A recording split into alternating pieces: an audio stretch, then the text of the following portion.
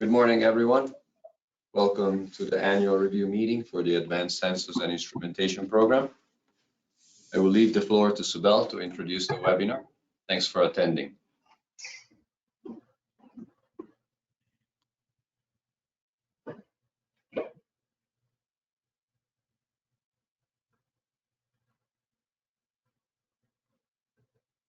Hey, Subel, you're muted again. I can't hear you. I don't know why it keeps switching on me. Sorry, I apologize. Okay, yeah, So you're can you good. hear me now? Yes, Yep. now you're good. Okay, thank you. So good morning, everyone. My name is Subel Schaffner. I'm the director of the Office of Nuclear Energy Technologies.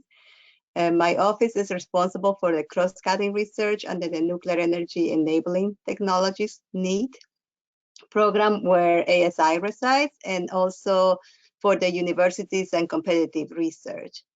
So I'm glad to welcome you to the Advanced Sensors Instrumentation webinar. It's nice for me to see everyone's participation in this meeting. I'm looking forward to listening to the presentations as much as my schedule allows me. ASI, as you know, is a very important program to me, and I look forward to the interactions and feedback from the community. Since our last meeting, last November, we have changed administration and have a new DOE leadership in place. We have welcomed our new Principal Deputy Assistant Secretary for Nuclear Energy, Dr. Katie Haff, who is our Acting Assistant Secretary for the Office of Nuclear Energy, NE1.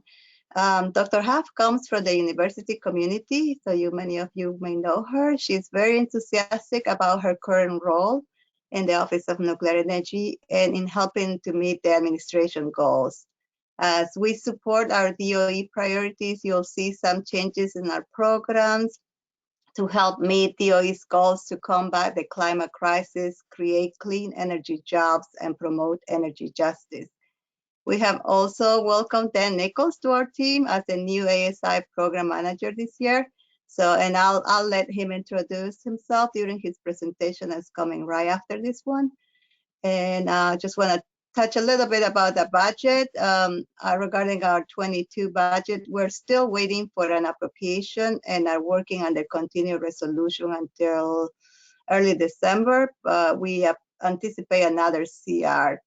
Our request for ASI was 10 million for fiscal year 22, which is higher than this fiscal year's execution of 7 million.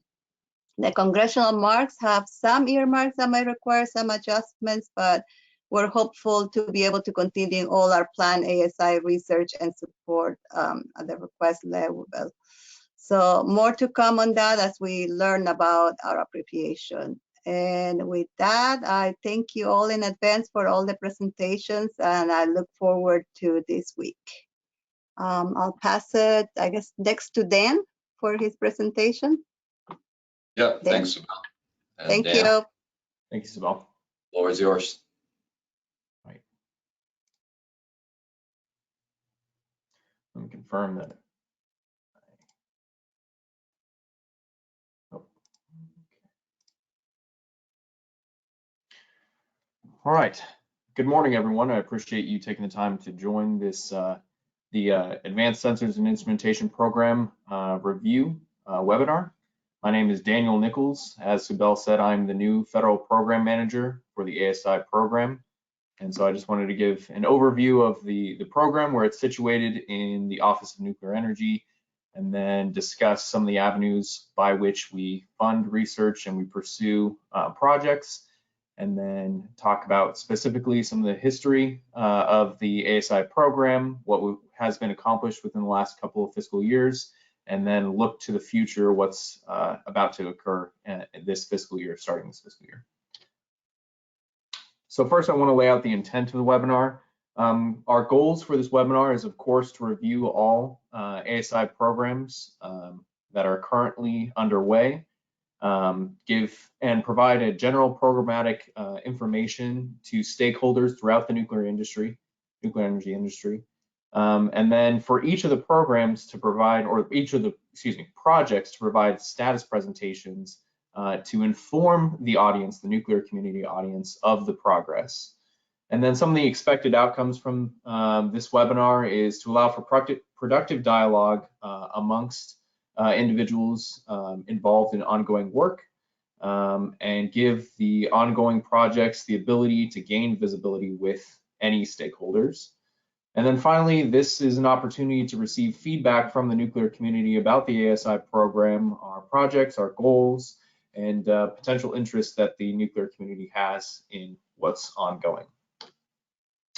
So next, to discuss where is ASI located inside the Office of Nuclear Energy. So here is an org chart of the entire Office of Nuclear Energy in the Department of Energy. You'll see here in NE5 is where ASI is located, specifically in the Reactor Fleet and Advanced Reactor Deployment Office, under the direction of Alice Caponiti. Underneath that is the Office of Nuclear Energy Technologies under the direction of Subel Shupner. And then finally, the Office of Nuclear Reactor Deployment is an adjacent office in NE5. So specifically talking about where ASI is located in NE5, of course, under the direction of Subel Shupner in the Office of Nuclear Energy Technologies, and then under the team leadership of Melissa Bates in the Enabling Technologies team. Now, I'm not going to go over all the programs associated with NE5, but this gives a general overview of all the programs and the federal program managers listed with those. And of course, these slides will be available after the webinar concludes for further review. So to discuss the leadership of the ASI program, you're of course familiar with Patrick Calderoni. He's situated at Idaho National Laboratory. He's the National Technical Director. And then myself, Daniel Nichols, the Federal Program Manager. I recently joined the DOE team this year. I've basically been on the job for almost 6 months now. So still getting used to it, but of course, love to be a part of the team and focus the research pursuing sensor development for reactors. My background is recently graduating from graduate school, receiving my PhD in nuclear engineering. And so I have some sensor development background, as well as reactor operations experience serving as a senior reactor operator at Kansas State University. So talking about the ASI program, what is our mission and what is our vision? So our mission is to develop advanced sensors and instrumentation and control that address critical technology gaps for monitoring and controlling existing and advanced reactors and supporting fuel cycle development. This vision is for neat ASI research to result in advanced sensors and instrumentation control technologies that are qualified, validated, and ready to be adopted by the nuclear industry. Our 4 program development categories that we've focused on historically are, of course, the core of it is the development of sensors and instrumentation, either taking novel sensor concepts and developing them or bringing them to fruition for applicability across the industry, but also taking existing technologies and furthering those technologies to apply for specific conditions, such as advanced reactor deployments. Additionally, we focus on the communication of those sensors. How do we get the signal from the location where the sensor is measuring a phenomenon to the location where it can be recorded and analyzed? We focus on big data, machine learning, and artificial intelligence to apply that to the data once it's received. This category informs how best to place sensors in a reactor environment so that the reactor is sufficiently instrumented to receive enough information to adequately control the reactor. And that leads to the final category, which is the advanced control systems, where we're focused on developing near real-time control of plants through the use of these sensors and the data processing described previously. So the avenues by which we pursue this research and develop technologies is kind of laid out here with this technology readiness level or TRL map. And this shows how we take very fundamental or very basic concepts of sensor technologies and we bring them closer to commercialization in the industry so that it's available for utilities and for reactor developers to deploy for their purposes. So, and amongst these items, specifically, I'll be discussing CINR, SBIR, IFOA, and GAIN vouchers as part of this process.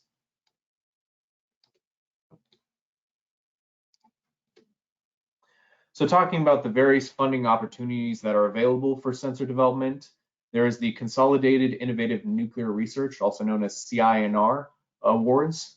These funding opportunity announcements range from, or they are competitive awards, which at present time can only be led by universities. That encompasses NEUP, NEET, NSUF. Additionally, there are opportunities for small businesses, competitive awards for small businesses known as the Small Business Innovative Research and Small Business Technology Transfer. And this is for advanced technologies for nuclear energy. This funds businesses to investigate in phase one the application of those sensor platforms, and then if continuing funding in phase two, that moves that technology closer to commercialization. There is also the U.S. industry opportunities for advanced nuclear technologies development. This is commonly known as IFOA, or Industry Funding Opportunity Announcements. That also allows companies to develop technologies or apply technologies or sensor technologies. And then there is the Gateway for Accelerated Innovation in Nuclear, also known as GAIN, vouchers that are available, and these provide funding for additionally development. It's another avenue by which to do that. So kind of giving the community a update on upcoming dates for these different funding opportunities. For the CINR calls, the schedule moving forward is that NSUF final statement of works are due on January 20th. The full R&D applications are due February 9th. And the IRP applications are due on the same day as well. For the audience information, the QR codes attached on these slides will directly link you to the funding opportunity announcement PDF documents, where all the information related to these FOAs can be found.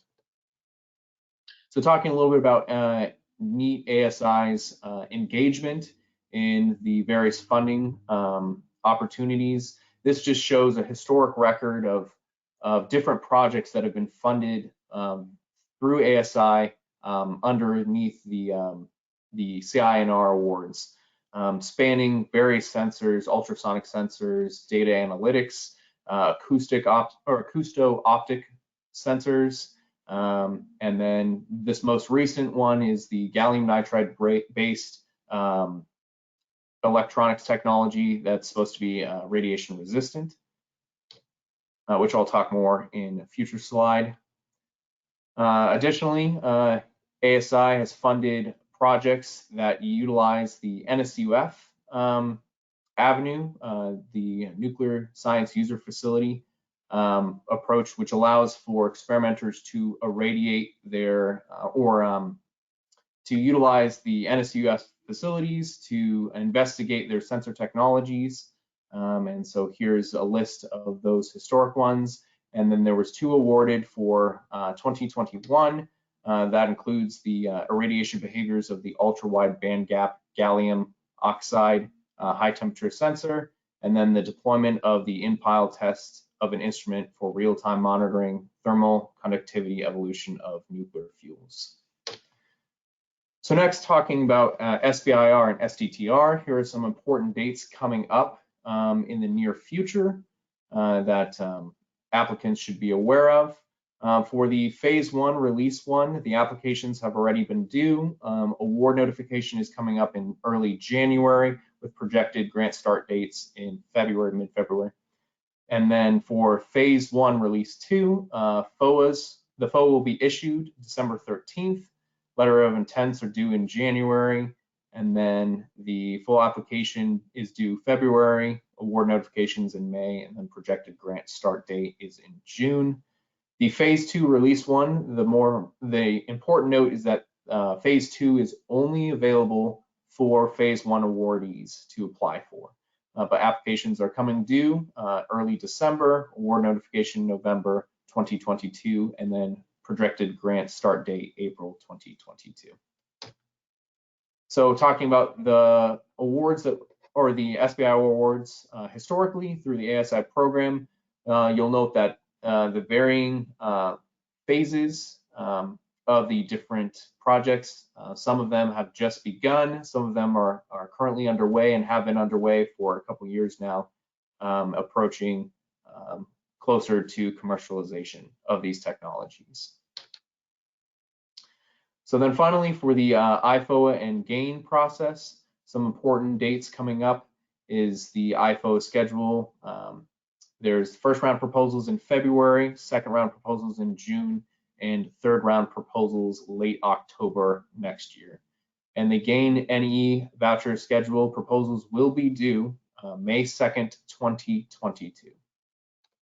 And so just historically, what is currently underway, both with IFOA and with GAIN, is these various projects listed, which some of these projects will actually be presenting throughout the webinar this week. So stay tuned and look forward to those presentations.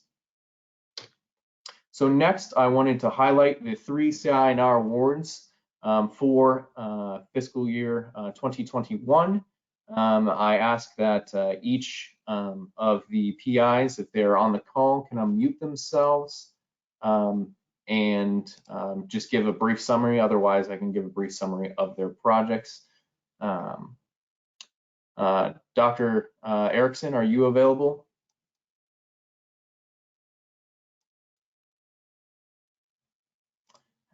It looks like not. So I'll just give a brief summary. This work will focus on the fabrication of gallium nitride, and this will enable high temperature, high total ionizing dose, so very rad hard electronics for communication in advanced reactors. And a demonstration system will be designed and fabricated for wireless interfacing with 2 gallium nitride based dual sensor transmitters. So this work focuses on both high temperature and high radiation applications. The expected outcome is for this technology to advance to a TRL level of 4 by the end of the project. And this is headed, of course, by Dr. Nance Erickson, located at Oak Ridge National Laboratory. And this was funded under the MEET-2 call from last year. And So Nance is actually connected. We would have to have the organizer unmute him. Unfortunately, we didn't mention to him that we were going to have this, so Nance is participating as audience only at the moment. So let's see if the organizer can get to unmute.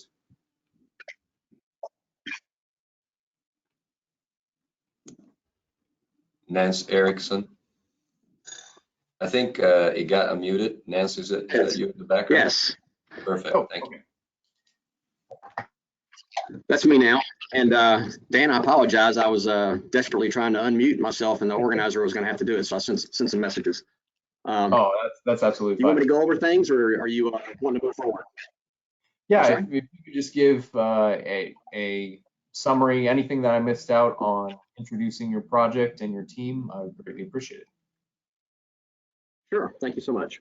We appreciate this opportunity very much to speak to you guys, and also the opportunity to do the research. The program is led through ORNL. We've got staff members here, Kyle Reed and Diane Azell. And then we're also working with a very good team at The Ohio State University that includes 2 professors and their graduate students, Professor Siddharth Rajan and Raymond Cow. And collectively, this team really kind of covers all the grounds that we need, starting from communication systems design, integrated circuit design, integrated circuit fabrication, including GaN, testing, evaluation, modeling, irradiation testing, and high temperature testing. So we're real excited about that. And our primary goal really is to address technology gaps that have prevented the application of commercially available silicon-based electronics to reactor applications. We're trying to move closer to the core and possibly even inside the core. and we feel that GaN has a strong opportunity to get us there, particularly GaN that's implemented in a similar fashion to some previous circuits that we've done with JFETs, silicon JFETs, that have gotten us in the 200 megarad plus range of TID for gamma irradiation. So we've got a number of objectives associated with this. We've got to design a communication system, design all the blocks needed. We're going to design a sensor interface. We're basing this on a frequency encoded communication system. We're going to design, do the layout, fabrication through multiple cycles with Ohio State's unique capability in GaN fabrication. Then we're going to test the circuits, individual components, circuits, and then the system with neutrons, gammas, mixed gamma neutrons, and temperature, high temperature. We're also going to compare these results to our recent work with silicon JFETs, which have provided really good results up to, well, beyond 200 megarad TID. On the receive side, we're going to use a software-defined radio receiver that gives us a lot of capability there for variability in the system and to do correction and calibration for temperature and radiation effects. We'll be doing some simulation on both of those effects and trying to develop models that help designers in the future use this electronics technology more effectively. Let me see, I'm trying to cover stuff that you haven't covered, Dan, sorry. Basically we'll complete a harsh environment performance testing of a dual sensor transmitter node that is scalable to a larger system. We think this is going to be a great capability. We're really excited about it, and we really appreciate the opportunity to be involved. Thank you. Thank you very much, Nance. Appreciate it. Yes, sir. All right, so next I want to highlight the two NSUF CINR awards that were awarded this year. So next up we have understanding the irradiation behaviors of ultra-wide bandgap gallium oxide high temperature sensor materials for advanced nuclear reactor systems. This research is being pursued by Dr. Guy Yang at North Carolina State University. If you'd like to unmute yourself, Dr. Yang, and give a brief overview of your project and your team. Sure. All right. Thanks a lot, Dan. Good morning, everyone. It's truly a pleasure to see everybody here. And I'm going to talk a little bit about this new project. So we focus on the understanding of irradiation behavior of ultra-wide bandgap gallium oxide detectors, because this is one of the most emerging compound sensor materials at this moment. But there's no systematic irradiation work on this new class of sensor materials. So that's our motivation. We want to conduct a systematic irradiation work and as well PIE to understand its behaviors for reactor applications. So basically, we want to achieve two goals. The first one, we want to perform systematic neutron irradiation and positron measurement at NC State's Power Star nuclear reactors. And after that, we want to conduct several targeted PIE work, like post irradiation examination at the max of the case at Idaho Falls.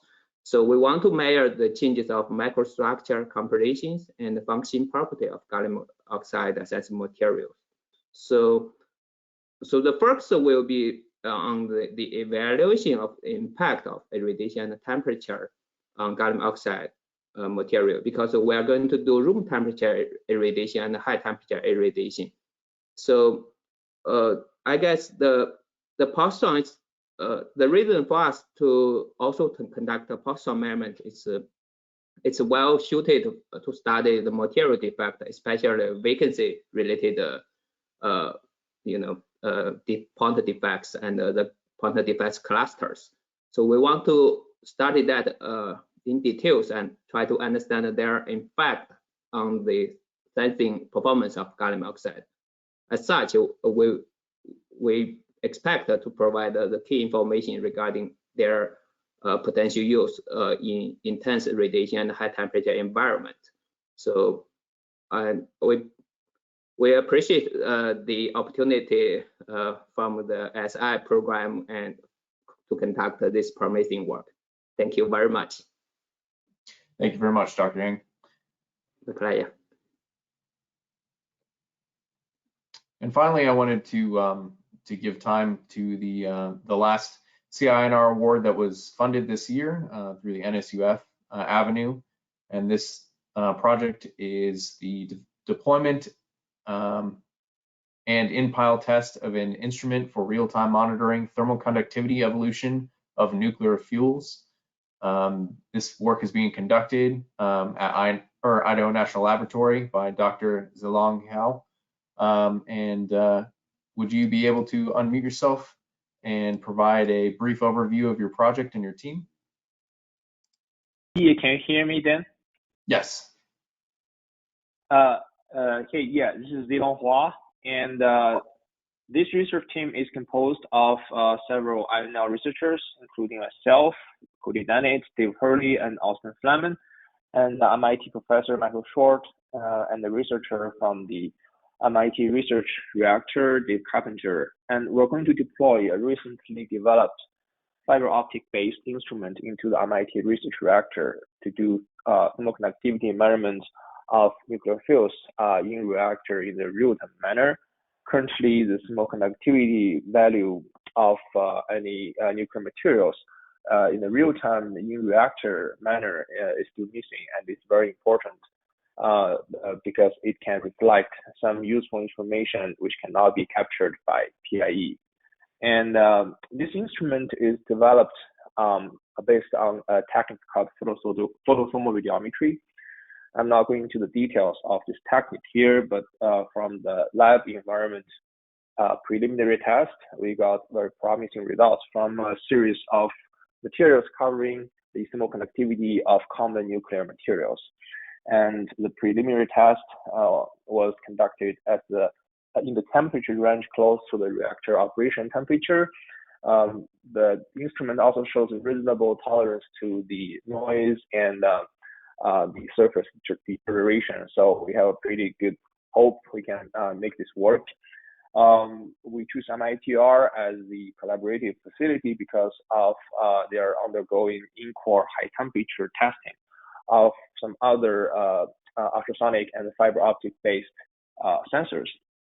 And in this 2-year project, are going to run through a couple of irradiation experiments to test the survivability of this instrument.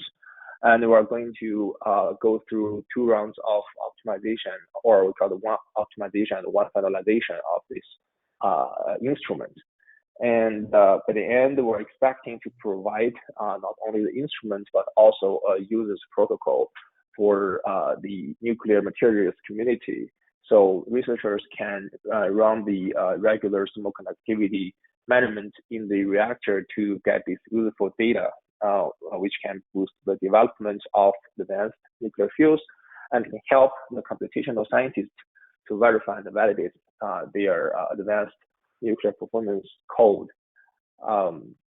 That's it. Thank you. All right. Thank you very much for that introduction and summary. Appreciate it. So to summarize the ASI program and our goals and our interests moving forward is the improvement and advancement in ASI technologies will enable advances in nuclear reactor and fuel cycle system development. This is very crucial with many advanced reactor concepts moving into the validation or the demonstration phase. These sort of advanced sensors will be necessary both for the validation, but also for the final deployments of these reactor types. Enhance the economic performance for nuclear power plants. This really targets the existing fleets, and this is, of course, in conjunction with the LWRS program. And then promote a high level of nuclear safety. The more instruments you have, the more data that you can gather for in-core conditions. you can, of course, provide a higher degree of safety knowing more about what's going on. The NEAT ASI research produces concepts, techniques, and capabilities and equipment that are or can be demonstrated in simulated or laboratory test bed environments representative of nuclear plants systems or fuel cycle systems. And so this innovative and cross-cutting research, of course, we covered the various avenues by which it's funded through competitive, peer-reviewed solicitation, but also what we're going to discuss during this webinar is the directed research as well. And the key takeaway for the audience is that advanced I&C technologies are an integral component for advanced reactors to provide safe, clean, and reliable power. So one last, I guess, house item to discuss during this presentation is some resources associated with the ASI program. There is the DOE NE website listed here.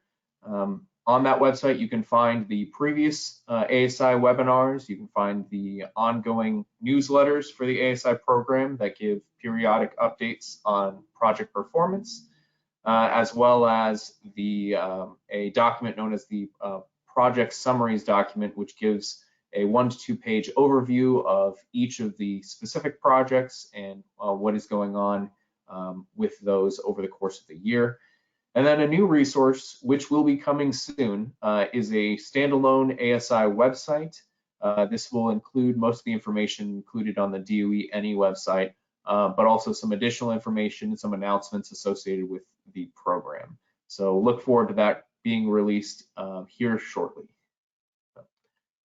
So I just wanted to thank everyone for their attention during this presentation, and moving into the rest of the webinar, I hope that it's a very productive demonstration of the ongoing projects. And of course, I guess next I'll turn it over to Patrick Calderoni, the National Technical Director.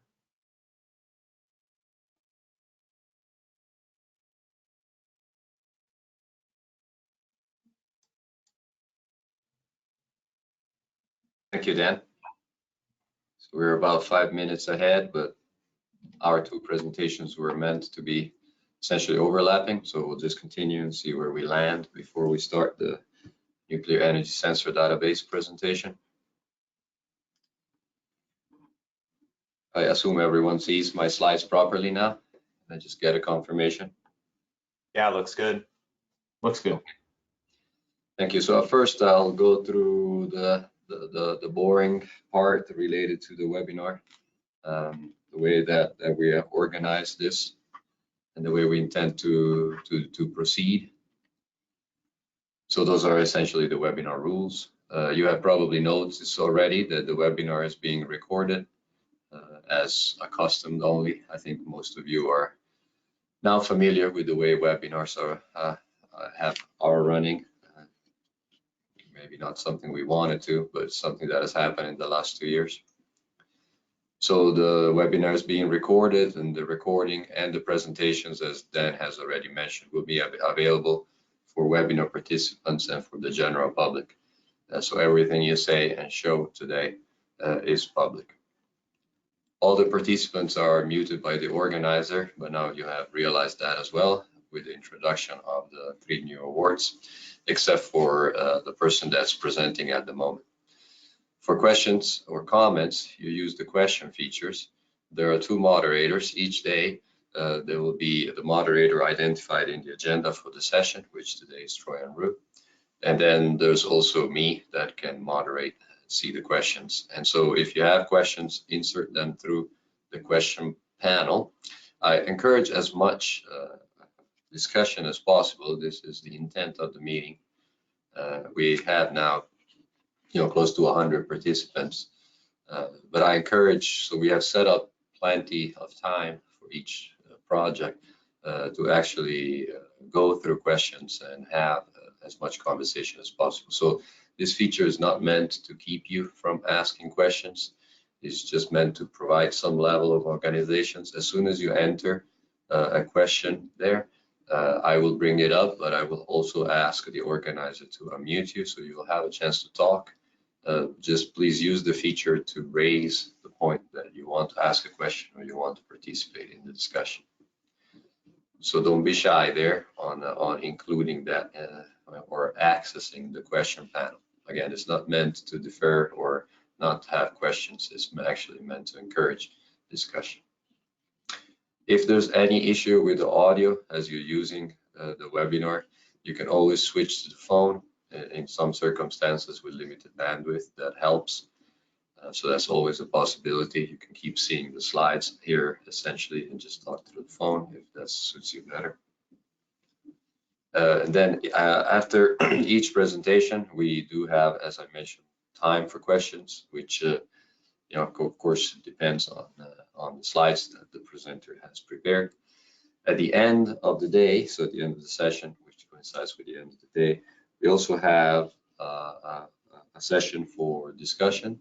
That the length of that session depends on the day. Essentially, it's been used as buffer, but it should be plenty of time to have a meaningful discussion. It's about half hour each day, although it's towards the end of the day. So for those of you on the East Coast, you're probably ready to leave the webinar, but that's another chance for discussion. Again, if you have technical questions, send them in through the question feature. The organizer, the IT guy behind the webinar is also monitoring questions. So if it is a technical question, he will come to you and helping you address it. So my presentation, essentially, I will describe, provide an overview of what we're going to see today with an eye at extending that to what we plan to do in FY22. But essentially, I will go through the agenda. So I could have just taken the agenda that you all have at hand now, or you found in the invite. To avoid doing that, I tried to spin it and provide some basic messages that the agenda should convey, hopefully, in terms of what we accomplished or what we plan to do moving forward. So the first accomplishments that I hope the agenda conveys is that ASI is now truly established as a national program.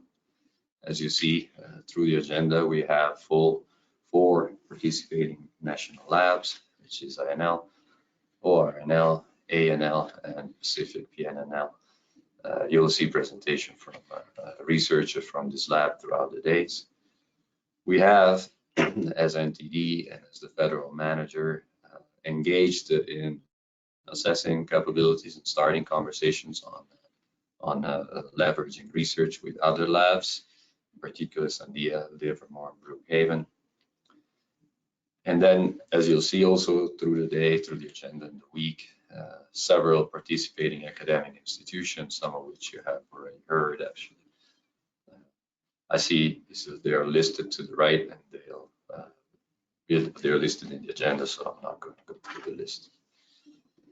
In addition to national level activities, we also have international collaboration through existing projects at the 4 labs that are mentioned above.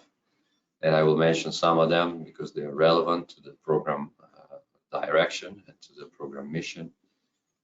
We are working with IFE Halden.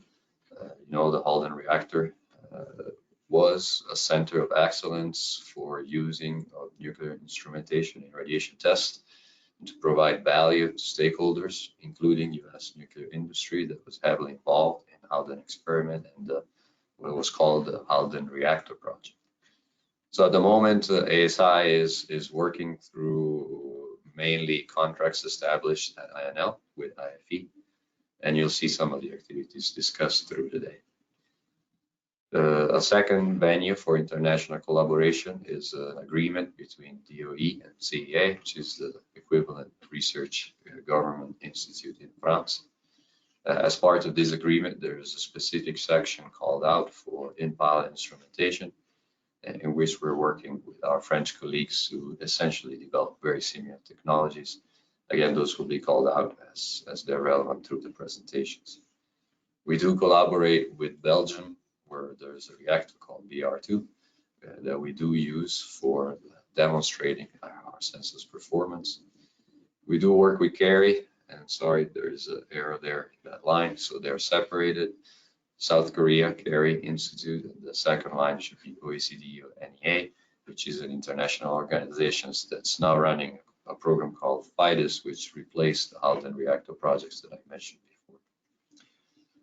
In addition, we are involved both with the NEA coordinating activities as well as IAEA coordinating activities. Another important part that stresses the national relevance of the program is the large number of participating industry. What you see here are truly participating, so these are industries that are performing research and commercializing ASI technology through existing mechanisms, SBIRs, technology commercialization funds, IFOAs, and gain vouchers that Dan mentioned before. Again, this is a list. Some of those you will see in the agenda and throughout the week. As far as the industry research, we are working towards integrating them fully in the program and in this coordination. This is the last piece, so today you will see a very integrated program from the standpoint of research projects that are awarded, those that are directly funded, and we're moving in that direction also with the commercialization aspect of that. So some of that will present, although it won't be as comprehensive as the rest of the program.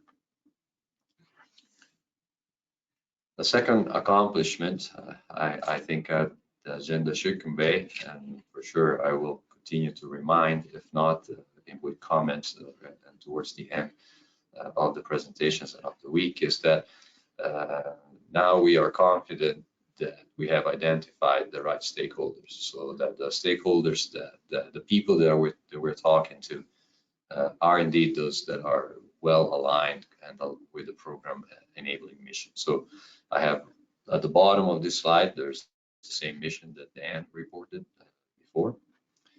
And so the message here is indeed we are talking to the right people. So the first is the focus on advanced reactors and closing the gap from INC with an eye on advanced reactors. And as you see on the left, those are industries or entities that we have actively engaged with. So not just a list of people, but people that through several venues, including the Advanced Reactor Demonstration Program that DOE started this year, NSUF, which is a venue that we heavily use, a gap analysis, the gap assessments that we performed last year, which was started by a GAIN webinar on sensors for advanced reactor. It was about a year ago at this time.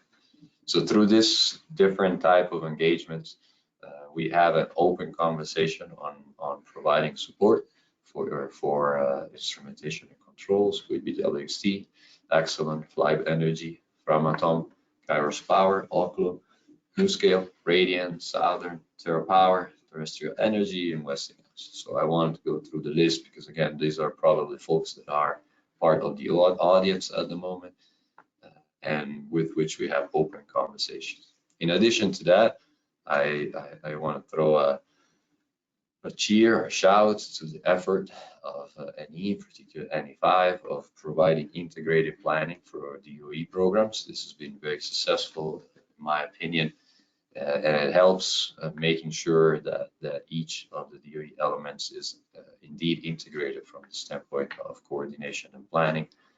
And so, as you see, there is a list of programs. There's a lot of acronyms. They may not say much to you. Luckily, Dan has just shown you the organization, so you should see those recalled in the slides that Dan had before. But this work is very tightly integrated with the other elements of the enabling technology. That's the Advanced Materials and Manufacturing Technology, NEAMS, which is the Modeling and Simulation Program, NSUF, User Facility Access, that will be mentioned many times in this presentation, LWRS, Existing Plant Sustainability, Cyber, and then the 4 classes of advanced reactor technologies, sodium fast reactors, high temperature gas reactors, molten salt, as well as the new microreactor program, NRIC, which is related to the ARD, and then the Advanced Fuel Campaign, which is part of NE4, a different office in NE, but it has a very, very tight connection also with the work of ASI. So that close coordination, again, ensures that we are talking to the right people, the right stakeholders. There are other aspects of that throughout DOE. ARPA-E is an integrated program, NETL, as well as two new offices, parts of DOE that have scope that you will see later is very much aligned with what we do, much broader, of course. So I just want to make sure that you understand that what we do in advanced manufacturing and in the use of artificial intelligence as part of ASI is only a small piece of a much larger and broader portfolio that's ongoing as part of DOE. Finally, it will probably also be recalled in some place, but you should be aware that we are talking to other government agencies. There's a very active conversation started this year with NRC, understanding what the role of the ASI can be, making sure that we do, as part of the plan towards the optimization of licensing processes. So how can we make sure that we do work on the right advanced sensors, essentially, that will benefit then the licensing process for advanced reactors. We do have activities ongoing in NSA space, watching for their broad activities, in particular in the cyberspace, for example, for wireless communication, but also locally. For example, at INL, we do work with the Navy. We give them ASI sensors to put in reactor in test rigs for Navy fuel. We do work with EPRI, and we do have just started a conversation with NIST, making sure that we are moving in the right direction and leveraging as much as possible. So again, what he's meant to say here is an accomplishment, at least at the program management level, that we are engaged with the right people.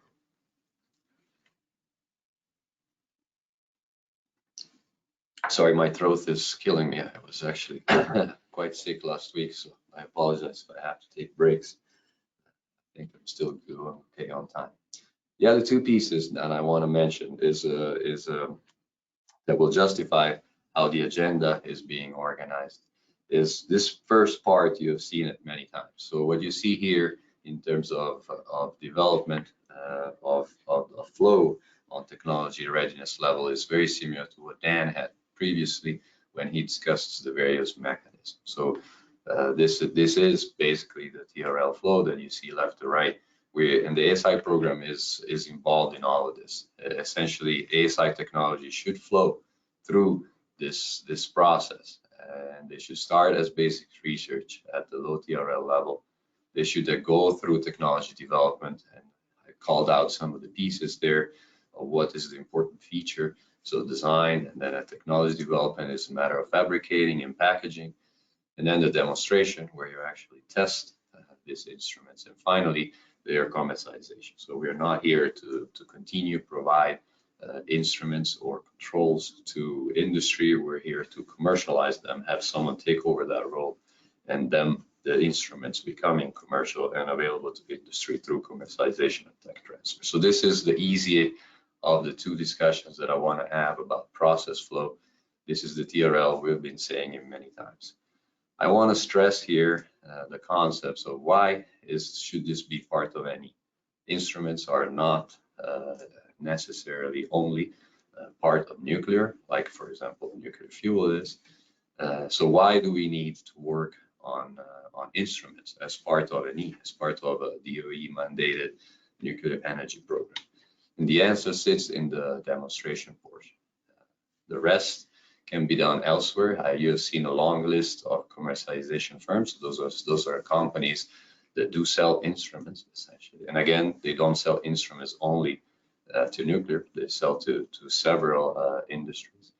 And so again, why do we need it as part of an E? Because if we want to demonstrate the performance of these sensors, if we want to mature them past this TRL level 6 or 7 towards commercialization, we need to show that they work in a nuclear reactor. And in order to do that, we need to put them in these facilities that you see here. And he has a fleet of test reactors that essentially are there for the purpose of moving things along and demonstrate their performance. So that's the fleet that we use. You see from the left to right, and I mentioned these facilities, you'll see them throughout presentations. The transient reactor test facility that was started 3 years ago now at INL, treat is an essential component for the instruments demonstration. The MIT reactor, that was mentioned already earlier, heavily used through NSUF and through our irradiation campaigns.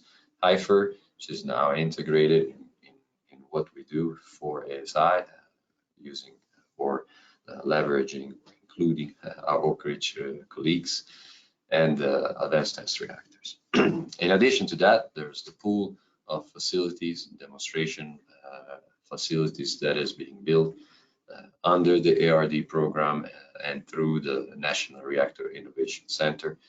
And we will continue to use these facilities for demonstrating our instruments.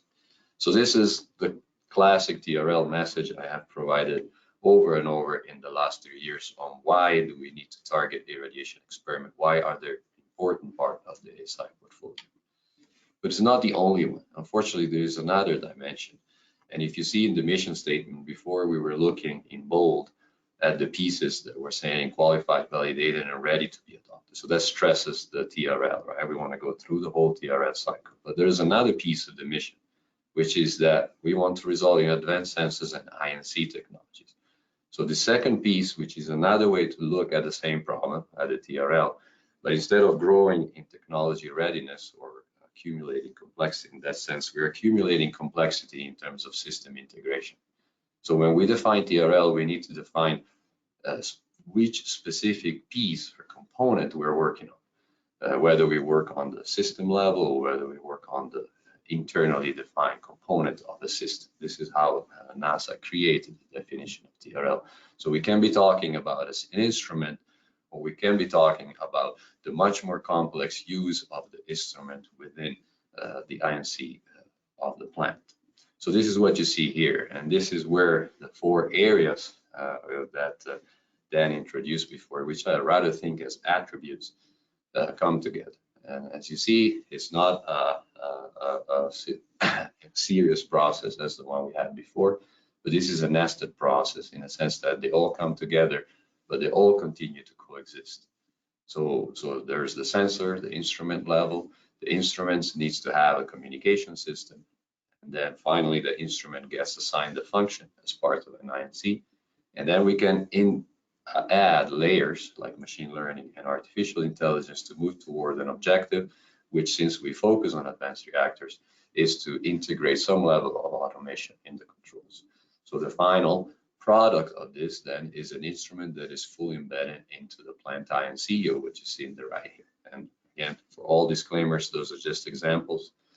Some nice picture to throw on the graph, Oklo on top, and the eVinci Westinghouse at the bottom. But again, completely random examples of where our instruments we plan to have them integrated into.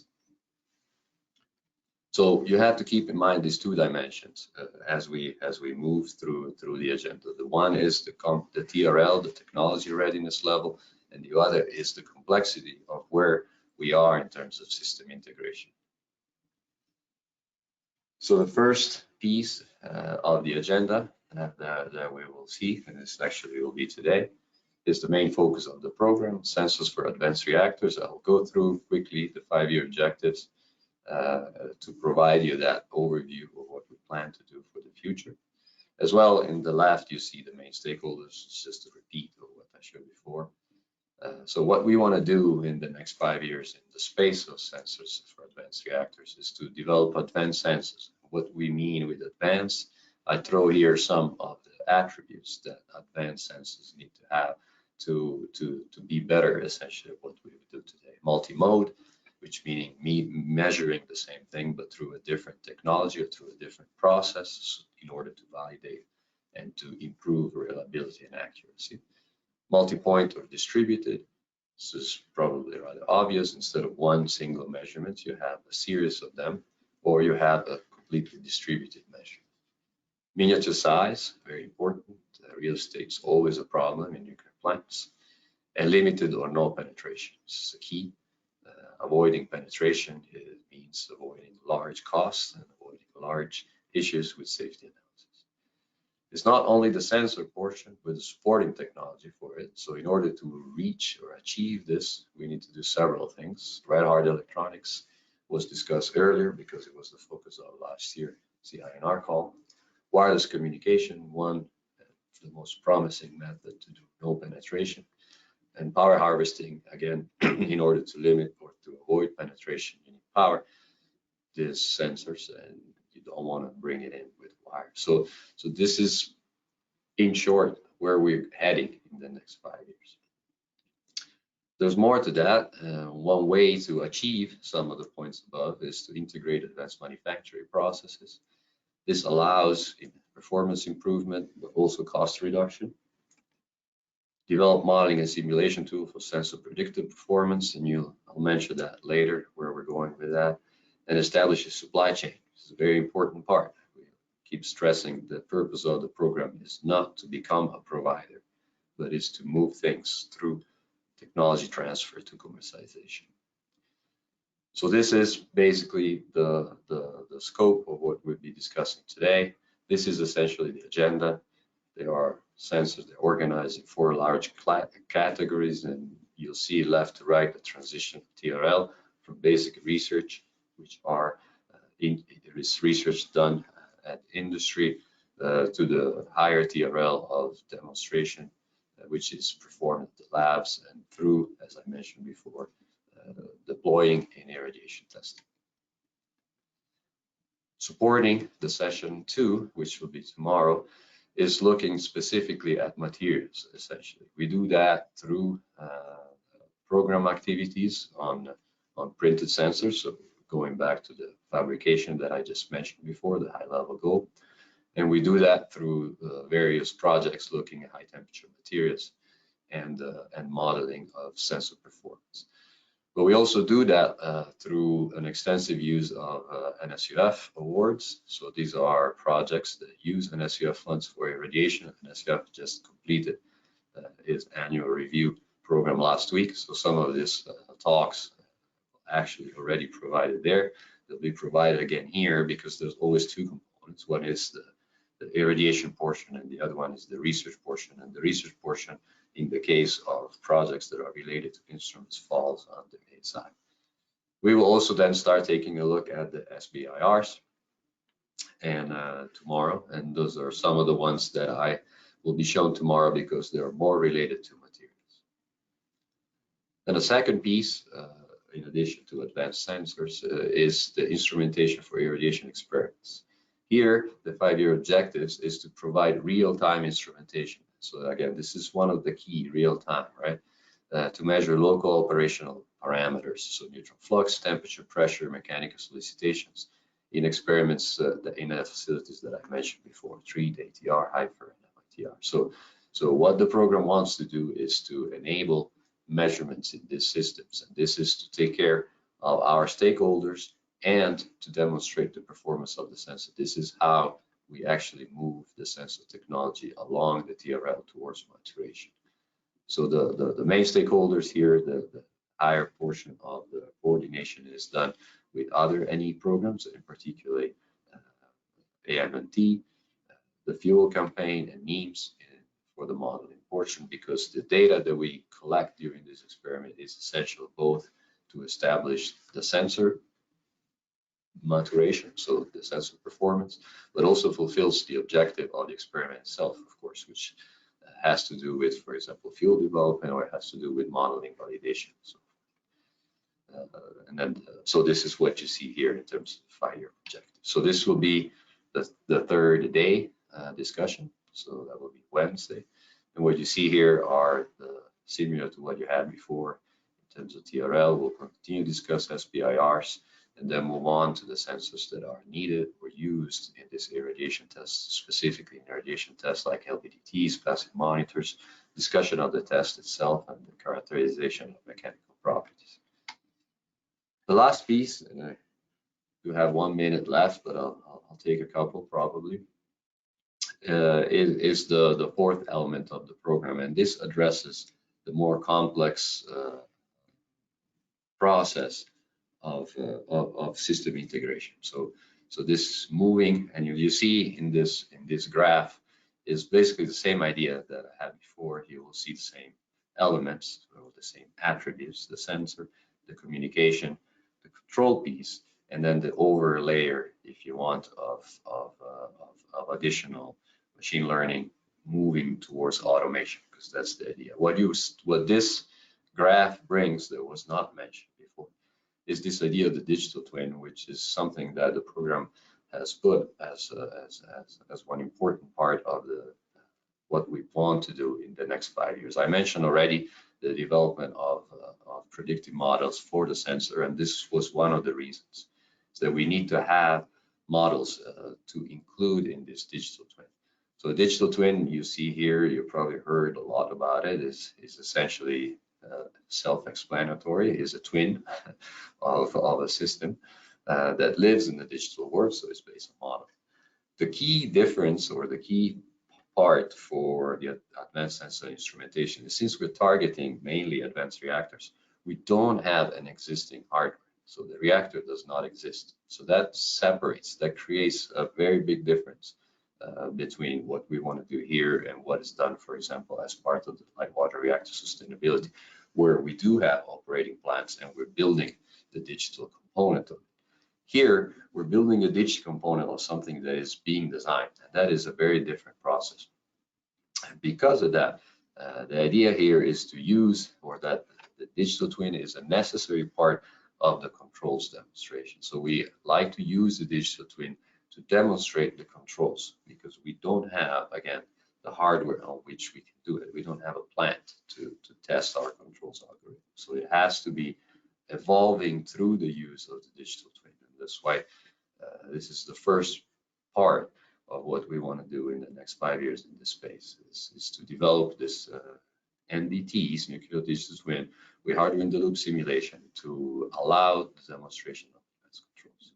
Then the second part is related to other pieces in this graph that you see there. So anomaly detection, diagnostic, prognostic, and decision making.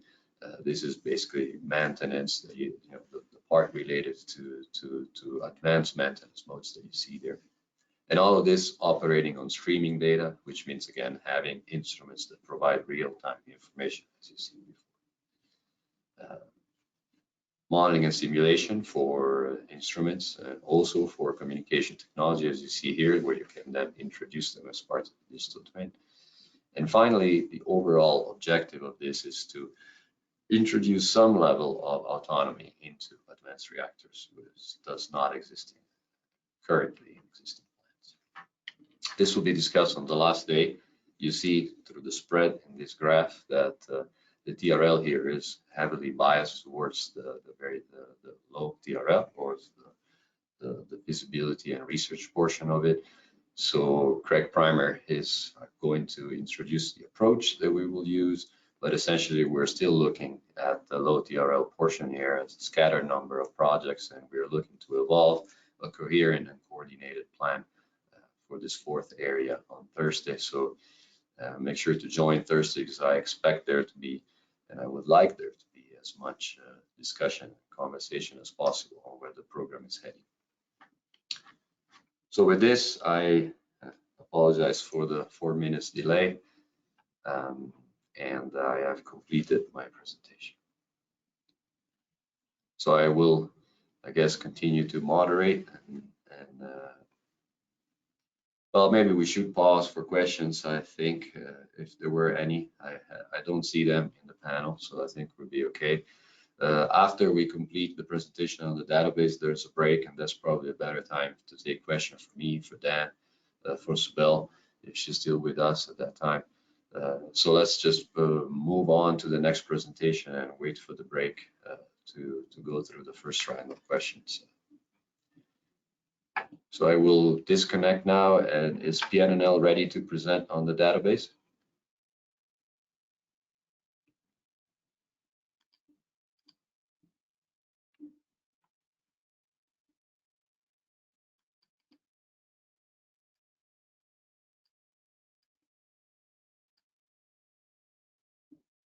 Hey, Patrick, I didn't see in the agenda who's supposed to be giving the talk. Is it? Tim Downing, I see he has just unmuted. Yeah. So I think Okay. he does. Yeah, so I think Andy is going to give the presentation. I was going to share my screen and actually walk through the demo. So if we get Andy Casella unmuted as well. Are you there, Andy?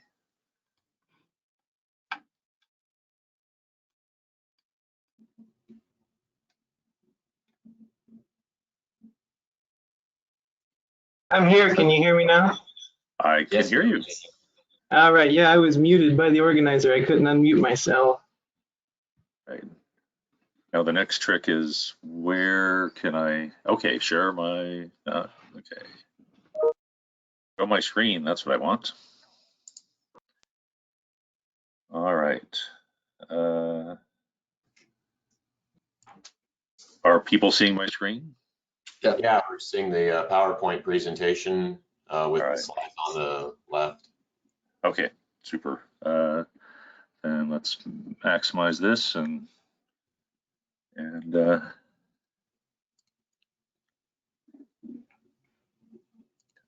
all right. F5 doesn't appear to work with PowerPoint anymore.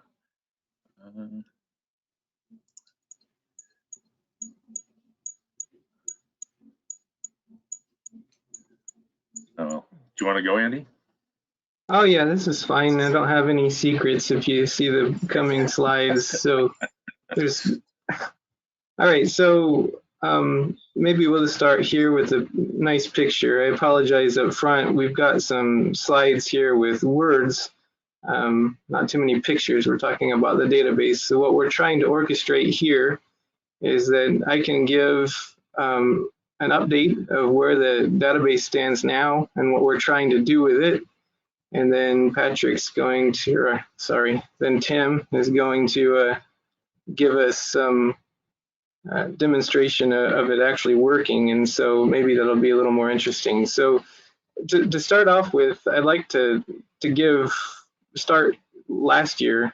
So last year at this webinar, Tim gave a presentation of the database. And in that presentation, he was largely focusing on the software development, what this database would look like, how it would function, and how we would hopefully interact with you, everybody out there listening. But what was happening was that in order for him to do what he was showing was we needed a lot of content that was not being provided. So as the fiscal year went on, well, I guess at that time of his presentation last year, I was the technical point of contact. So I wasn't actively involved in working on the database, but I became involved because we needed to more actively engage and come up with ways to generate useful data, not just the name of a sensor, but the attributes of the sensors so that he could develop links and make the database function the way it was intended to. So as I go through these slides here, keep in mind, we're still looking for you to actively engage this database now and provide content for sensors that you're developing or that you know about or that you see gaps. I mean, there are plenty of gaps. We haven't brought it to the level we want it to be. We've made progress, but you'll see as we go through these slides. So starting on this slide, this is a modified slide from Tim's presentation last year. So that the goal and objective of this thing, that first sub-bullet there, collect, store, and maintain nuclear energy sensor information so that it can be used, easily accessed on the web. So, I mean, really, we're looking at turning this thing into a Wikipedia for sensors. We want it to have content of sensors that were used in the past, things that reactors like FFTF or EBR or MSRE. We want it to have sensors for reactors that are currently deployed, like our light water fleet, our research reactors. We want it to have proposed sensors for reactors under development, like Patrick just mentioned on some of his slides. These companies that are bringing these new reactors forward, what sensors are they planning to use and how are they different from the currently deployed sensors? And then we want the sensors that are under development right now as part of this program, sensors that are being put together. We'd like those to be put into the database, and we just, in the database, we put some kind of nomenclature to say the status of development so that when you come into this database, you can see all of the sensors and you can engage with the people that have either used them or are using them or are developing them. So the two smaller sub bullets there, that's what we've done over the past year. So that first one, we've worked to expand the number of sensors in the database. And I can go into that a little bit later. And we've looked at improving or replacing existing content. We'll give you an example of that when Tim's doing his run through here, his demonstration. But we had some sensors in the database that came from reports. We had reports that did surveys of sensors, and there would be a sensor identified for a given reactor, but it didn't have any real useful information about those sensors. So we're working to update those particular inputs or replace them. So this second bullet here of provide mechanisms for the user community involvement. Last year when Tim was presenting this, he had the idea of, we would have user forums, but we really haven't developed a user base yet, and I'm hoping to do that now. Hopefully this presentation spurs you to do this. So instead, this past year, we took the approach of just directly attempting to generate some interfaces. So we were calling companies developing reactors, operating reactors, and university reactors, and trying to just get them to directly give us, these are the sensors that we currently use, so we could put those directly into the database. And we have those connections, and we're starting to act on that now. We also started to engage with national technical directors. For instance, we called Patricia for MSRs, and we asked, what sensors are you planning to use for MSRs, and what are you working on now? And so through that program, we started getting sensors for reactor-specific areas. We have more to do this year, but and then we're openly requesting input, and so that's what we're hoping now. You can go in and start looking at this and providing your input, and again, I'll talk about that a little bit more in the following slides. Yeah, and then hopefully we get to the point where we're actively engaging you and you're giving us feedback, and this database becomes a more living organism and becomes useful for everybody for this program. So next slide. Yeah. We'll go through this pretty quick. We didn't change this at all from last year's presentation, but really this is something that we hope pulls everybody together. All of us have different understandings of the different areas of this program, and so we'd like this to be something that we could go to and use as a resource for pulling conversations together.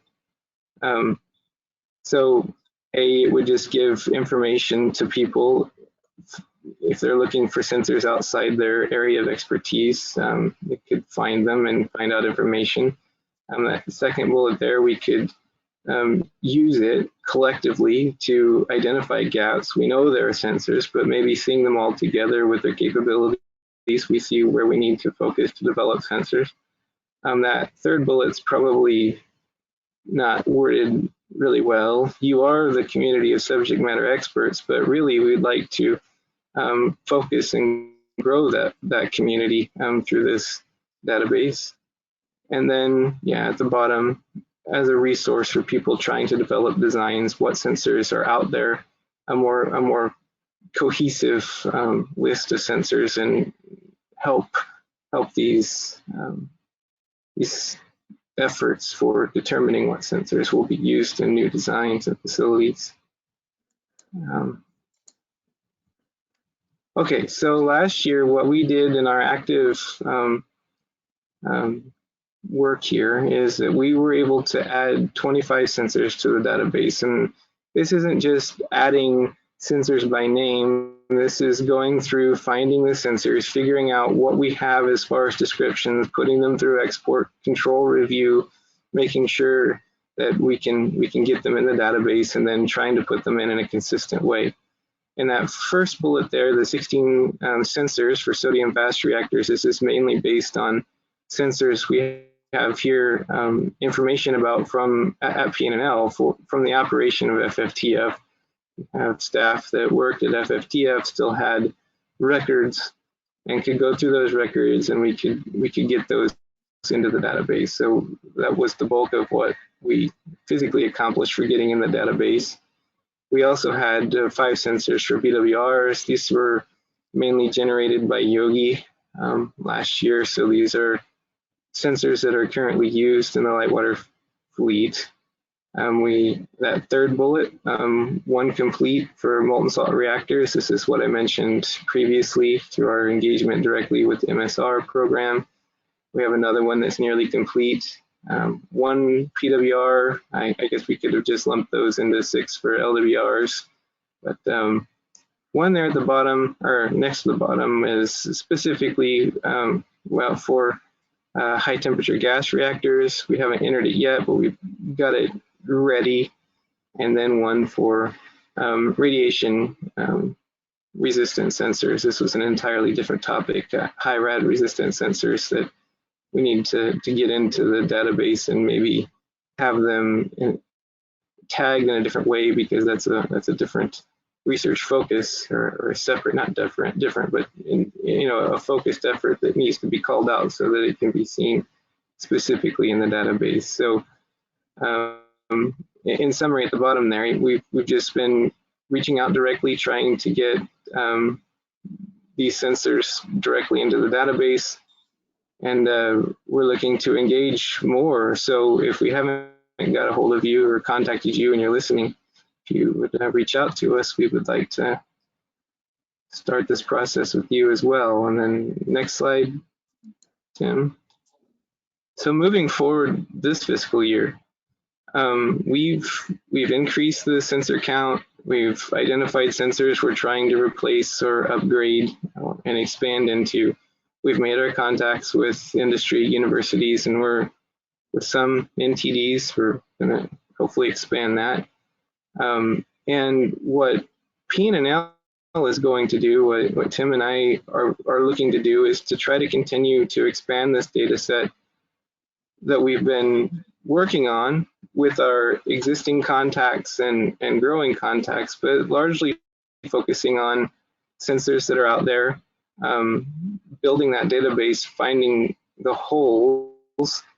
INL will be directly involved this year as well, and I think that the role there is directly engaging with you for your programs, for your projects that you're putting together, and getting your sensors that you're developing into this database. And so that's the end of my slides, and if Tim, you could jump over to whizzing through your database, we can give some examples of what we're doing. And so we wanted to yeah, I'll let you get in there. But,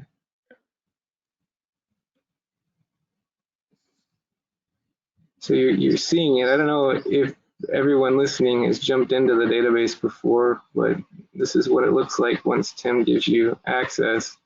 You can look over on the side for your filters, so you can try to search by sensor type, by measurement type, by reactor type.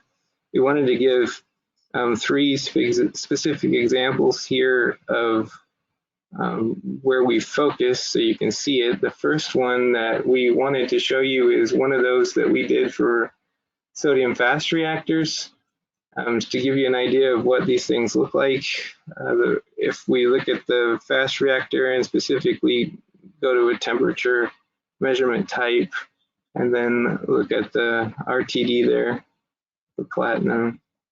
I don't know why, other than this is just a good one to show. The rest of them are similar, and you can maybe go in and find out for yourself.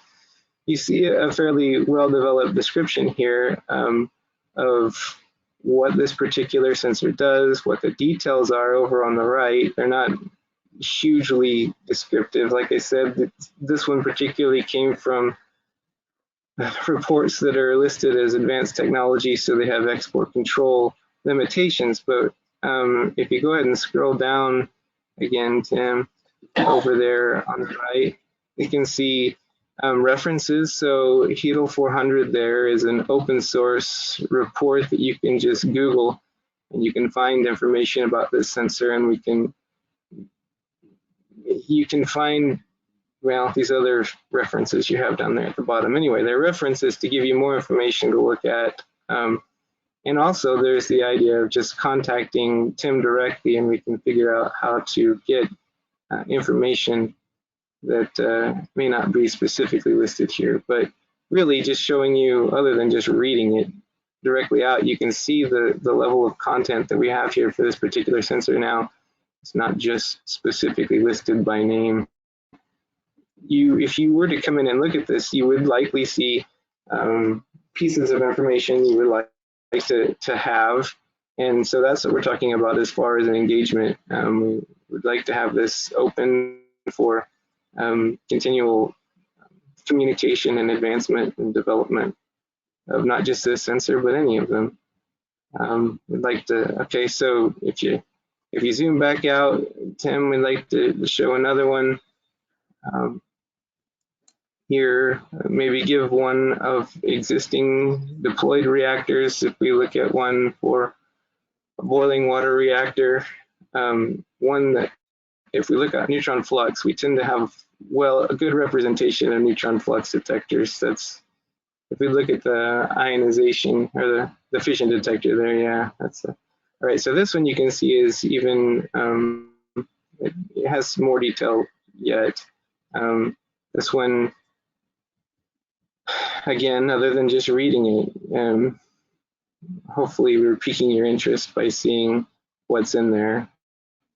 It's becoming more useful, and that the information about the sensor is growing. And then a third one to talk about, and this is the MSR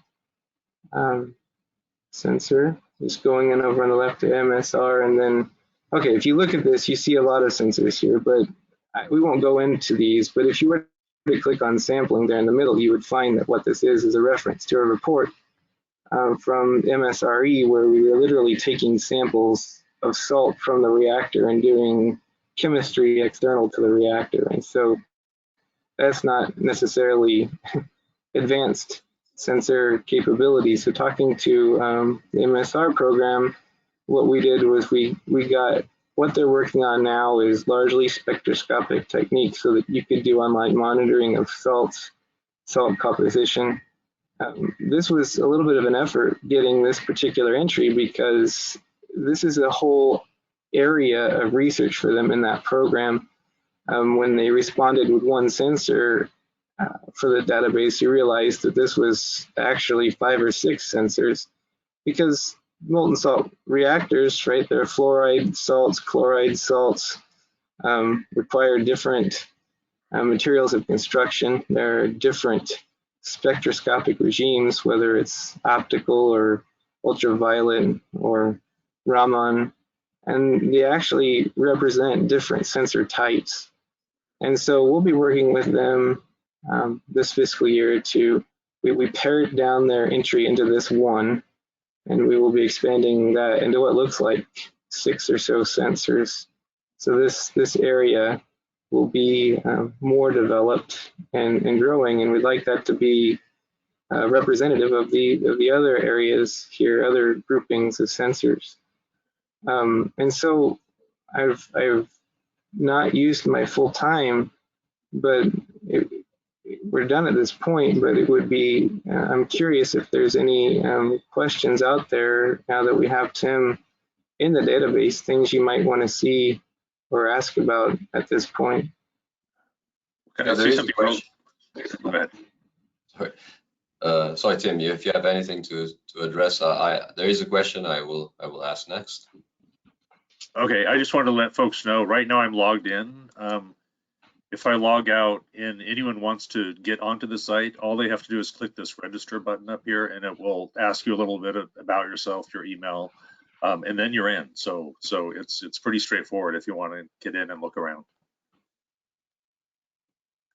That was one of the questions. Actually, that was my question. Yeah, so anyone can register, anyone can access the database. You just have to register. You have basically to provide an email. That's really essentially what it is, because we do like to keep account of who uses this tool. It's important information for us to understand we are moving in the right direction or not, which is essentially one of the main things we know so far is that not many people have really used this, or not as many people as we want, particularly from the standpoint of the stakeholders that we would like to start using this when they design their experiments, when they design their plans. They basically use it as a resource, and monitoring the traffic. We know we're not there yet, so we spent a lot of time adding content because we think that that's what was missing. So I encourage everyone to take a look at this, do register again.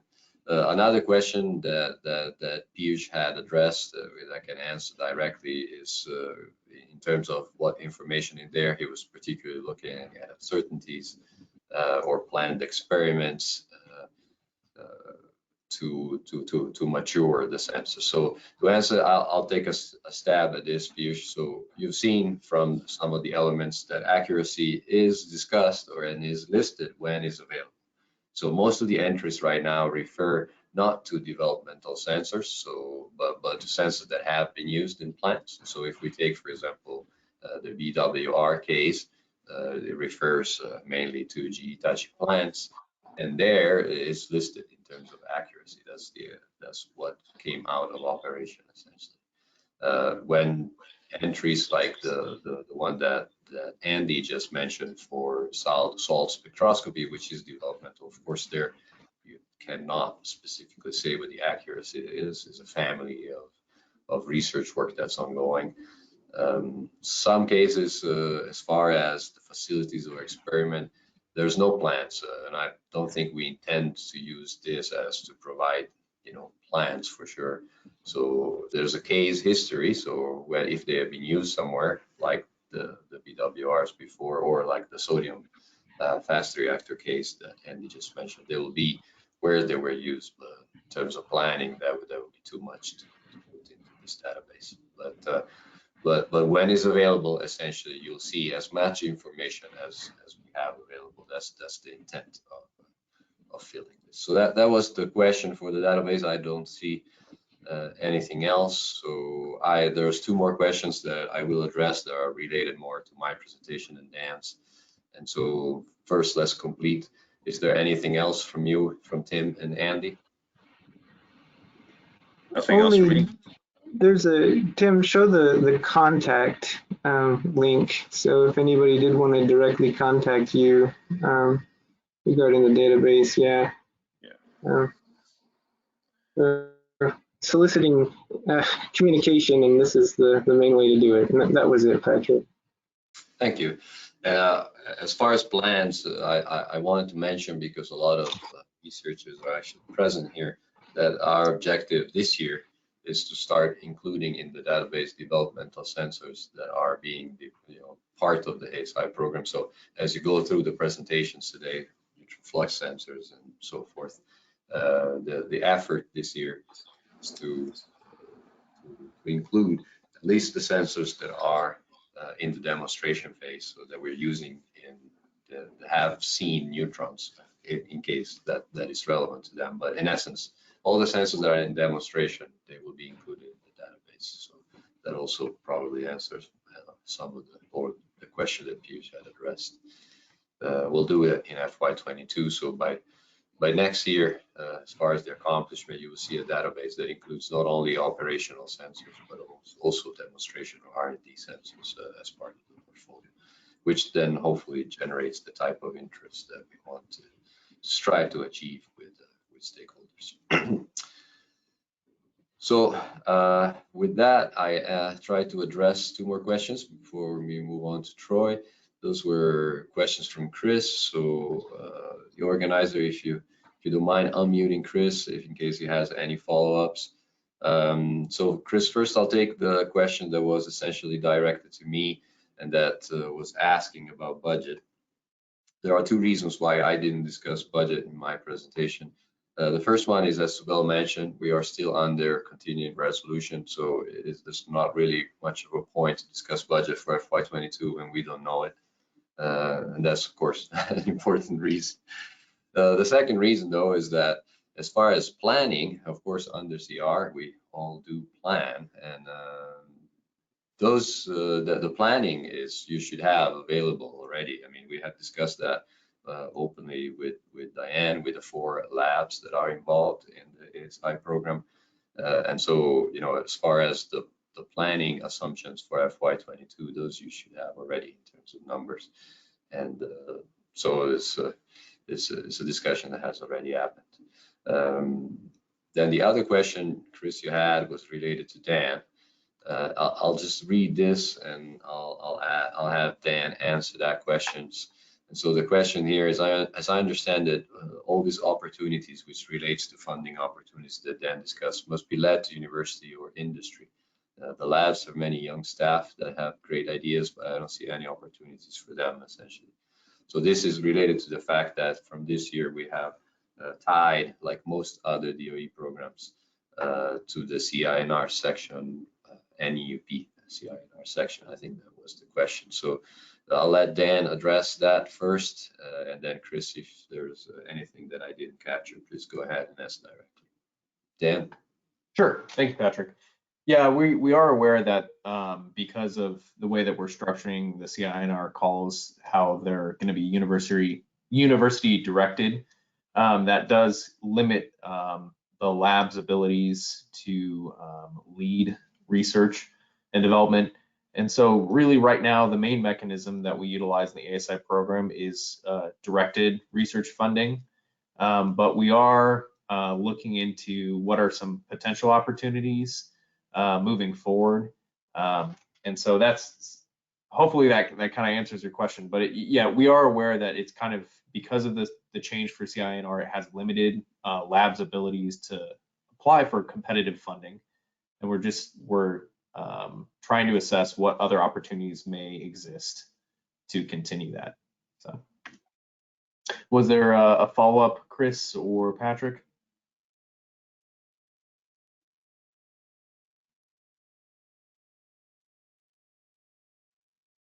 And I'm not sure that Chris has been muted, so let's just proceed. If there's any questions, Chris, just bring it up and we will have the organizer unmute you.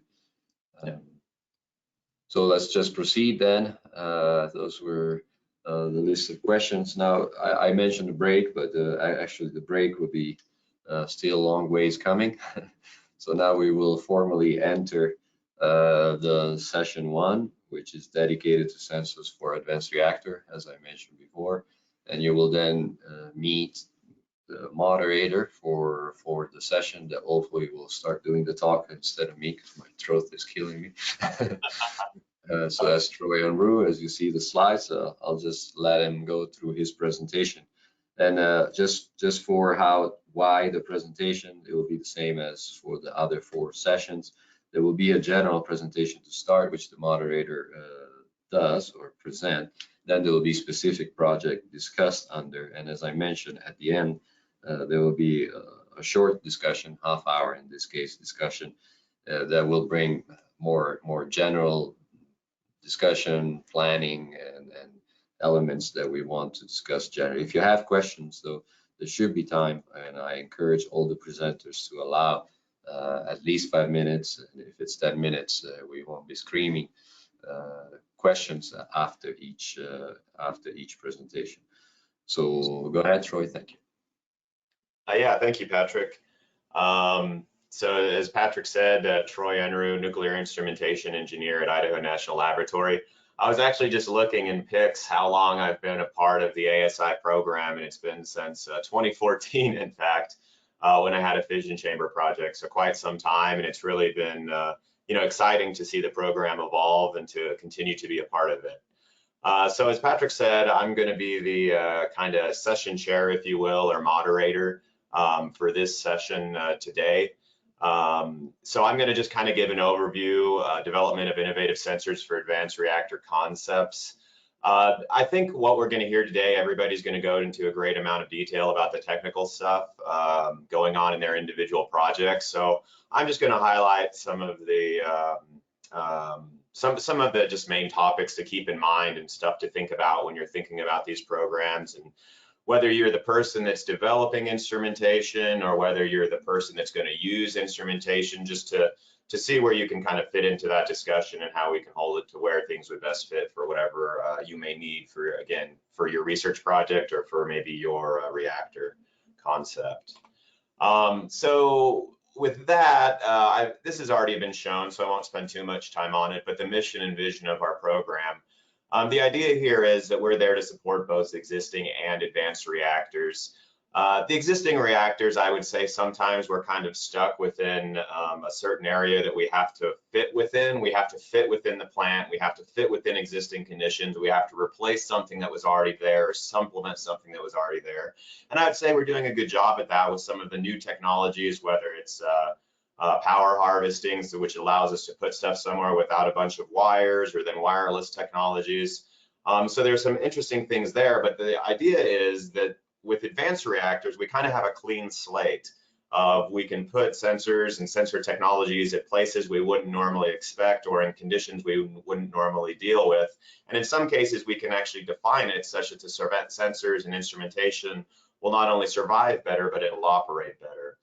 So that's kind of the thing we want to keep in mind here, is just because it perhaps wasn't used in the past doesn't mean we can't start using it now and design it to be used now so that it provides kind of a better overall system.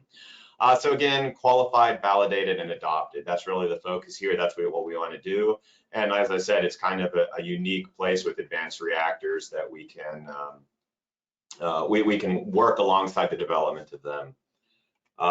So with that, I was kind of just thinking about other industries and why innovative sensors are needed. And I just wanted to, sensors by the numbers, I wanted to point out a few interesting things. Our smartphone that we're using every day, for instance, has 10 to 20 sensors. I actually personally thought it had quite a bit more because it just does so many things. It's something that is so useful in our life, but really a lot of it with those few sensors is just how they integrate them together, how they use them, how it's displayed to us. That's where a lot of power comes in with sensors. Moving to the automotive sector, that's become a very interesting one because there's a lot of sensors, of course, that are needed for instance, for the powertrain, for the braking system, for some of the safety systems. But now with autonomous operation of vehicles, with self-driving cars, you have a lot more things where actually visualizing the road, you're visualizing obstacles, you're visualizing the car in front of you, and you're processing all of that basically in real time, and you're driving the car's driving itself. So there we're seeing about 200 sensors per vehicle, to enable those operations and allow the vehicle to, take you places on its own effectively. And then an interesting one, aerospace. I just read an article that they claim, I believe it was which Boeing it was, jet, but they have 10,000 sensors per wing. That's just insane when you think about it, but it's the sort of stuff that they want to monitor so that they know, they can always have that plane in operation, they can always use it, and it's safe. So my estimate there of anywhere from 6,000 to 26,000 sensors per plane, that's just an absolutely astounding number. But when you think about everything that's going on and all the lives that are at stake and everything that just needs to happen right the first time, it's necessary to have that many sensors. So then let's shift to nuclear power. One of the searches I found said that we're looking around 10,000 sensors and detectors per plant. And it makes sense. You've got a lot of small individual systems, a lot of number of things. Some of them are kind of operate on their own. Some of them are integrated with other ones. But still, that's a lot of sensors. That's a lot of data to deal with. And as far as the existing fleet, that's a lot of the work that's going on as to what can you do with all of this data? How can you use it for maintenance and operation and things like that? And that's where, again, moving to the advanced reactors, what advanced nuclear sensors, how are they going to work, for instance, for this microreactor here shown on a bit under transport? You know, how many sensors will that be? Will it be as many as the way aerospace is gone, where it's tens of thousands of sensors? Or are we going to move to less is more because we'll use smart sensors? So it's just something to consider. Where is it that we want to have, you know, multiple sensors versus where do we have sensors that can just make multiple measurements? So with that, I also wanted to go into a specific use case of microreactors for advanced nuclear and why we might need more sensors, in fact. So there's a couple things here, of course, with microreactors, a few attributes: factory fabricated, transportable, and self-adjusting. And in each one of these cases, we would have, we could be using sensors. For instance, in the factory fabrication, we could actually be embedding sensors to understand, you know, as we're fabricating these parts, we're qualifying them for use by embedding sensors or by putting sensors on them. Basically developing the parts with sensors just already installed, so that way when we're fabricating them, we just know that they'll work. We know that the pieces are ready to go. We don't need to go through additional testing. It's just that it's there, the sensors work, and we know.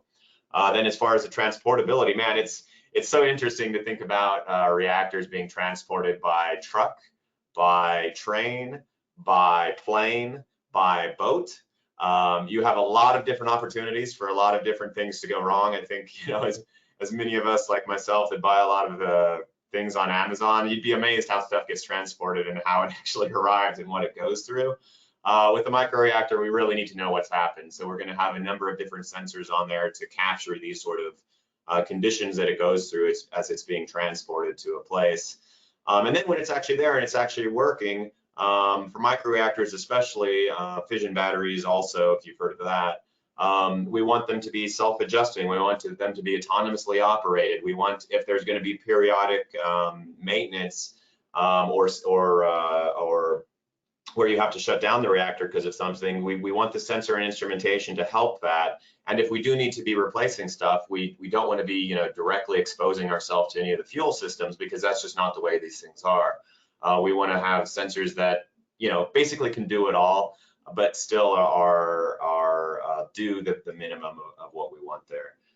So anyway, that's something with you know, some advanced nuclear and where sensors can fit just in the entire chain of fabricating them to actually using them to having them load follow to having to do maintenance.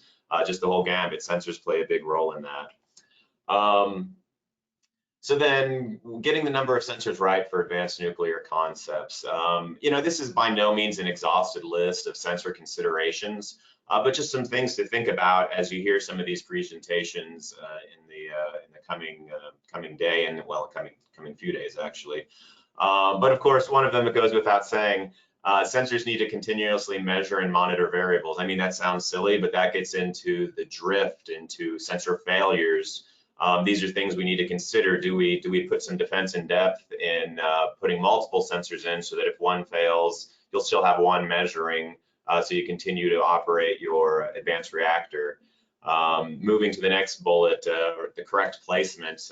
Again, in past existing reactors, we very much were stuck with where the sensors were placed. Now we've got the opportunities to perhaps design so that the sensors are placed in locations where they will continuously measure. We won't have to worry about failure, and they will just survive better.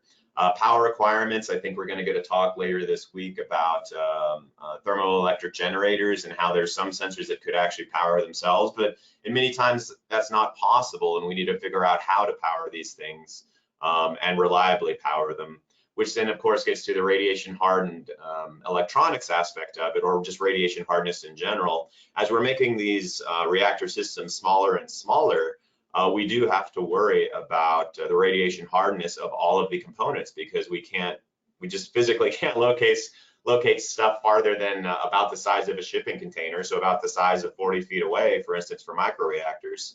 And we just have to be aware of either we have to shield, we have to build some radiation hard electronics or radiation hard components, and that's just something to be aware of. And as a sensor designer, for this next bullet, I wish I could say that we could indefinitely increase the number of sensors, but I think we all know that's really not possible. Cost and integration reasons. Again, with stuff getting smaller, there's only so much we can do And also, again, with the radiation resilience, we can only miniaturize stuff so much and still have it operate for a reliable amount of time. But that said, we still want to get more data out of it. We want more data generation. We want to integrate that data so that we can not only understand what is safe for the reactor to operate, but how we operate it efficiently. So computing power is going to play a large role in that. We're going to have to definitely take all of our sensor data and not only understand the sensor health, but then also understand the reactor health and all of that as well. And you've probably seen that in some of the calls that were put out in the CINR recently. And then, as I said there, I've already touched on it. One sensor cannot cover all applications, nor should it. We need to be careful in how we deploy these sensors so that if we have one that fails, we can use other sensors to perhaps understand what is going on and still operate our advanced reactor to, again, get the power that we need. We put it in for in the first place. So in summary, optimization is key. Not a lot of different things for sensor considerations to consider. And I think as we go through these talks in the next week, you'll see a lot of that discussed. So digital technology for advanced reactors. This is, Patrick already touched on the nuclear digital twins, hardware in the loop, and how we're going to be using that in nuclear. We have the opportunity to use that in nuclear like never before because we've been designing some of these new reactor concepts, some of these new systems, and the computing power allows us to do this, automated control, as I mentioned, for other industries. This decision making that you would again see in other industries, performance monitoring and health monitoring, are things that we'll be able to do. But it'll be through the sensors and it'll be through the other digital technologies that are being deployed for advanced reactors. So a number of different things here as far as what we would use them for: anomaly detection, diagnostics, prognostics, and decision making. Just using this real-time or near real-time data in a modeling and simulation tool. And if I don't believe I heard it mentioned in Patrick's talk, but something that INL has stood up that our program is starting to align with is the Digital Innovation Center for Excellence. We actually should have something on the website there, but I was just looking this morning and I don't believe they've updated the pillar to include the instrumentation, or if they did, I certainly couldn't find it, but expect to see that.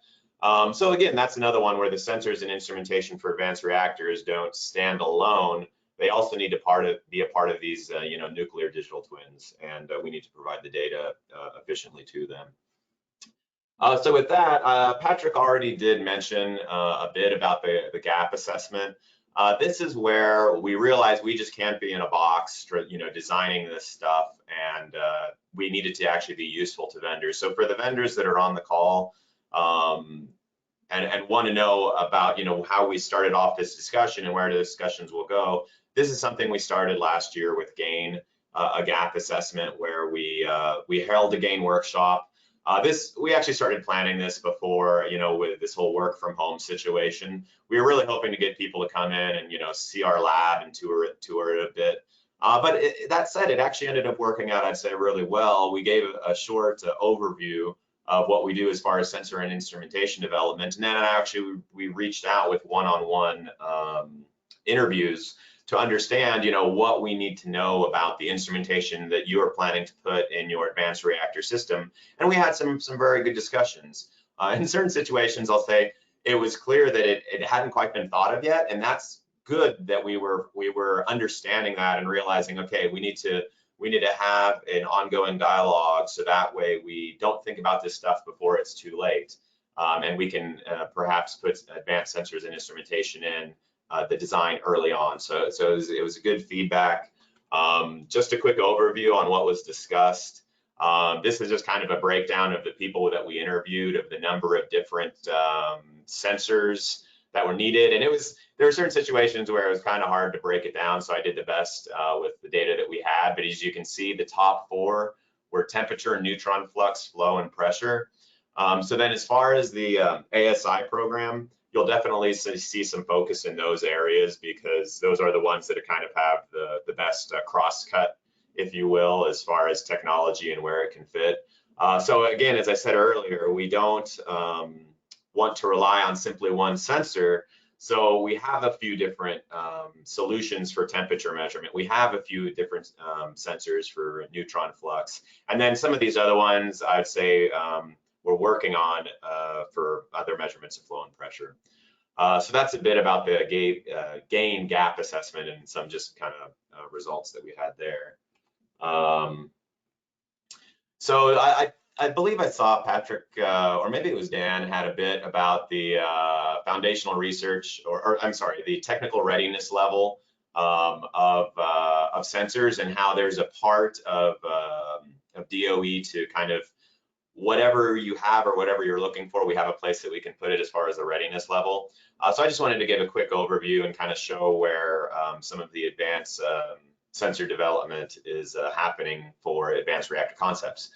So for some of the foundational research, you can see some of the programs there, Consolidated Innovative Nuclear Research Projects, as well as phase 1 small business innovative research, and as far as some proof of concept through nuclear science user facility experiments. So those are on the low TRL, and part of the ASI program did focus on that. You'll hear actually probably more about it tomorrow. But I just wanted to talk about one of the lower TRL foundational ones, just very briefly, and how we were looking. It's looking to take advanced technologies that exist in other areas and use them for nuclear. So with that, one example here is advanced manufactured dosimeters. Again, I won't go into too much detail here, but it was pretty neat because the entire dosimeter was fabricated through advanced manufacturing, from the holder that's shown there on the left, the white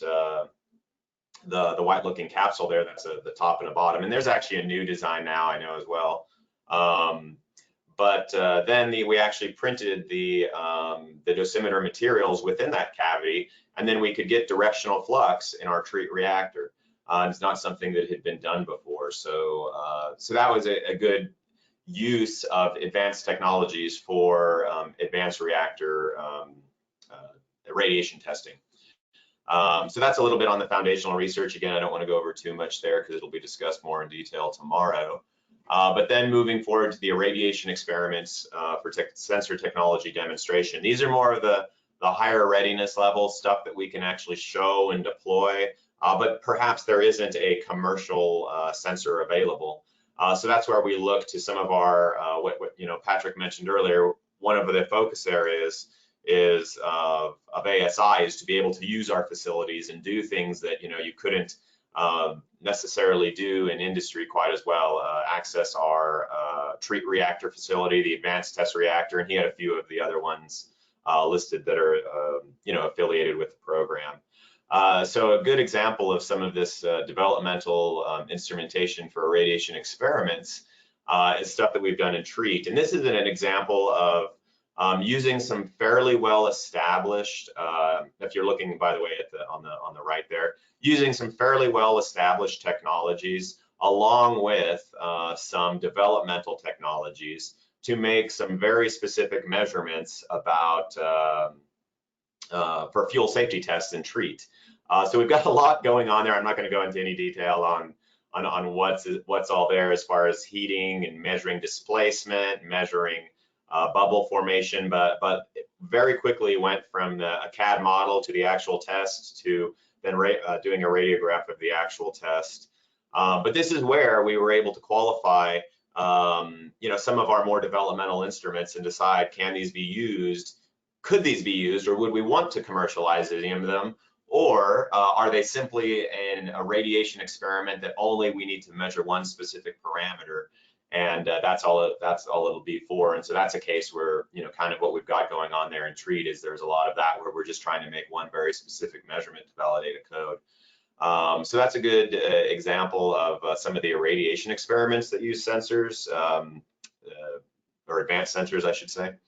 Then moving to the next one is where we're trying to take some of our advanced sensors and regularly deploy them to show that not only do they make the measurements that we want for some of our radiation tests, but then when it comes to actually putting them in advanced reactor design, we know how to do it because we have the experience of doing it. So in these pictures you have here, you can see we are looking into, then again, this will be discussed, I believe, later today.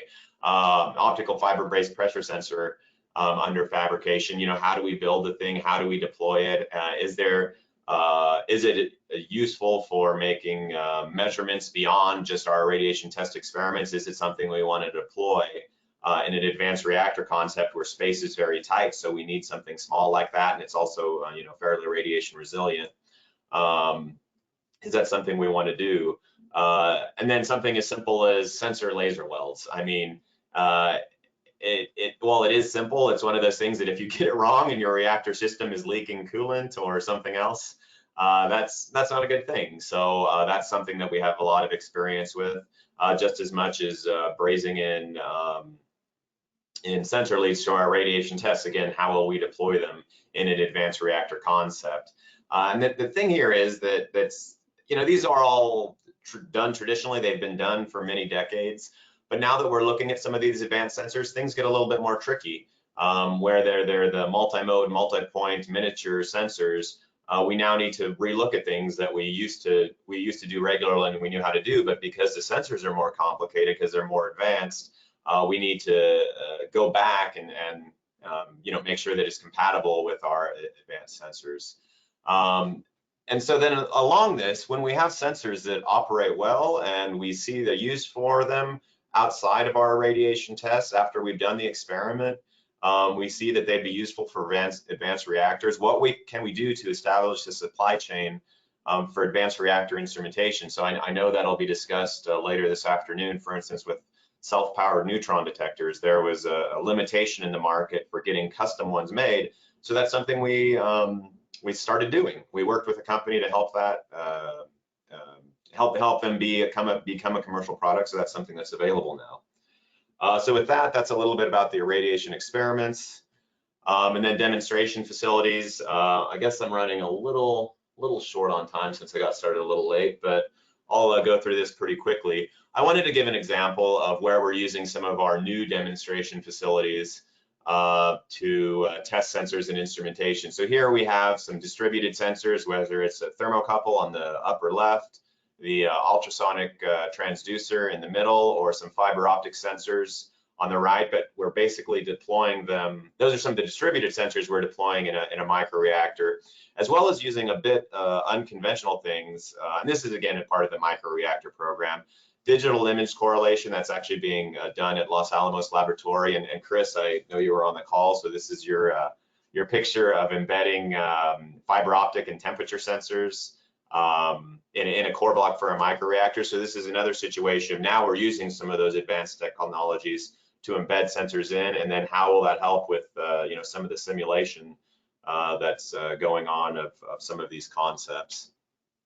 So here I just wanted to highlight that building, it's not just building a sensor, it's also analyzing, and it's knowing the way that it's attached, and it's knowing that it provides the performance that you'd like to see. So that's just what we're doing here with our CT system. In the next slide, I have another, let's see if this video starts. Yeah, another video of how we spot welded a thermocouple to a heat pipe. That's actually the internals of the heat pipe. And then on the right here, we've got some integral junction thermocouples, which again is something that's been done for many, many years. But when we're looking at some of these new materials, we need to reinvent how we actually do the attachments and how we make sure the measurements that we get are actually useful. So that's a bit on that. And then finally, I'm going to be ending with just the commercialization side of it. We have the DOE Technology Commercialization Fund and DOE SBIR Phase 2s that definitely take some of these things that we've done for the developmental and the validation and demonstration, and then we look to commercialize them. And with that, I wanted to just, I realized we haven't done a little bit of a tour because of things have gone digital much more these days, but for those that are interested in what we do at Idaho National Laboratory, we have a virtual tour if you click that link. And we also have a fact sheet. So if, depending on, again, where you're at, if you're a developer, if you're a vendor, and you don't know who to turn to help with this, we'll do what we can to hopefully get an advanced instrument available for your advanced reactor concept. So that's something where we're trying to integrate with a lot of different programs, and just want to get the word out there as well. So with that, that is my overview presentation for this session. And I didn't see if. Thanks, Troy. I'll just introduce the next speaker to give you a minute to catch on your breath. You'll probably be doing that from now on. So now you will see is North Carolina State University ready for their presentation on high T's. Xiaoning. Yep, I'm ready. All right, you can put your screen on. I'll kill mine. I didn't see any questions for Troy. Eventually, again, we'll address him at the end of the day. He had a more general presentation type, so we'll go now project by project on specific details. If you have questions, address them directly to Xiaoning and Troy will take it. Thank you. Go ahead. Thank you, Patrick. You can see my screen now, right? Yeah, looks good. Okay, thank you. Good morning, everyone. Well, it's afternoon now. I'm glad to here present our recent progress on high temperature embedded integrated sensors called HiTICE for remote monitoring of reactor and fuel cycle systems. And with the technical point of contact here is Dr. Vivek Agarwal from NL. The objective, this is we want to develop and evaluate high temperature embedded and integrated sensor systems for application in reactor and fuel cycle systems. Over the last year or so, it's kind of changed a lot of personnel change, mostly students and postdocs. The PI is rather stable with me, Dr. Boren and Dr. Cho, all from NC State. And postdoc, we had Dr. Kim and Dr. Balagopal. Both of them, PhD trained under this project. Both of them also worked on this as postdocs for a year or so. And both of them found a job over the last 6 months or so. So they are all in the West Coast right now, not necessarily working in the Department of Energy in the industry at the time being, but hopefully those trainings still help them. And currently we have Sean, still senior PhD student from nuclear engineering, still work on this project. I have Nick, is a junior PhD student in my group, is working on this HiTICE integration and characterization, laser ultrasound and mock-up structures. We also have ECE graduate student, junior PhD student is working with us. Sahil worked with us, and I believe another student will work with us as well soon. So, over the last year in 2021, mostly work on the task, as you can see here, HiTICE integration and characterization, and the task of embedded sensor laser ultrasound. So that's what we have worked on over the last year. The summary, next two slides of a summary of accomplishments. The first accomplishment we had over the last 12 months or so is about laser ultrasound assisted high temperature non-destructive testing. What that really is, we use the laser ultrasound to act as an ultrasound transmitter, and then we have aluminum nitride ultrasound sensor as a detector or receiver, so that we can confirm these rather high temperature non-destructive testing. So we tested at temperature up to 1,000 Celsius degree to show that we can still have this damage-induced signal. We just measure the pulse echo with the time of flight. And the laser ultrasound transducer that we developed over the last year or so is the one we used to use carbon soot nanoparticle and the PDMS composite. As you can see here, we use that at baseline CSMP PDMS. They can show a very nice bandwidth and amplitude in terms of laser ultrasound generation. However, we found the limitation of these candle soot nanoparticle and PDMS composite laser ultrasound transducer is their use of operation temperature. When temperature goes above 100 or 200 Celsius degree, then we start seeing the decrease. ultrasound level. So that's something is cannot meet our requirement in high temperature NDT. So that's what we look at the liquid metal laser ultrasound. Reason is the liquid metal actually they can maintain reasonably good light absorption and elastic property overall rather broad temperature range, certainly broader than Canada-Soot nanoparticle PDMS composite. And what we're able to design, fabricate, and validate this liquid metal, fused metal, as a viable photoacoustic medium for high temperature laser ultrasound. As you can see here, with different fused metal thickness, with 50 micron all the way to 200 micron. As you can see, we see, the reasonable laser ultrasound signal is somewhere between the Canada-Soot nanoparticle PDMS composite. This is a low temperature one. And also you see the reference here is that without using any those laser ultrasound, just shoot the laser on top of the metal surface steel in this case. So you see we have the laser ultrasound signal level is very close to the Canada-Soot nanoparticle PDMS. At the same time, we can go to temperature much higher than the Canada-Soot nanoparticle PDMS composite. So that's, kind of we're happy about this liquid metal laser ultrasound concept demonstrated over the last year or so. Over the last year, we also worked on this high temperature vibration 3D motion sensing. We demonstrated the one-dimensional vibration sensing using aluminum nitride sensors. And in this case, Sean was able to, in some cases, because of the, we want to do the embedding, and also in some cases you have a very limited volume or the mass to mount all those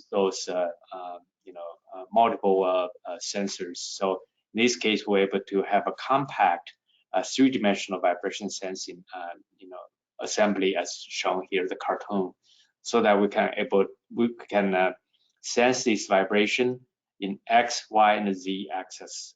So that's the other effort we have been working on over the last years.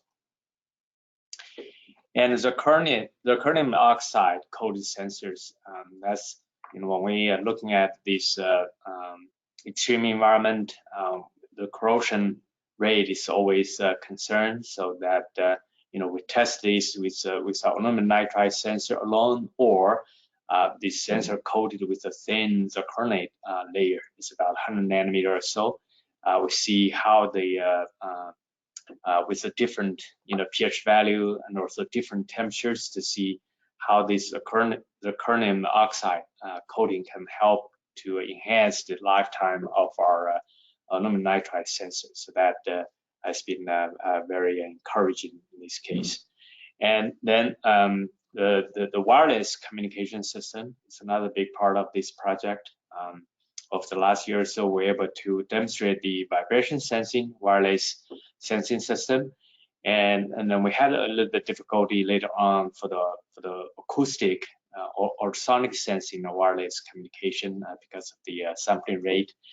We modified our system and changed the converter. We're able to have a very nice MATLAB and LabVIEW based wireless communication system and the data analysis system out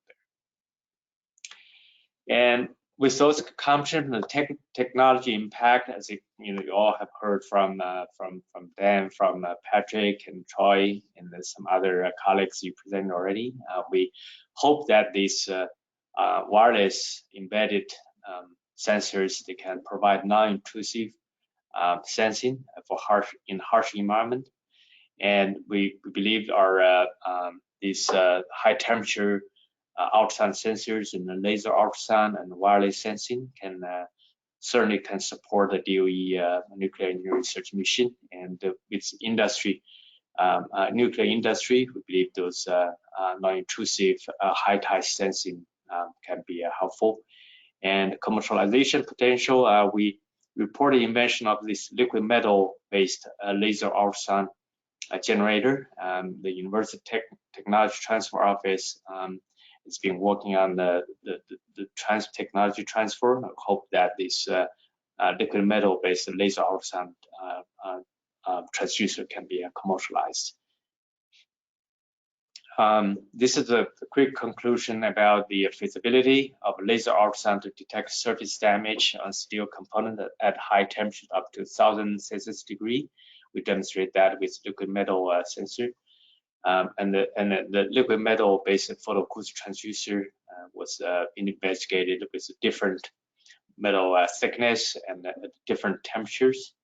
And those 3D vibration motion sensing integrated via simulation, also fabricated that, and currently we're testing those 3D vibration sensors. And the coordinate thin film coating has been helpful to enlarge our aluminum nitride high temperature acoustic sensors, and the wireless data communication system for our high ties has improved the data acquisition, processing, display. The next steps, I believe that this is a no-cost extension. The final year, we will continue to improve the wireless communication system, and we'll also do a big part with integrate that with a mock-up test platform, and with laser or liquid metal based laser ultrasound NDT at a high temperature. It's also part of the next steps. The next few slides will show some of the details of our accomplishment. The one is the laser ultrasound assisted high temperature damage detection. And as you can see here, if we have a stainless steel metal sheet, the current test, most laser ultrasound tests, they shoot laser directly on this metal sheet, and then we use acoustic sensor to detect those waves. If there's any defects coming up, then the acoustic sensor will pick up that defects. However, because of the low, direct laser ultrasound generation from the metal surface, we use this laser ultrasound transducer mounted on top of this structured surface. In this case, stainless steel. We show that they can have a significantly enhanced acoustic signal, but the downside with the carbon nanotube, candle suit carbon nanoparticle PDM is composite, then they have a limitation in the temperature. So that's why here, as you can see, this laser ultrasound transducer use liquid metal based laser ultrasound transducer. The acoustic aluminum nitride acoustic sensor and the damage, we all put that inside this high temperature furnace. The temperature can be controlled from, in this case, about 250 Celsius degree all the way to about 1000 Celsius degree. So we can monitor with acoustic aluminum nitride acoustic sensor. We can detect the S0 and A0 waves, and also we did some of the analysis by subtracting S0 and from the A0, subtracted the reference signal from the received signal. We're able to see the clear modes associated with these defects. Here we show some of the results at the different temperatures. We see the time of flight received from 250 Celsius degree all the way to 1000 Celsius degree. We're able to see the damage induced time of flight signal can be detected at different temperatures, because the sound of speed change certainly will give us a different time of flight, as you can see. So we show here also the by changing the distance to damage and different temperature scaling factor, this was included. Otherwise, we'll see the error. If you do not consider the temperature scaling factor, the error was rather large at the high temperatures and the longer distance. However, when we consider this temperature scaling factor, and then the compensation can be used to minimize this error detection. Now, most of them are within the 5%. So And the liquid metal assisted laser ultrasound transducer also did a little more study by, to show that with the different liquid metal thickness and how this laser ultrasound generation can be different. And we did this access analysis, mainly look at the fluid structure interaction right between the steel and the liquid metal, and so that we'll compare that liquid metal with a candle soot PDMS composite at 100 Celsius degree to show, the laser ultrasound generation difference. Where we show that the liquid metal indeed, they can show a reasonable optical absorption. In terms of the optical absorption, not much difference between the solid and liquid metals.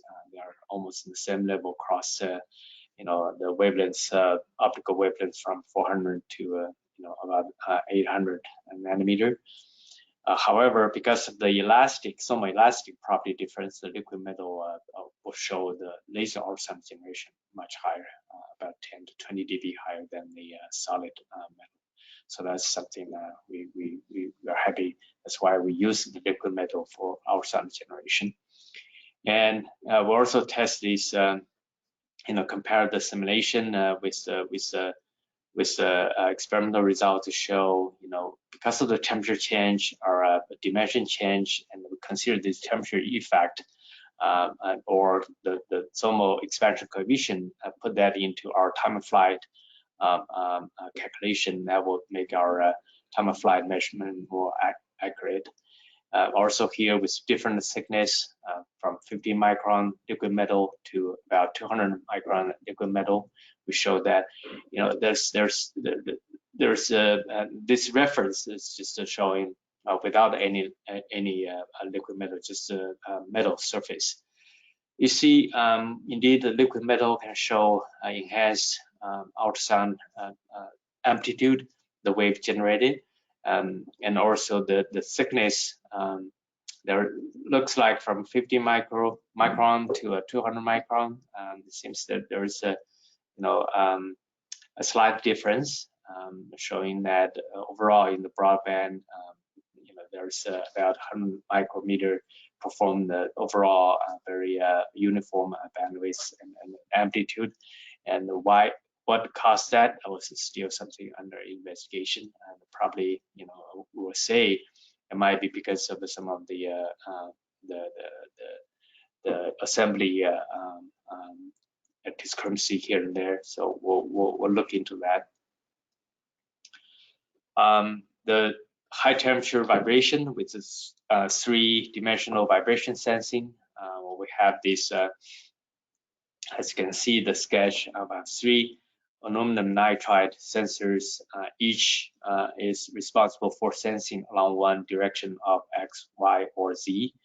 And with that, we put these. The challenge part here is because this is we designed for high temperature sensing. We could not use a conventional electrode like the gold electrode or chrome. So we have to use this high temperature alloy, ink alloy in this case, as both at the mass and as the electrode. And we have the platinum wire to be connected with those the ink alloy, so that as the wire connection and they get out of the high temperature, and then we'll have this coax cable to connect them. And what we can see here is, compare with the single element vibration sensor, and we look at the X, Y, and Z. Each of those, we see a reasonably good sensing sensitivity, and also the crosstalk between those next axes very minimum. So that's really give us a hope that this compact 3-dimensional vibration sensing can help us to sense those vibrations in multiple directions, and yet with a small occupying small volume and a minimum mass. Here to show how the the assembled three-dimensional vibration sensors looks like, and we categorize those dielectric properties, and also we look at the resonance.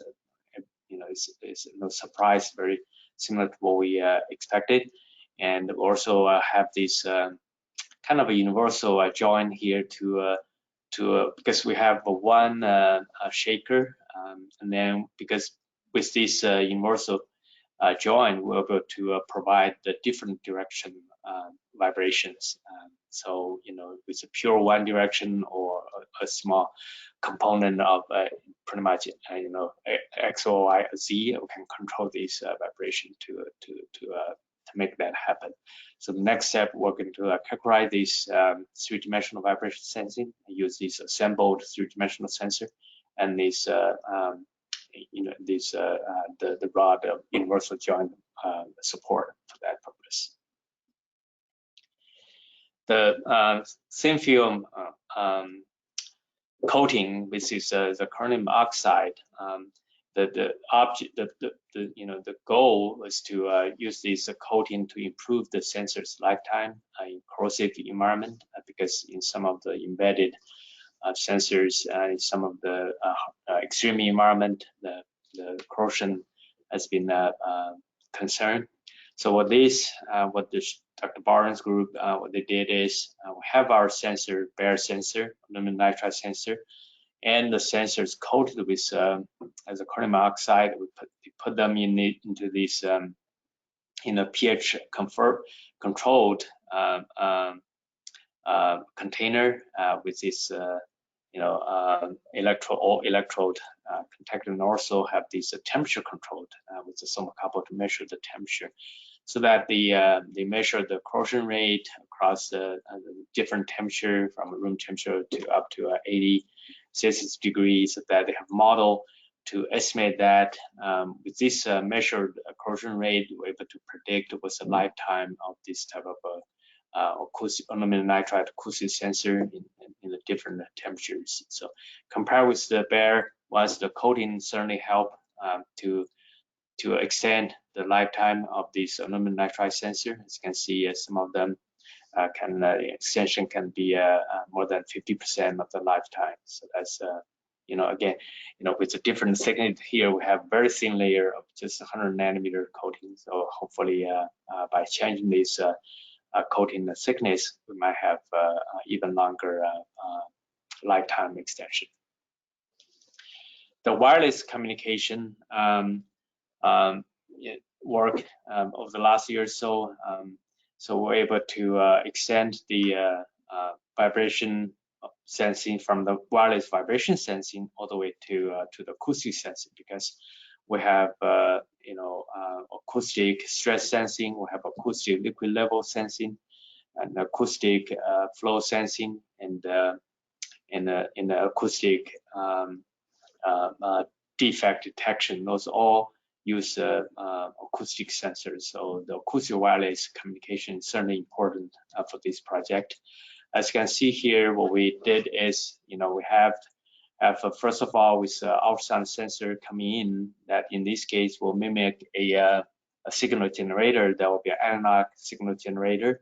Then we have an analog to a digital converter here, and then with that digital conversion, the digital signal will come to the Raspberry Pi wireless system, and then that can be transmitted to a remote computer for further signal processing. And as we mentioned, we demonstrated this vibration sensing already before. Right now, recently, we are working on this the ultrasound or acoustic sensing with a frequency up to 5 to 6 megahertz. That certainly help us to conduct integrate this with the acoustic sensor test with that mock-up over the next year or so. And with, as you can see here, show some of the results to show how those signal generated, conditioned, and also converted in the digital signal. How we also do with this quick FFT conversion to show the frequency domain signal, and then we also certainly can transmit that, transfer those signal to remote computer further processing. So this is, as I mentioned here, we can have this process frequency up to 6 megahertz right now. So that certainly will help allow us to do more acoustic sensing and wireless communication over the next couple of months. And over the last year or so, we're open to publish a few papers. One is the liquid metal laser ultrasound for high temperature application. So that's published this year, and we also have another laser ultrasound defect detection. This is we use a candle suit nanoparticle patch, and that's also recently published. The other two review paper also reviewed the nanomaterials and structures for laser ultrasound generation. And Sean also presented a conference paper recently in the advanced sensor and measurement technology. So with that, I just stop here. That's all I want to report to this community for our project over the last 12 months or so. We'll be happy to answer your question. Thank you. Yeah, thank you for the Thank you. talk. This is Patrick. I think there was a question from Austin. Is that correct, Austin? You had a question for Sean? No, he actually asked my question, so no question. Okay, I have a screen jack. I have a question. Go ahead, please. So if you would advocate a first application to demonstrate your system in a nuclear facility, what would you suggest we use your sensor for? Yeah, with our sensor, we were looking at the reactor and the fuel cycle structures. In those with the temperature, with a reasonably high temperature and some of the radiation, because from some other groups' work, the aluminum nitride also has a reasonably excellent radiation resistant property. And some other, example for the reactor could be the, liquid metal cooled reactors. So those, with this type of sensor, because of their robustness and reasonably still, reasonably high sensitivity, so that could be used for those liquid metal cooled reactor structure. You say it could be a monitoring or could be for the defect detection. Currently we're trying to demonstrate some of those as well under this project. So structural health would be the focus. Yeah, that's our goal. In some cases, for the process development, with this to provide some feedback or control, that's could be something useful too. As long as those structures, you need these, high temperature resistant or radiation resistant kind of sensing.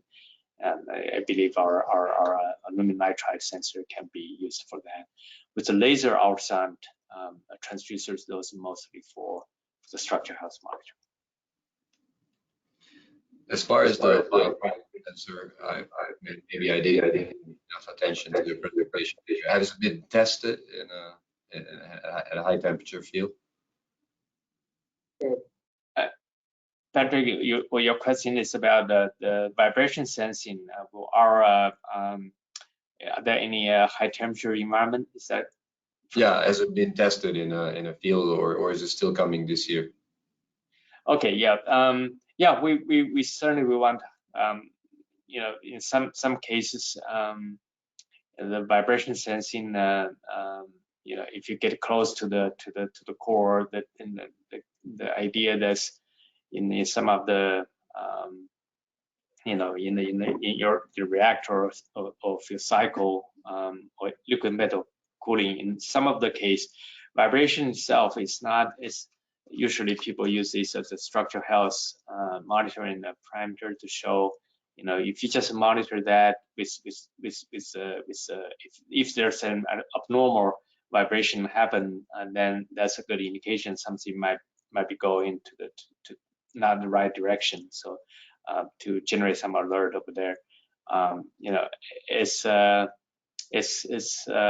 know, not necessarily always using in a high temperature environment. Yeah, it depends on really the application. You probably, I think your team probably know better than me. With aluminum nitride, in this case, vibration sensing, we do want that this hopefully will have a role in high temperature vibration sensing.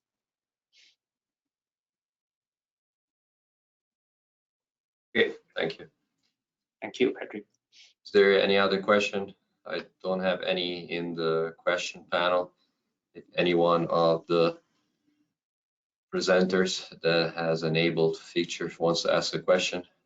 Otherwise, in the meantime, we could transition, if you don't mind, to the next presenter. So stay on in case somebody has questions while we move on to Dr. Blue. Okay, thank you. Hey, Patrick, we actually have a 15-minute break scheduled, at least in the agenda I'm looking at. No, I think in the final version now it was Dr. Blue's until. Oh, yeah, okay. I missed it by a half hour then. Sorry about that. So let's take Dr. Blue's presentation. Okay. And you can start anytime, Dr. Blue. All right. I'm Tom Blue. I'm presenting our research. The short title is Development of an Optical Fiber-Based Gamma Thermometer. I'm from Ohio State University. There are participants from Texas A&M University and Idaho National Lab. The project overview is to develop an optical fiber-based gamma thermometer in order to determine the power distribution in a reactor core by using statistical data analytic methods. I'll stick pretty tightly to the slides and may bore you all reading words, but that's because I don't want to get too much off track. But I do want to take a slight digression right at the very beginning and say that optical fiber-based gamma thermometer is a bit of a misnomer, and it is a carryover from terminology of gamma thermometer that we've talked about, an optical fiber-based gamma thermometer. The gamma thermometer actually senses power. It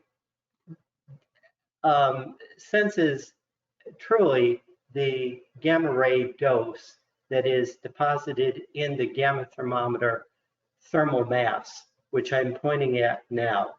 And from the dose distribution, which is determined in the gamma thermometer along its axial length, which can extend the entire height of the core, one can use the data analytic methods to infer what the power distribution is in the reactor core if one has an array of gamma thermometers. And we've demonstrated this using our data analytic methods.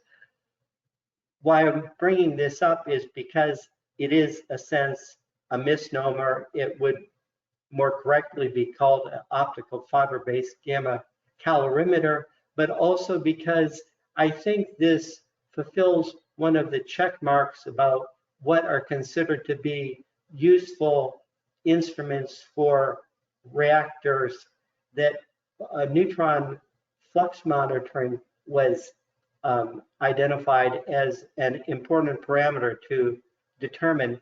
And in fact, I think what people mean is that they would like to know what the power distribution is for the core. And that is what this instrument is supposed to measure. It measures it by using two optical fibers sets that run the length of the gamma ray calorimeter.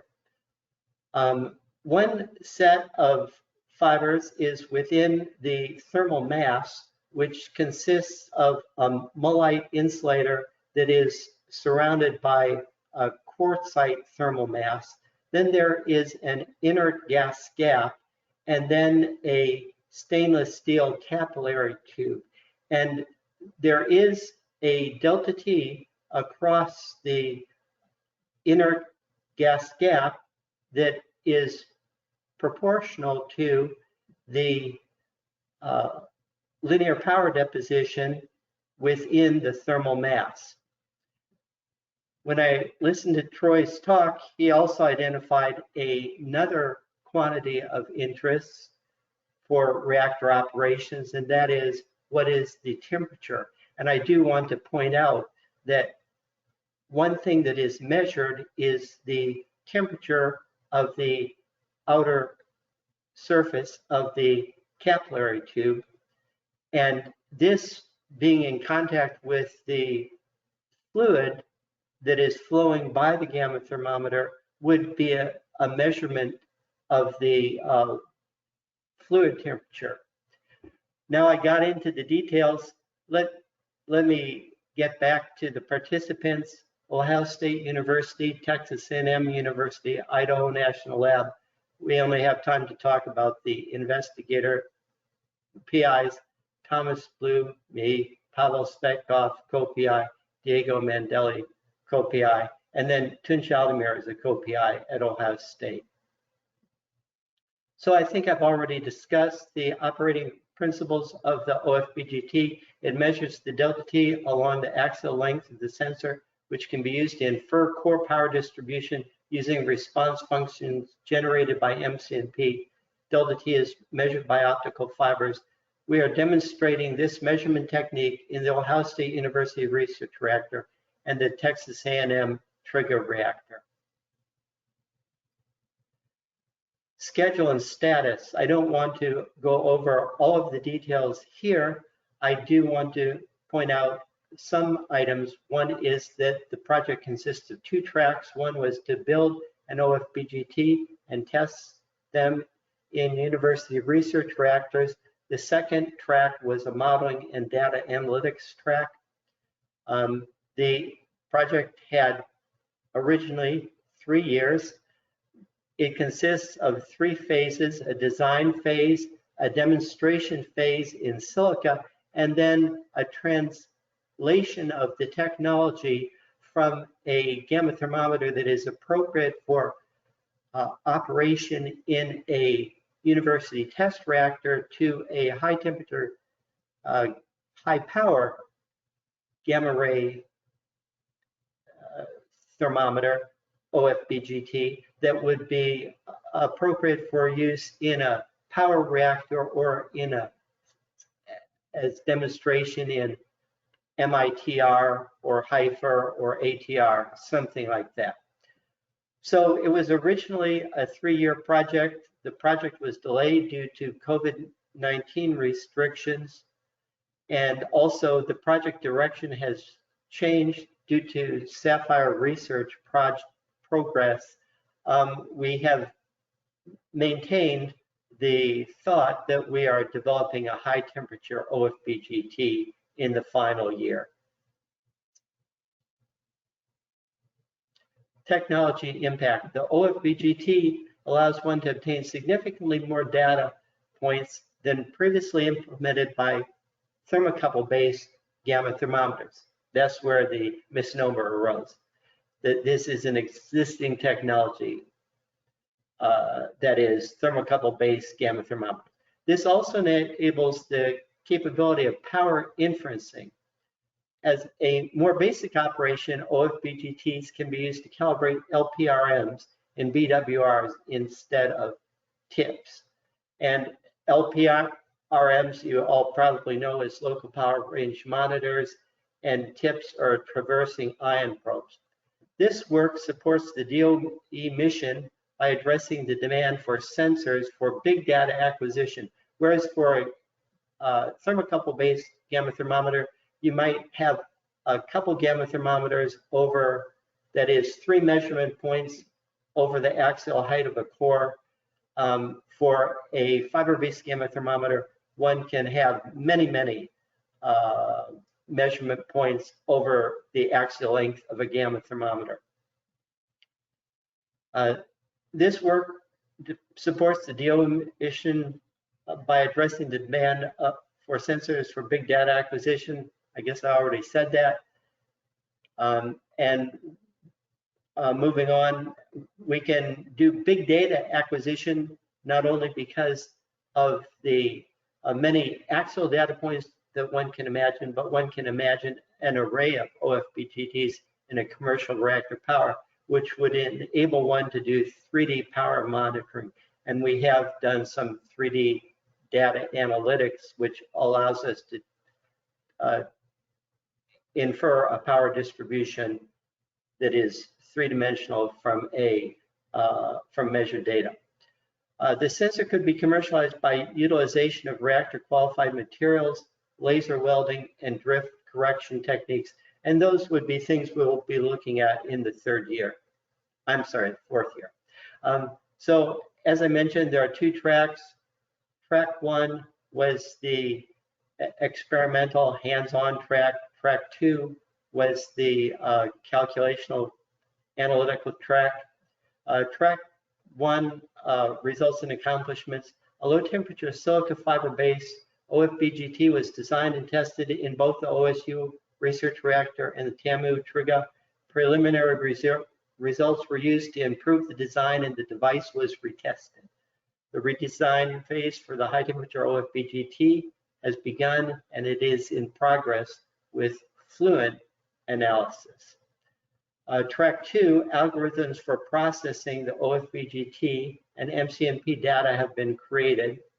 MCMP has been utilized to evaluate the low temperature OFBGT in both the OSU research reactor and the TAMU TRIGA. Test data from the OSU RR and TAMU TRIGA have been analyzed with the developed algorithms. Modifications to the algorithms to address nuances in the test data and expected conditions for long-term operation in high power or higher temperature reactors are being considered. And I will give you some examples of nuances that occurred as we were looking at the data. There have been some miscellaneous accomplishments in this project that are related to the project, and that is that an internally clad single crystal sapphire has been developed in collaboration with multiple external organizations. And we're doing this because we wanted to develop a high temperature, high power gamma thermometer, and we felt that we needed a single crystal sapphire to be able to get up to the temperatures of around 1,000 degrees C. We have performed very high temperature testing with standard SMF-28 silica fibers using novel adaptive referencing techniques being pioneered by ORNL. And those techniques indicate that one may be able to get up to 1,000 degrees C just with SMF-28 silica fiber. So there's less of a rationale for single crystal sapphire fiber. Also, in additional work with ORNL, we've seen that single crystal sapphire fiber seems to have problems at very high fluence at temperatures around 700 degrees C and above. I'll get to this later and what the implications are for our research direction. But here I want to show you some results, and measurements were made in the OSU research reactor in December 2020 and in April 2021. In the meantime, we improved the OFBGT design based upon the December 2020 results. We had some problems with energy being transferred through the gas gap by spacers that were to hold the thermal mass of the gamma thermometer in place. And so we arranged those spacers so that they would not be in the active measurement area. Our reactor operations were that the power level was held a constant at 450 kilowatt. The sensor was from zero. It was raised quickly to 450 kilowatt and then held there. The sensor was installed in the water irradiation facility of the OSU research reactor. It's in the periphery of the OSU research reactor and was one of the only facilities in which we could fit the OFBGT. Here you see I'm referring to the detrimental spacer effects were appropriately addressed by modification between the two tests, and the results turn out pretty well, as we can see as we look at the figure to the right. The thermal mass temperatures reflect the reactor power profile of the reactor that is riding upon the temperature that is sensed in the capillary fiber that is sensing the water temperature. That outer sheath temperature reflects the coolant temperature. So we call that capillary fiber, the outer sheath fiber. But what you see here as you look to the right is the linear heat rate that we measured using the gamma thermometer. We translated the delta T into a linear heat rate. We can calibrate the gamma thermometer because it has a nichrome wire loop that runs through the thermal mass and produces a surrogate Q prime that we can then use to convert delta T to Q prime. So what you see here is a prediction, the theoretical Q prime, which was based upon our mathematical model of the gamma thermometer and its heat transfer processes, plus MCNP modeling of what the linear power deposition would be in the gamma thermometer. So putting those together, we have the solid line, and then you see our measured data. And if I start with early time, 6 minutes, you can see the linear heat rate falls much below the expectation from our mathematical simulations.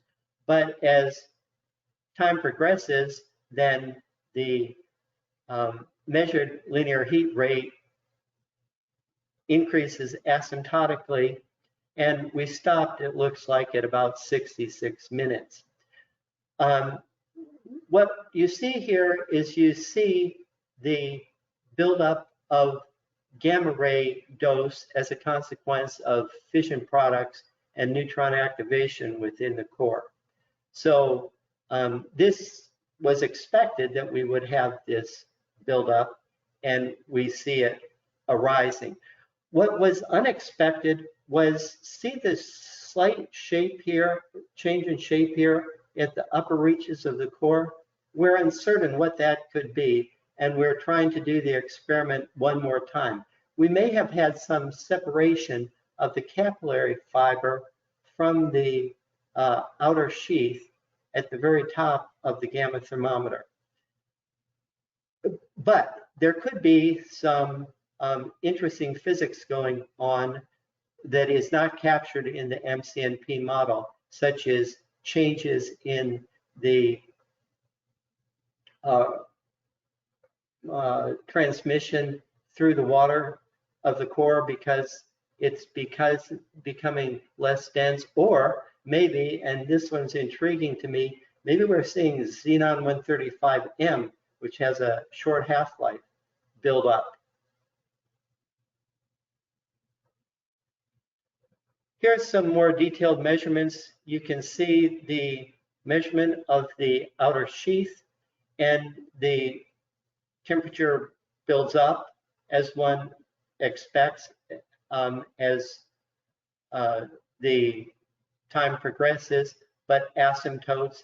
And what we see is a temperature distribution in the fluid of the water radiation facility, which is really very much like you would expect if you just read the book by LaMarche and looked at what is the temperature of the coolant supposed to look like in a fluid channel with a cosine power distribution. And you would see that you get this kind of cosine type increase, and then to the center line of the core. And then the temperature flattens out because the power that's being generated is decreasing, and so there's not so much additional heating. So this is what one would expect.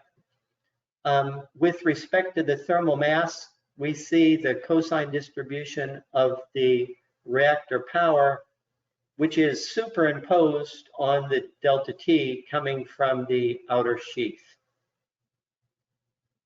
Again, a buildup of the temperature as the gamma dose builds up. We also did experiments in the TAMU trigger.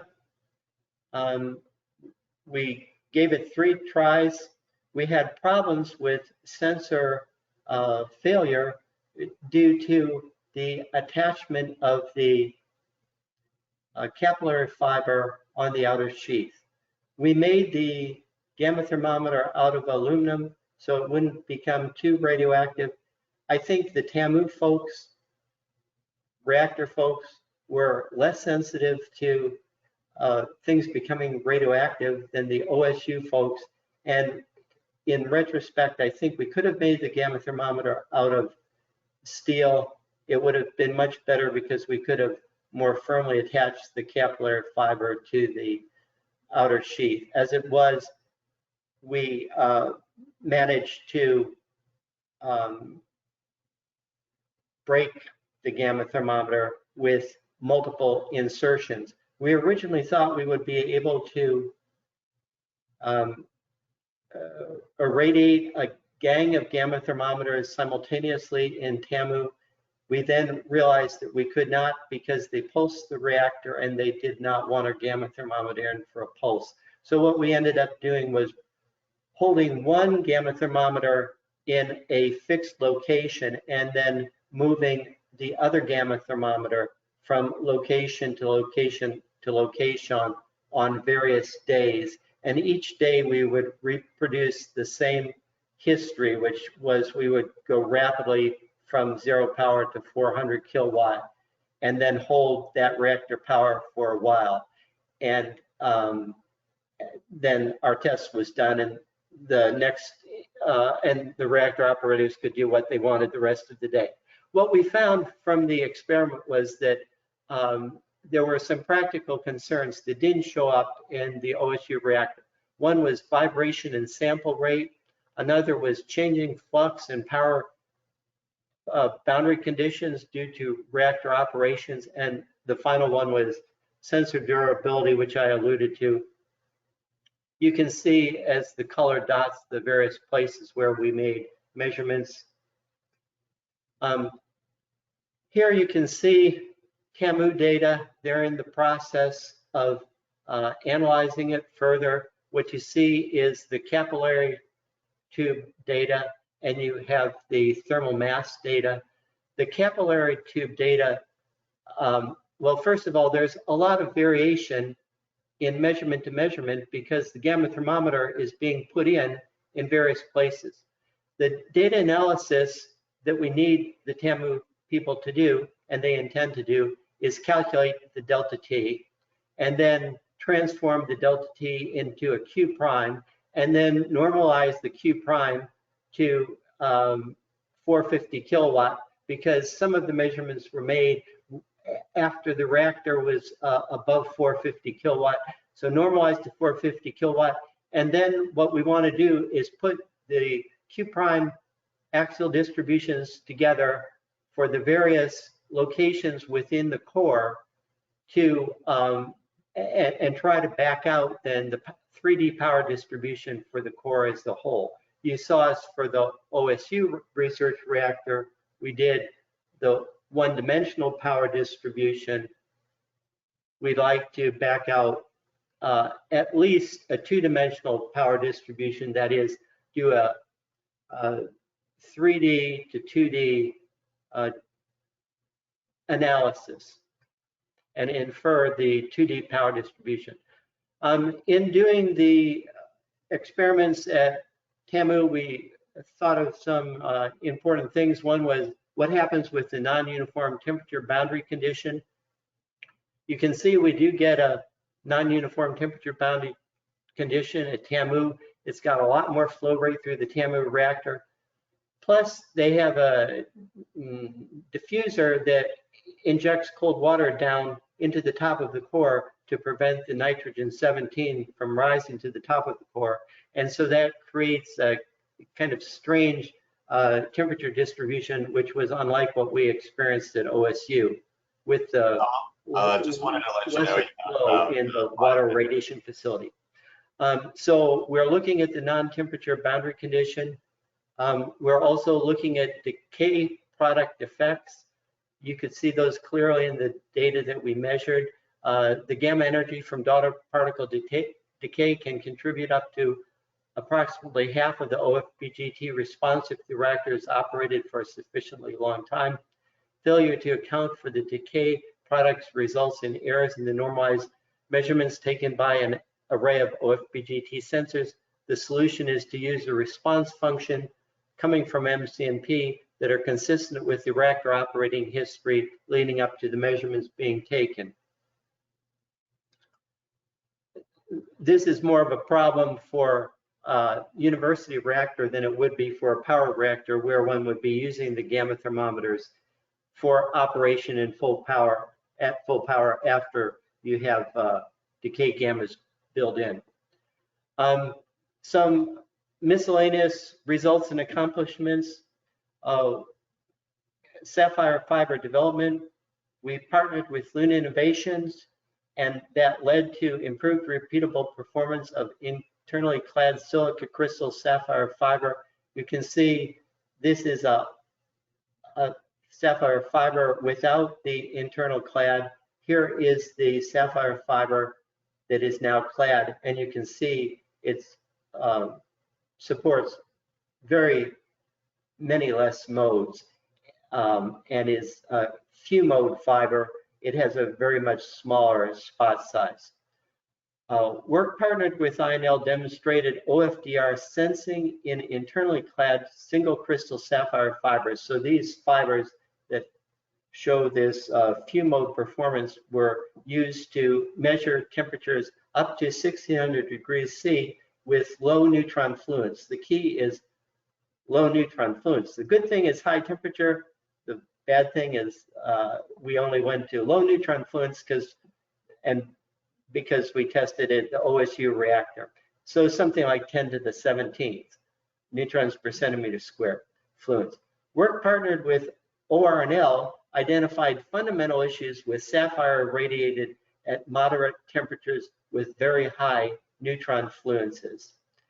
And those problems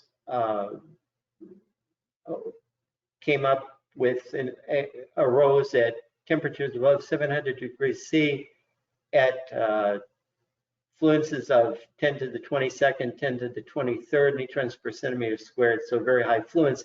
But that's where we want to put the gamma thermometer. So collectively, these results have led to the conclusion that while internally clad single crystal sapphire fiber may fill an important role in extreme temperature distributed sensing, it is not appropriate for use in an OFBGT. Also, miscellaneous results, high temperature silica measurements. We partnered with ORNL and utilized adaptive reference techniques that were developed by ORNL using standard SMF 28 single fiber silica fiber operating up to 1000 degrees C. And if would does not use the adaptive reference techniques, then the sensing would fail at 700 C. Work partnered with ORNL identified that silica is an appropriate sensor material when exposed to very high neutron fluence, and silica fiber analyzed with adaptive reference techniques will be used in the high temperature OFBGD design. Publications, looks like there's more than a couple. Conclusions. Project summary. The goal of this project was to design, build, and test a distributed OFBGT using fiber optic sensing. Accomplishments. The design, build, and test process has been completed for a low temperature OFBGT. Appropriate data analysis methods have been devised to gather information from our sensor. Appropriate first steps have been taken for the redesign of the sensor for high temperature and power conditions, making use of all that we've learned thus far. Publications or products, 9 publications have been either published or submitted through the course of this project. 1 patent is in process for the technology, and 1 PhD has graduated. Tony Berry is now at Oak Ridge National Lab. Future project work. As our project continues in 2022, we will continue to progress the high temperature redesign of the sensor through the design, build, and test phases of development. The data analytics methods will continue to be modified as our knowledge of the sensor operation evolves. Future non-project work, our efforts in the development of internally clad single crystal sapphire fiber have reached a technically justified endpoint for this project, but have made this technology more accessible for additional research. The OFBGT has inspired new sensor ideas based on the same operating principles, which will hopefully be investigated over the coming years.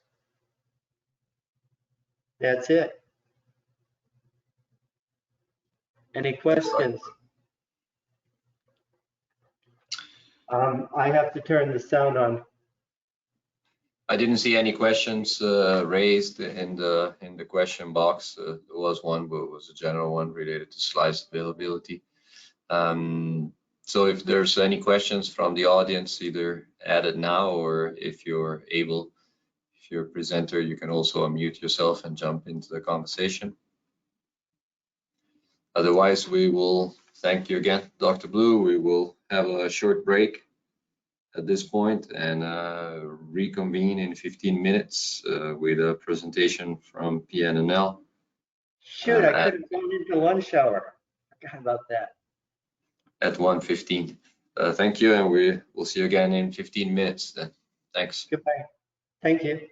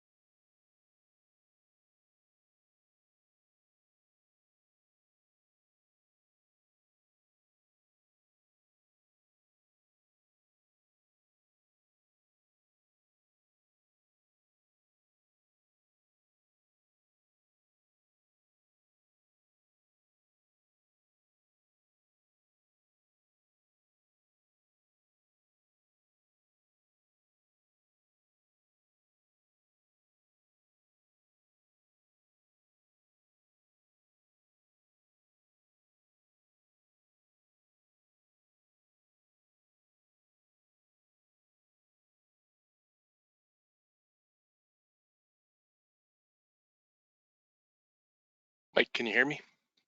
Yeah, I can hear you. Can you hear me? Yes, sir. Did you want to try your webcam? I thought I clicked accept on that. Is it not showing up? No, sir, it's not.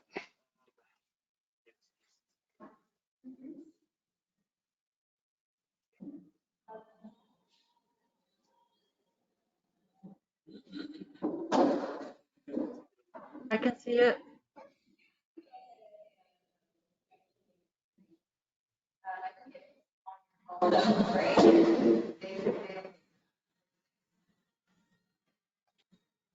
You can see it, Cara? Yes, I can see it, Michael Larsh. Can you see his webcam or just his presentation? I can see his presentation. Okay. Yeah, the prompt came up to show my webcam, and I clicked accept, and it worked on the test we did last week. Do you have Teams open or anything like that? No, I do not. Okay. Is this a Mac? No, it's a PC. PC? Okay. For some reason, the webcam's not showing up. If you want to go ahead and put your screen full screen mode, I don't know if the webcam's necessary. Cara, what do you think? Yeah, I don't know if we have to see him, just as long as we can hear him. Okay. And then Can you see my presentation in full screen mode? Yes. Yes, sir. Great. And I think Troy will be back on to finish moderating his session in a few minutes. Okay, thank you. Yeah. And Michael, 5-minute warning when you're coming up close to the end of your time. Okay, great. Thank you. You bet.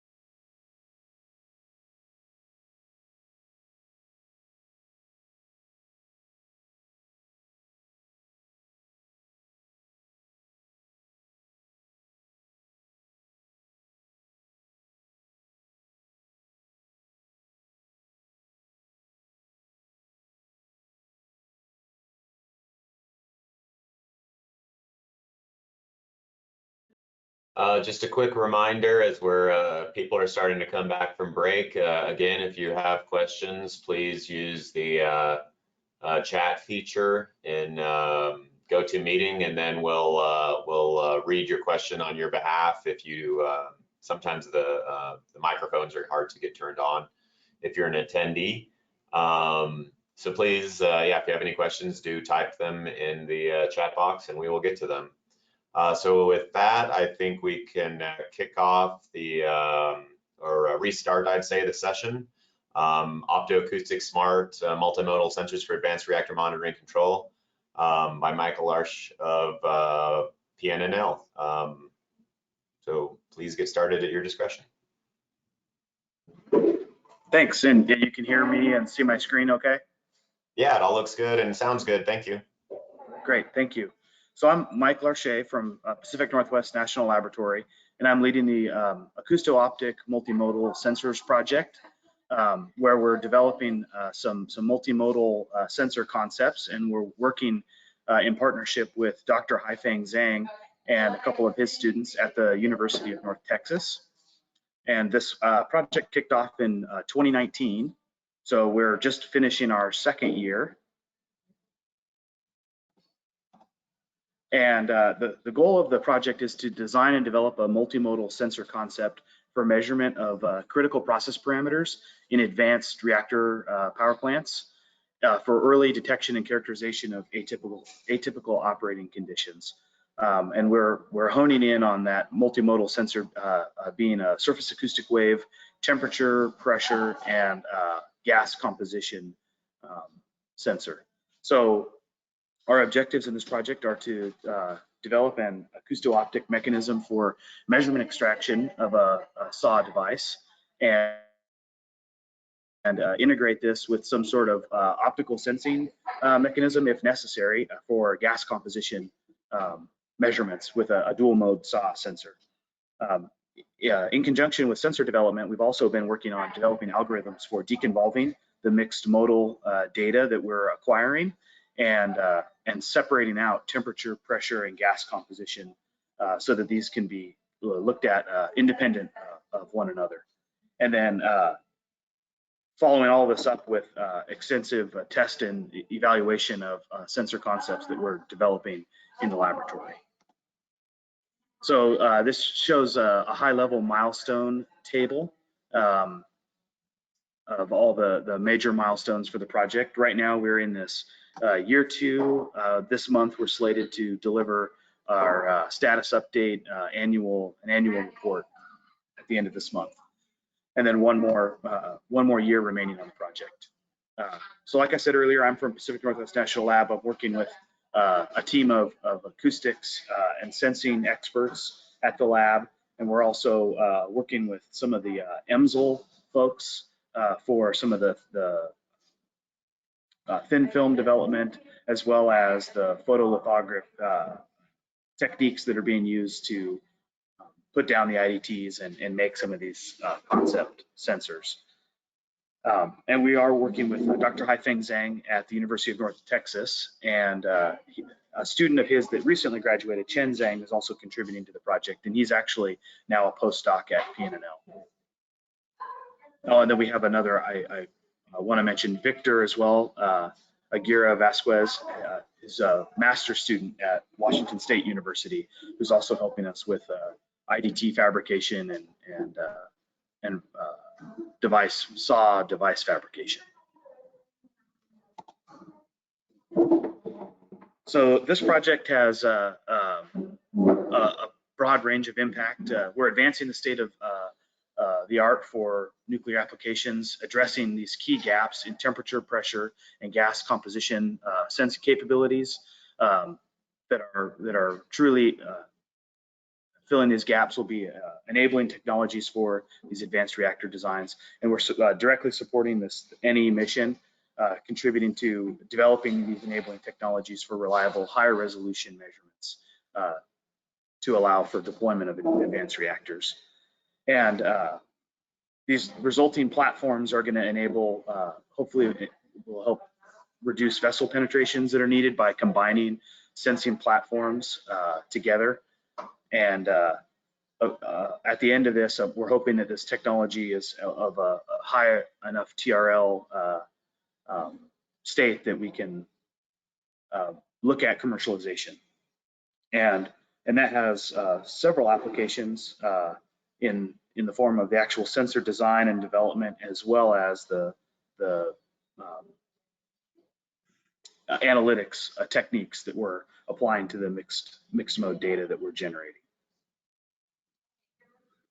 And I think that, yeah, the other key takeaway from this is that this type of sensing platform that's intended for these harsh advanced reactor environments has a lot of other applications outside of the NE space, which I think is very interesting in places such as petrochemical. So kind of an outline of the work I'll be talking about today, some of the work performed at UNT and some of the great modeling work that they've been doing, looking at propagation of SAW waves and and really validating SAW designs. And then they've also fabricated a pressure sensor at UNT for some preliminary measurements. And then I'd like to also go over the work at PNNL, where we've designed and fabricated a handful of different SAW devices for temperature and pressure. And then these have gone through some preliminary testing, and the analytics efforts have ramped up those as well. So this really, I think, is a good slide that summarizes some of the work that was completed more so about a year ago with UNT's modeling efforts and looking at surface acoustic wave devices in both lithium niobate and aluminum nitride, and showing the validity of our designs in these materials.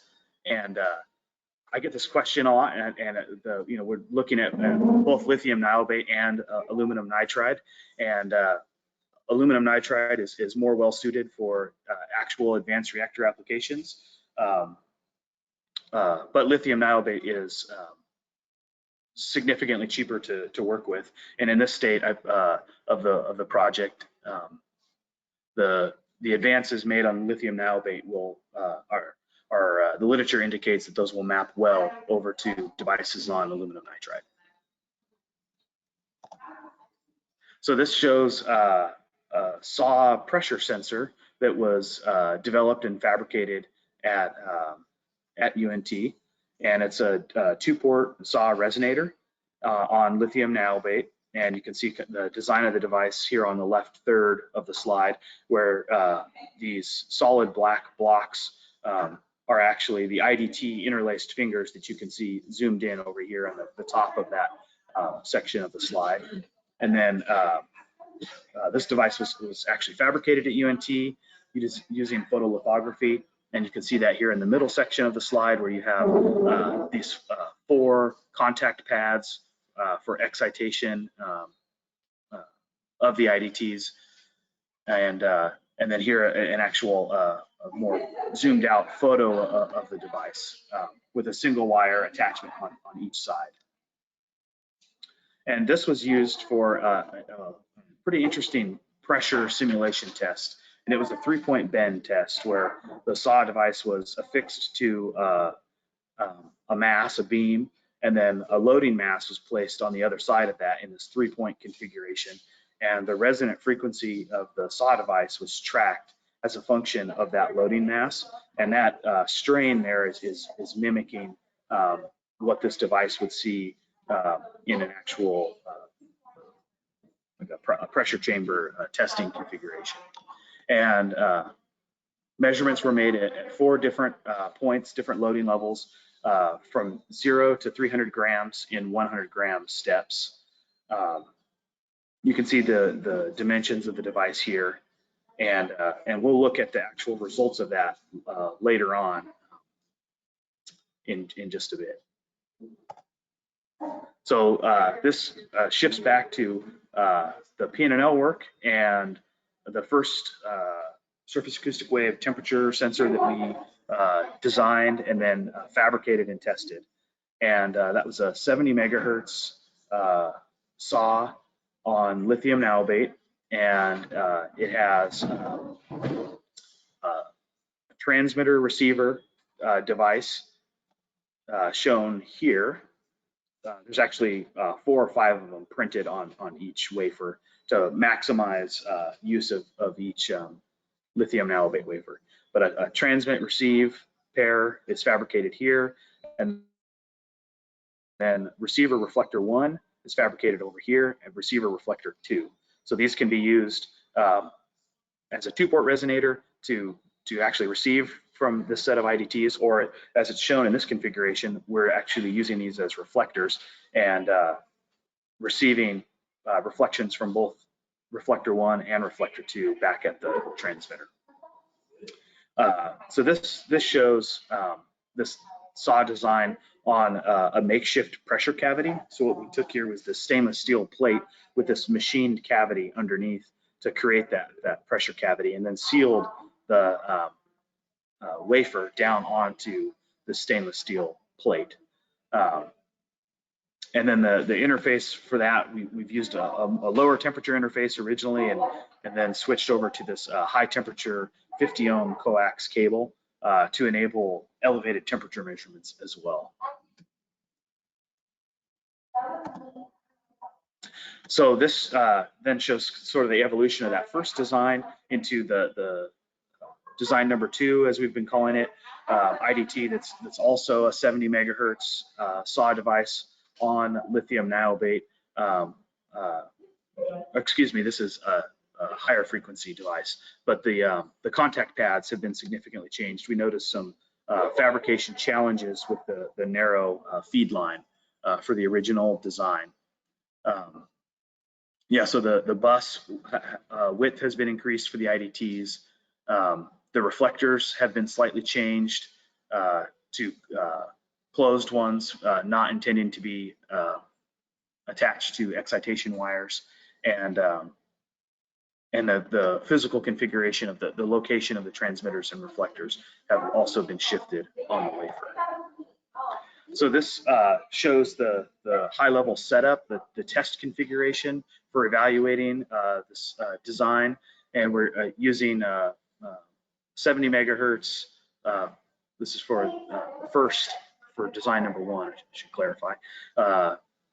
70 megahertz excitation wave going through some filtering, and we're actually capturing that on a digital oscilloscope and sending that to the transmitter receiver. And then reflector 1 and reflector 2 for these earlier tests were also monitored on this digital oscilloscope. And then at some sampling interval, we're acquiring that data, grabbing it with a PC, and storing it for offline analysis. And then also making temperature measurements to correlate with those. This was implemented for the design number 1 and a temperature only configuration. And here you can see a photo of that, one of those test setups where we just have the SAW down here placed in an oven, and then an oscilloscope and the function generator for excitation, and then acquiring the data. And then this bottom right section of the slides shows our pressure testing configuration. And we have this facility up in a different building on campus, and it enables us to do pressure chamber tests.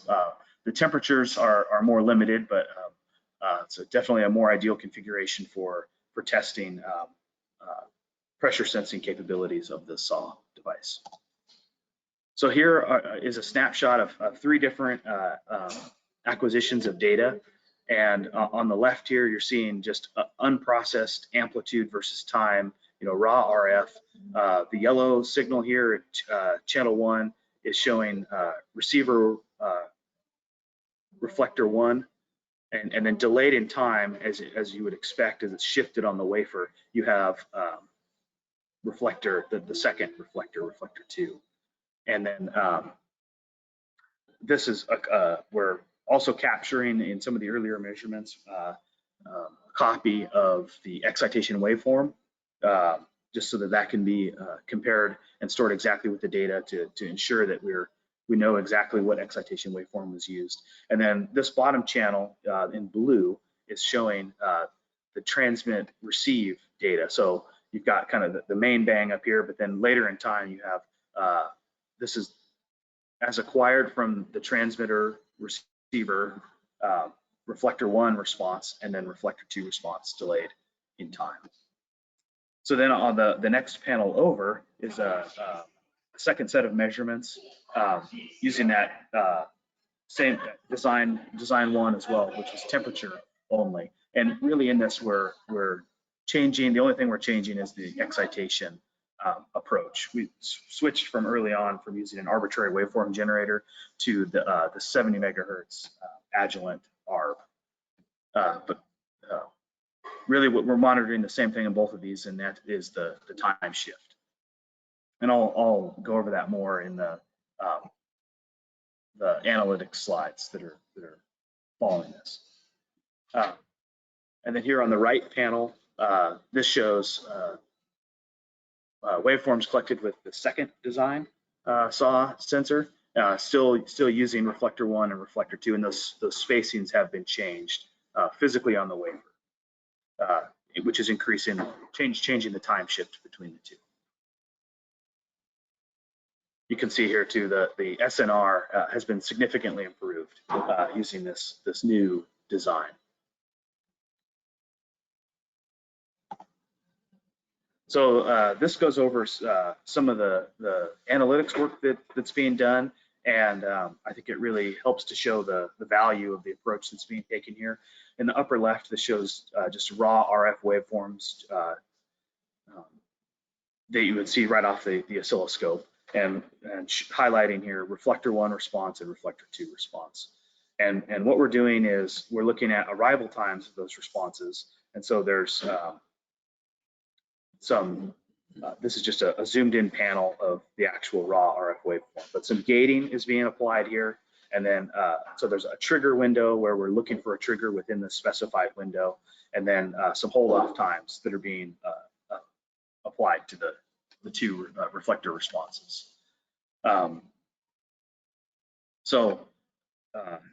In an earlier paper that we put out this year, in one of the earlier milestones, we explained this technique in much greater detail. But we're using this analytical signal magnitude processing technique to track these signals more reliably. And so here we're looking at a time domain response, but it's been processed, and we've calculated the analytical signal magnitude. So that really brings us to this smoothed curve here of the analytical signal magnitude, and we're using that as a much more reliable technique for tracking the time of arrival of these two responses. And then some gating thresholds are being applied to decide when we want to acknowledge a trigger. So I think that this does a great job of summarizing the usefulness of the technique that we're applying. And you can see in the red data points are just unprocessed data, and this is a low temperature test, and looking at the time shift, the time of arrival shift as a function of temperature. And you can see it's nice and monotonic, but there's some issues with triggering as far as what part of the signal we're triggering on. Whereas the green set of data points show that same data processed with the analytical signal magnitude, and you still see that very nice monotonic linear trend, but a much more reliable technique. And there's several advantages to going this way, and one of those in staying in the time domain is that there's some phase wrapping that we don't have to deal with, that you do have to deal with if you're working in the frequency domain. So this is a summary of some of the results with the first design, temperature tests. As I've explained here before, the raw RF waveforms as we're capturing them, and then the process data. These shows two separate temperature tests, a low temperature test that was only up to just above 70 C or so, and then a much higher temperature test beyond 400 C. And you can see in both cases, the SAW temperature sensor does a great job in tracking with that temperature change. That time of arrival shifts nicely with temperature change.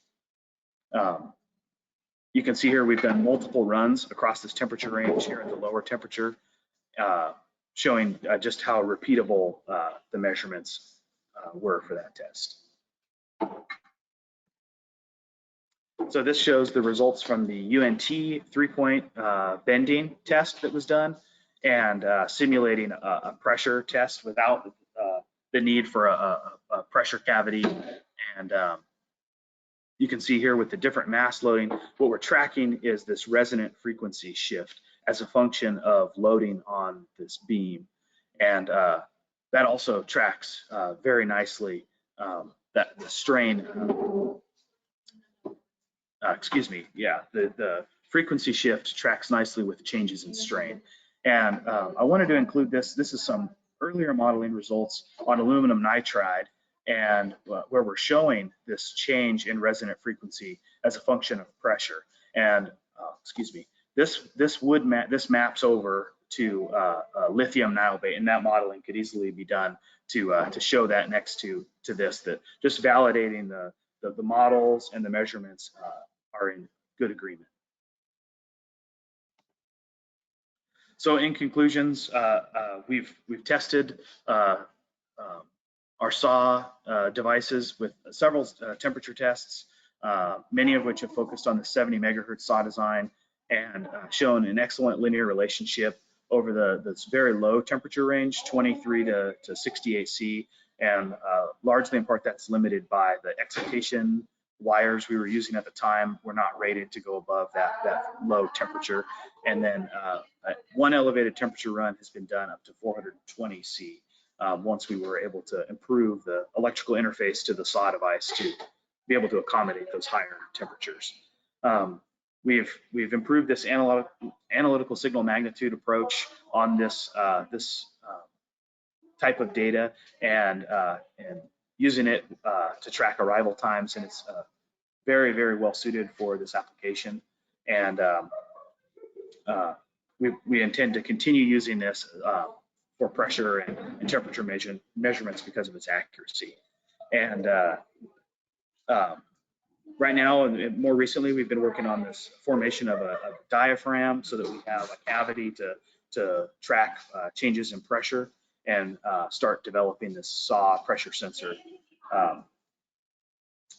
And then at UNT, the 2-port SAW resonator was validated as a pressure sensor concept, and that tied in very nicely with some of the prior modeling that was done. From here, we intend to continue with bimodal temperature and pressure measurements this next year, and we actually have a sensor that we've been iterating on and working with, and we expect that in November or early December we'll have some preliminary data to work with that dual sensing single platform SAW sensor. And then analytics, we're intending to use those to begin working with this mixed mode data and deconvolve pressure and temperature data from one another. Gas composition is also being addressed and looking at gases of interest and integrating that with our pressure temperature sensor concept. And then another item on our list to do in this next fiscal year is to do some more elevated temperature testing and get up to a temperature range more suited for advanced reactors in the 700 C range. So that was all I had. Are there any questions?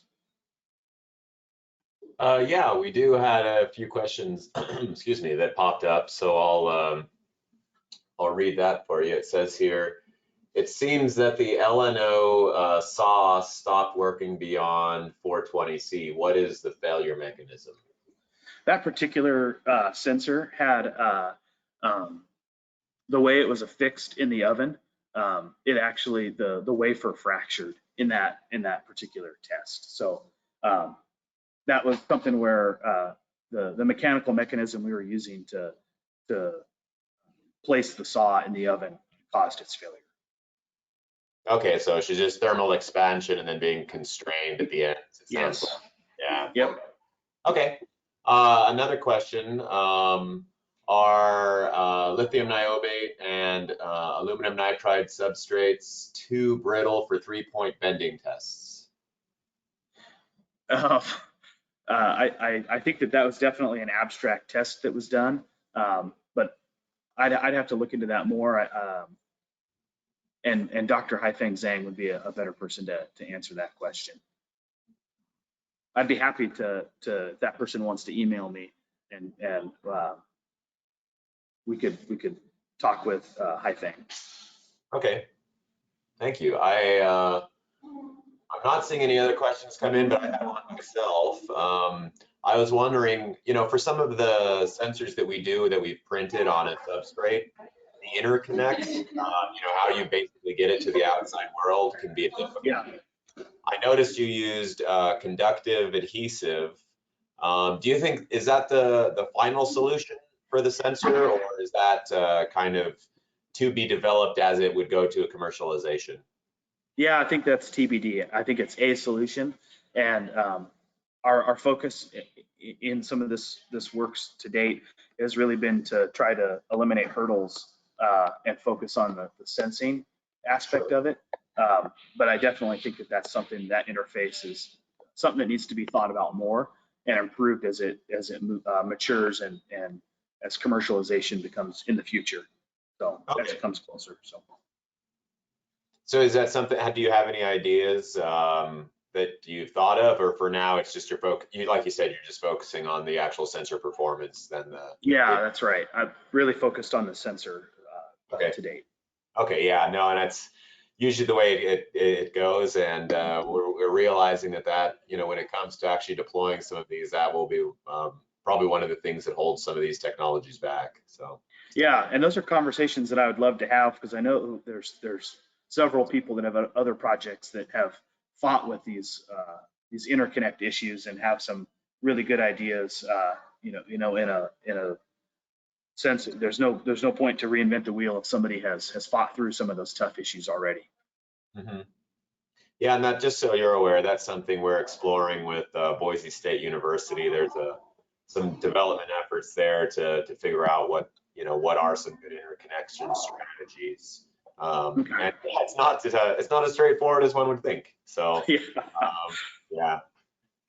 I guess we still have a few minutes here. And I don't have any other questions that have come in yet, but so you had mentioned about commercialization. Do you have a partner in mind already, or a company you've worked with in the past? No, I'm just cognizant of that being on the roadmap, and one of the primary goals, right, of the program is to see technologies develop to that level. I don't think that we're at that point where it's necessarily beneficial to start focusing on commercialization, when I think that there's still a lot of technical development needed. Okay.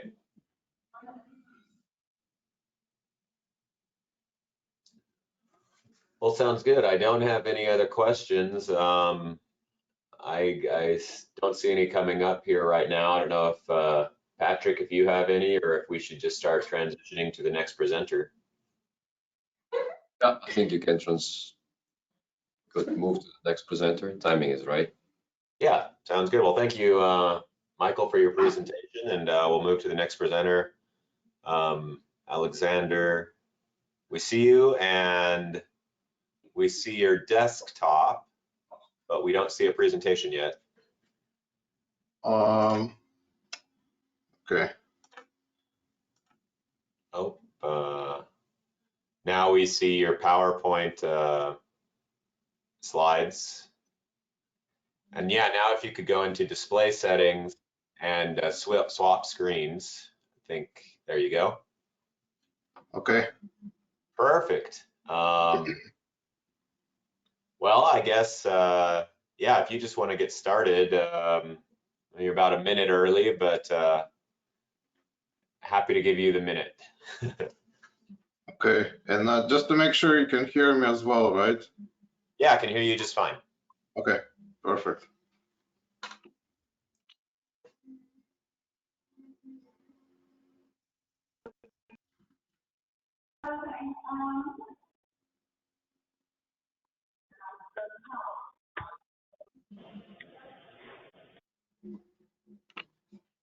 Yeah, please feel free to get started when you're ready. Okay, thank you. Okay, I guess start 1 minute early. So my name is Alex Heifetz. I'm a principal electrical engineer at Argonne National Laboratory. I'm gonna present the progress on the project called Development of Microwave Resonant Cavity Transducer for flow sensing advanced reactor high temperature fluids. This is a neat ASI project that started in FY20, So we're right now in the first quarter of the second year of this 3-year project. I have many collaborators and partners at Argonne, as well as other institutions, and I'm going to mention them in the next few slides. So just to give an overview of the project objectives and the basic sensing principles. So our project was in part motivated through conversations with Kairos Power, who are developing molten salt reactor, commercial unit molten salt reactor. They're somewhat in the early stages right now. That's a K-Power fluoride high temperature reactor. So there was an interest in developing capability for flow sensing in high temperature fluids.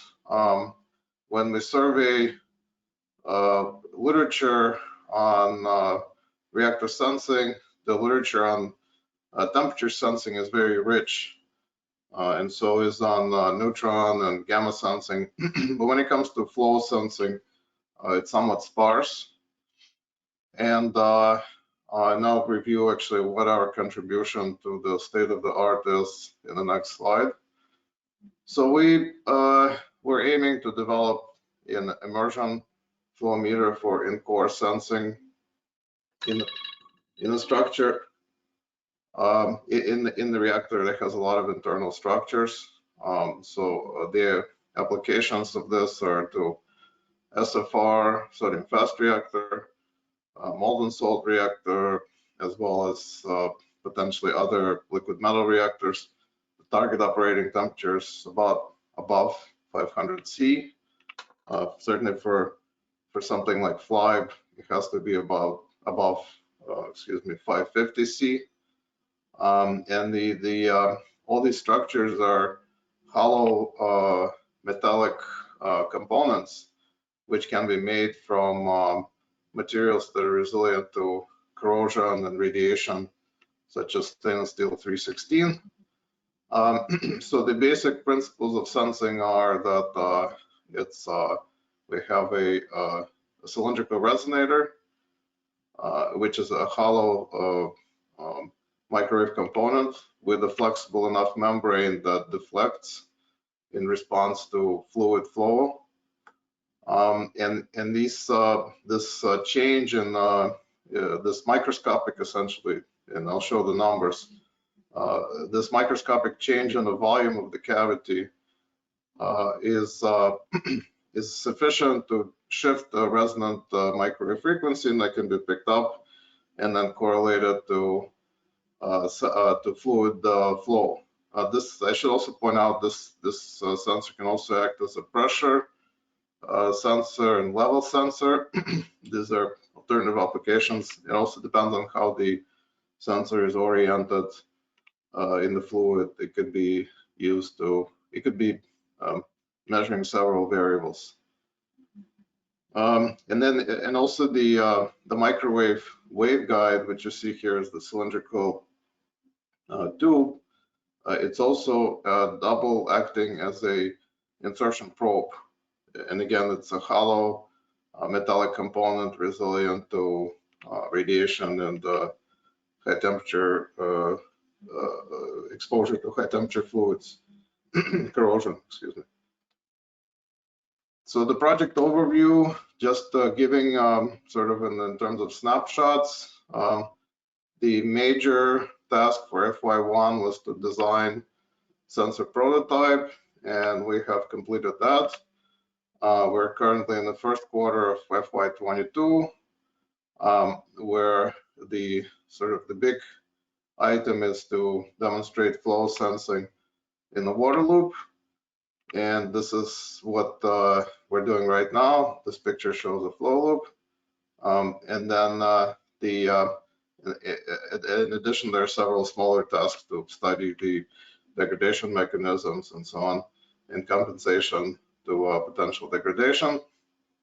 And then in the third year, the plan is to transition to flow sensing and high temperature fluid. And I'm showing here a picture of the metal facility at Argonne, Mechanisms Engineering Test Loop, a liquid sodium facility. And so the test we're planning to do is going to be in one of the auxiliary units of this facility. So the participants, the project is led by Argonne, myself, Alex Heifetz. My co-PIs are Sasan Bakhtiari and Dick Kale. Our collaborator from Kairos Power is Anthony Silliers, who is the director of the INC at KP. And we also interact with several universities, particularly IIT, Illinois Institute of Technology, and University of Texas, San Antonio. So Jafar Sani and Miltos Solomoniotis, faculty there respectively. And we also have several students involved in the project. The student from IIT, a graduate student participating in the experimental tasks. And we also had several SULI students that coming from sponsored by DOE, no cost to the project. Was one student, David Aronson from University of Illinois, and two students from University of Chicago. And one of them actually still working on the project now as a research aide. In terms of the comparison to state of the art in liquid, I mentioned liquid sodium, but it's in general maybe liquid metal, molten salt flow sensing. The existing approaches are either ultrasonic or electromagnetic, where electromagnetic essentially only applies to liquid metals. So ultrasonic can sense both liquid sodium and molten salt. Electromagnetic takes advantage of electrical conductivity, so it has to be liquid metal. Our sensor is similar to ultrasonic, is applicable to both type of fluids because it does not rely on particular fluid properties. It's just fluid structure interaction. Ultrasonics is external typically. The electromagnetic could be both immersion or external. Our sensor, of course, is immersion, but we can make it small, potentially as small as a type K thermocouple. In terms of developed deployment challenges, ultrasonics have potential to degrade due to exposure high temperature radiation. Also, with any external sensor, there is a challenge of applying thermal insulation properly to avoid overexposing the pipes and getting a freeze, a plug. Electromagnetic, the challenges again with the potential demagnetization, coil requires large DC supply. In our case, we're relatively low in TRL relative to these other approaches, but we see this as a promising approach because what we have is a hollow stainless steel structures. That's what we envisioned in the end, is hollow stainless steel structures resilient to high temperature radiation. So in terms of the results and accomplishments over the past year and a quarter, roughly, we have, so going sequentially through those milestones, we have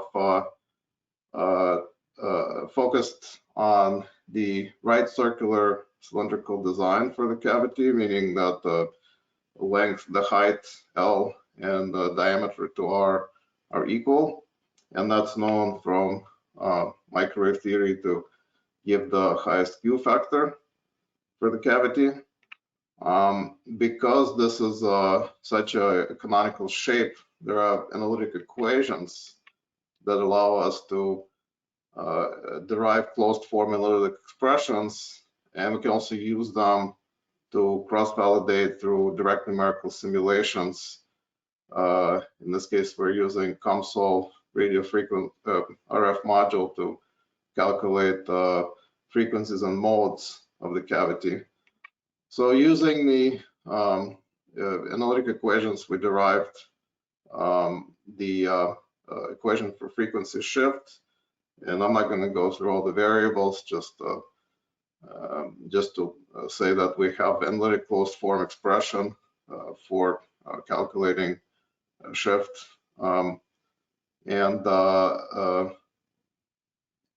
This is something that we can use to compare with experimental results, and I'll show that in the last slide. So we have chosen for the initial development, we went with brass because of ease of machining, lower cost development prototypes, and that's something we use for tests in water. Obviously, it's not stainless steel. So just jumping a bit ahead and using the parameters of the cavity, which I'm going to introduce later,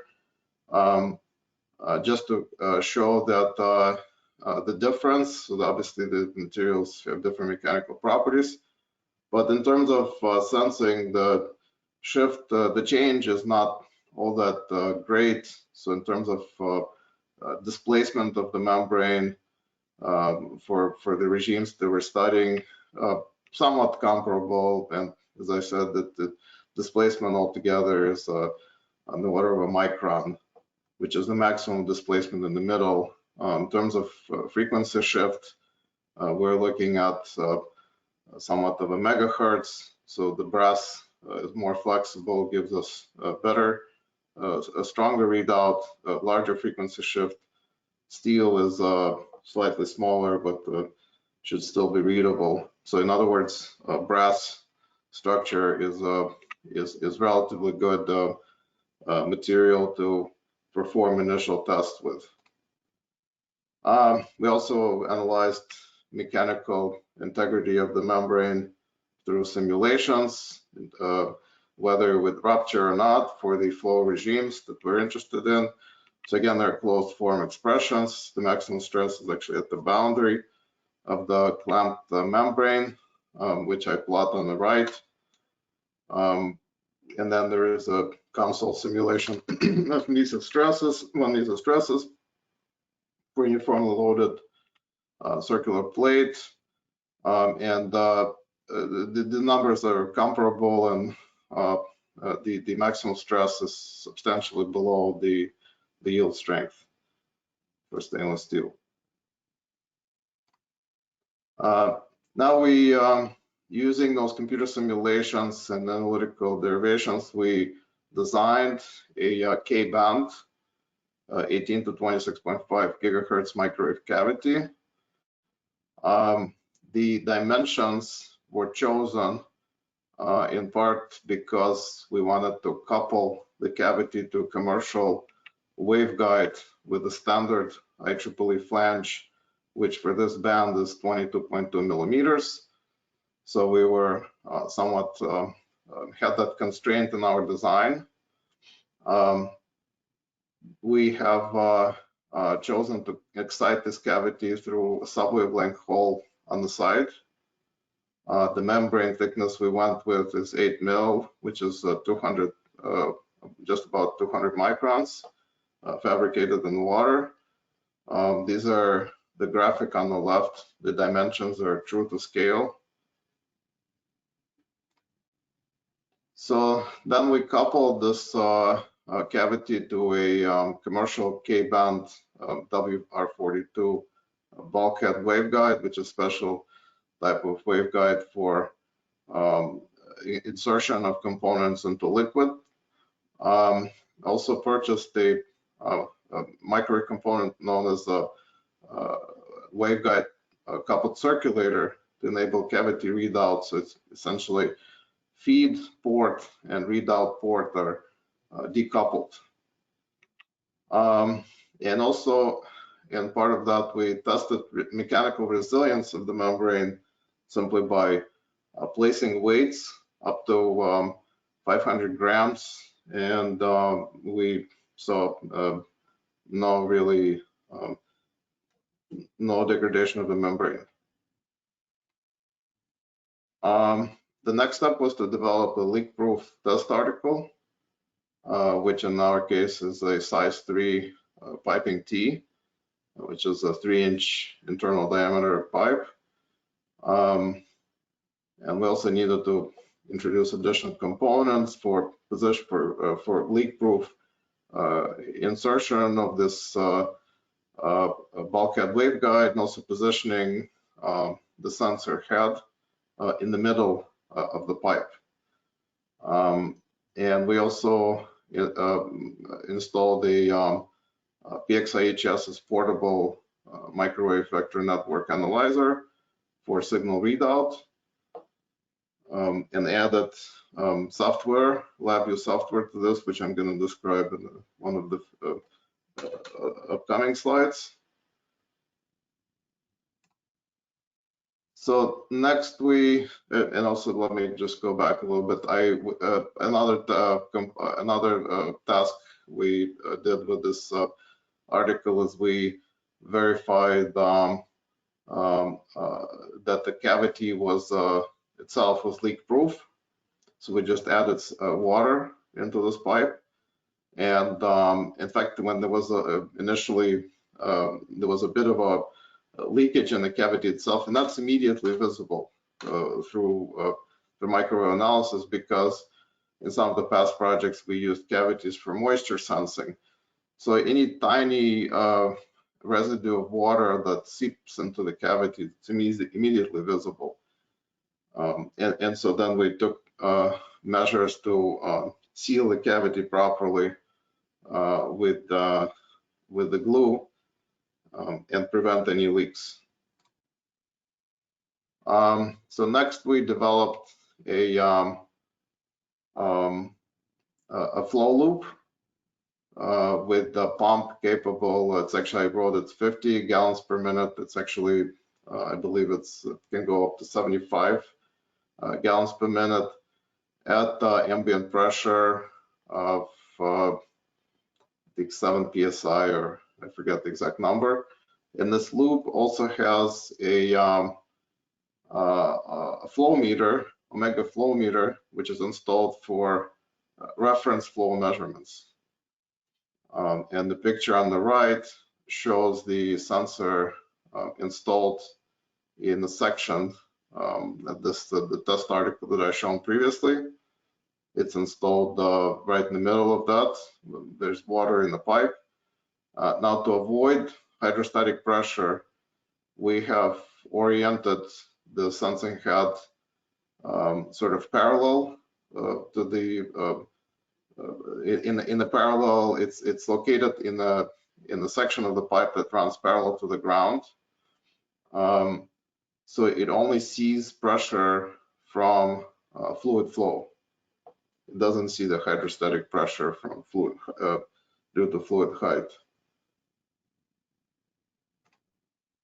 Now we also developed a interface for signal readout based on LabVIEW. And you see here two graphics. One is the screen capture for the case when there was no flow in the loop, and the screen capture on the right when the flow was 35 gallons per minute, which is approximately 0.5 meters per second velocity. So for the data acquisition here is based on about 100 averages. Each instantaneous measurement is somewhat noisy. So when you do averages, that noise is removed and you see a nice clean peak. The 100 averages are not something that we're currently working on.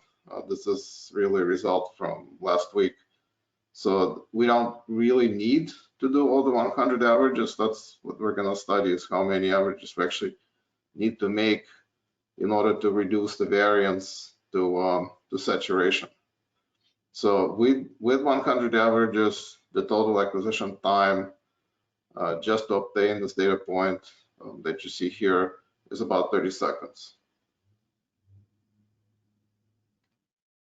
So now the main results so far, we measured the flow rate, and then there are multiple responses of the cavity depending on which mode we're looking at.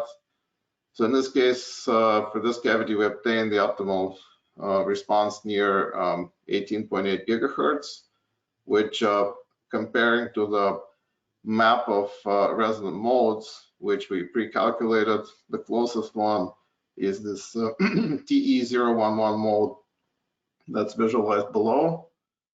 Even though that appears at 17.8 gigahertz, 1 gigahertz away from where expected to be. At this point, not completely clear where the discrepancy comes from. That's something that we're studying right now. But that's the closest resonant frequency that we can find based on simulations. So now using the analytic expression for frequency shift for delta F011, we plot that curve on the right. And we also throw the experimentally measured points where, again, this is a plot of frequency shift relative to this baseline frequency when there is no flow. And you can see that the numbers agree remarkably well. So these are, of course, these are the experimental points. These are mean values. We didn't add standard deviation here, which are the variances and measurements. But then these are just qualitatively, these variances are about 0.01. Excuse me, 0.001. So they're about 1 order below the mean values. So in terms of publications, we have presented the intermediate results at the NPIC HMIT conference earlier this year. We have a presentation and a proceedings paper they came out from the conference.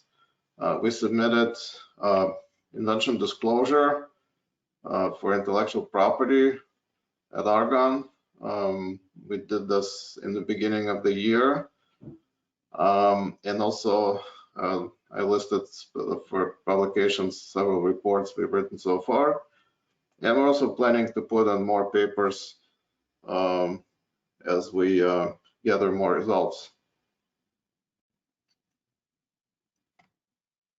So in conclusion, the summary is that we have developed the cavity prototype from brass, demonstrated initial proof of principle test in water, and that work is still going on.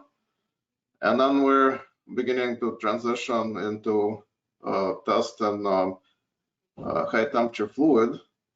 So that will require designing, so using lessons that we learned from this water test, design a sensor prototype for high temperature, for liquid sodium, which is our intended platform here. And everything has to be welded, everything is going to be stainless steel. And then we plan to demonstrate performance in liquid sodium at metal, and then eventually transition this, we'll maybe do one demo with Kairos. It should also be mentioned that even the flow meter in water, it could still be beneficial to industry because they typically first construct mock-ups of the reactors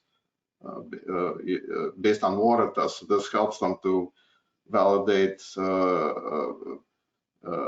reactor core design using water test. So, and my contact information is here, listed here, and I thank you for your attention. This concludes my presentation. I think I'm just about on time. Is that right? Yeah, you're doing good. And we had a few questions come in. I will just read those. Regarding the proof of concept sensor, why did you make the proof of concept sensor out of brass and not stainless steel? So that has to do with the cost. First, it's much cheaper to machine something out of brass. And so it's cheaper and faster. It takes our shop to make it faster, and also costs us less. And so for something that we assemble with screws, this is not something that we're going to eventually take into liquid sodium environment. So that was the motivation for going into brass. And as I've shown, I think you can still see my screen, right? Yeah, we can see that. So there's a right. So the deviation, from between steel and brass, it is there, but it's not all that perhaps significant. It's not an order of magnitude difference. So that if we learn something from using a brass cavity, we can also do that. We should be able to see the signal with stainless steel. Now, having said that, our next step, of course, is going to be stainless steel. I mean, brass is just for initial proof, just validation of the concept, whether the signal with the signal that we have is sufficient to couple it through this size of subwavelength hole. Whether the hole is the right size, whether this whole geometry works. This was really just to validate, the model. That's the reason for going to brass in the initial stages. Yeah, and I think there's good value in working with something you can get turned around quickly and then learn from it. So we had a few other questions here, and I have one related to one of these. It says, you mentioned you plan on getting the size down to a type K thermocouple. How high in frequency would they need to go?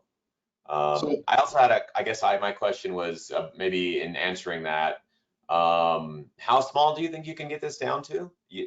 Exactly. Well, that's right. So we, in terms of timing of this project, that remains to be seen whether we can make it quarter-inch size, something the type K thermocouple, something like so. Right now, this cavity is have a picture with a ruler, but this is just smaller than an inch.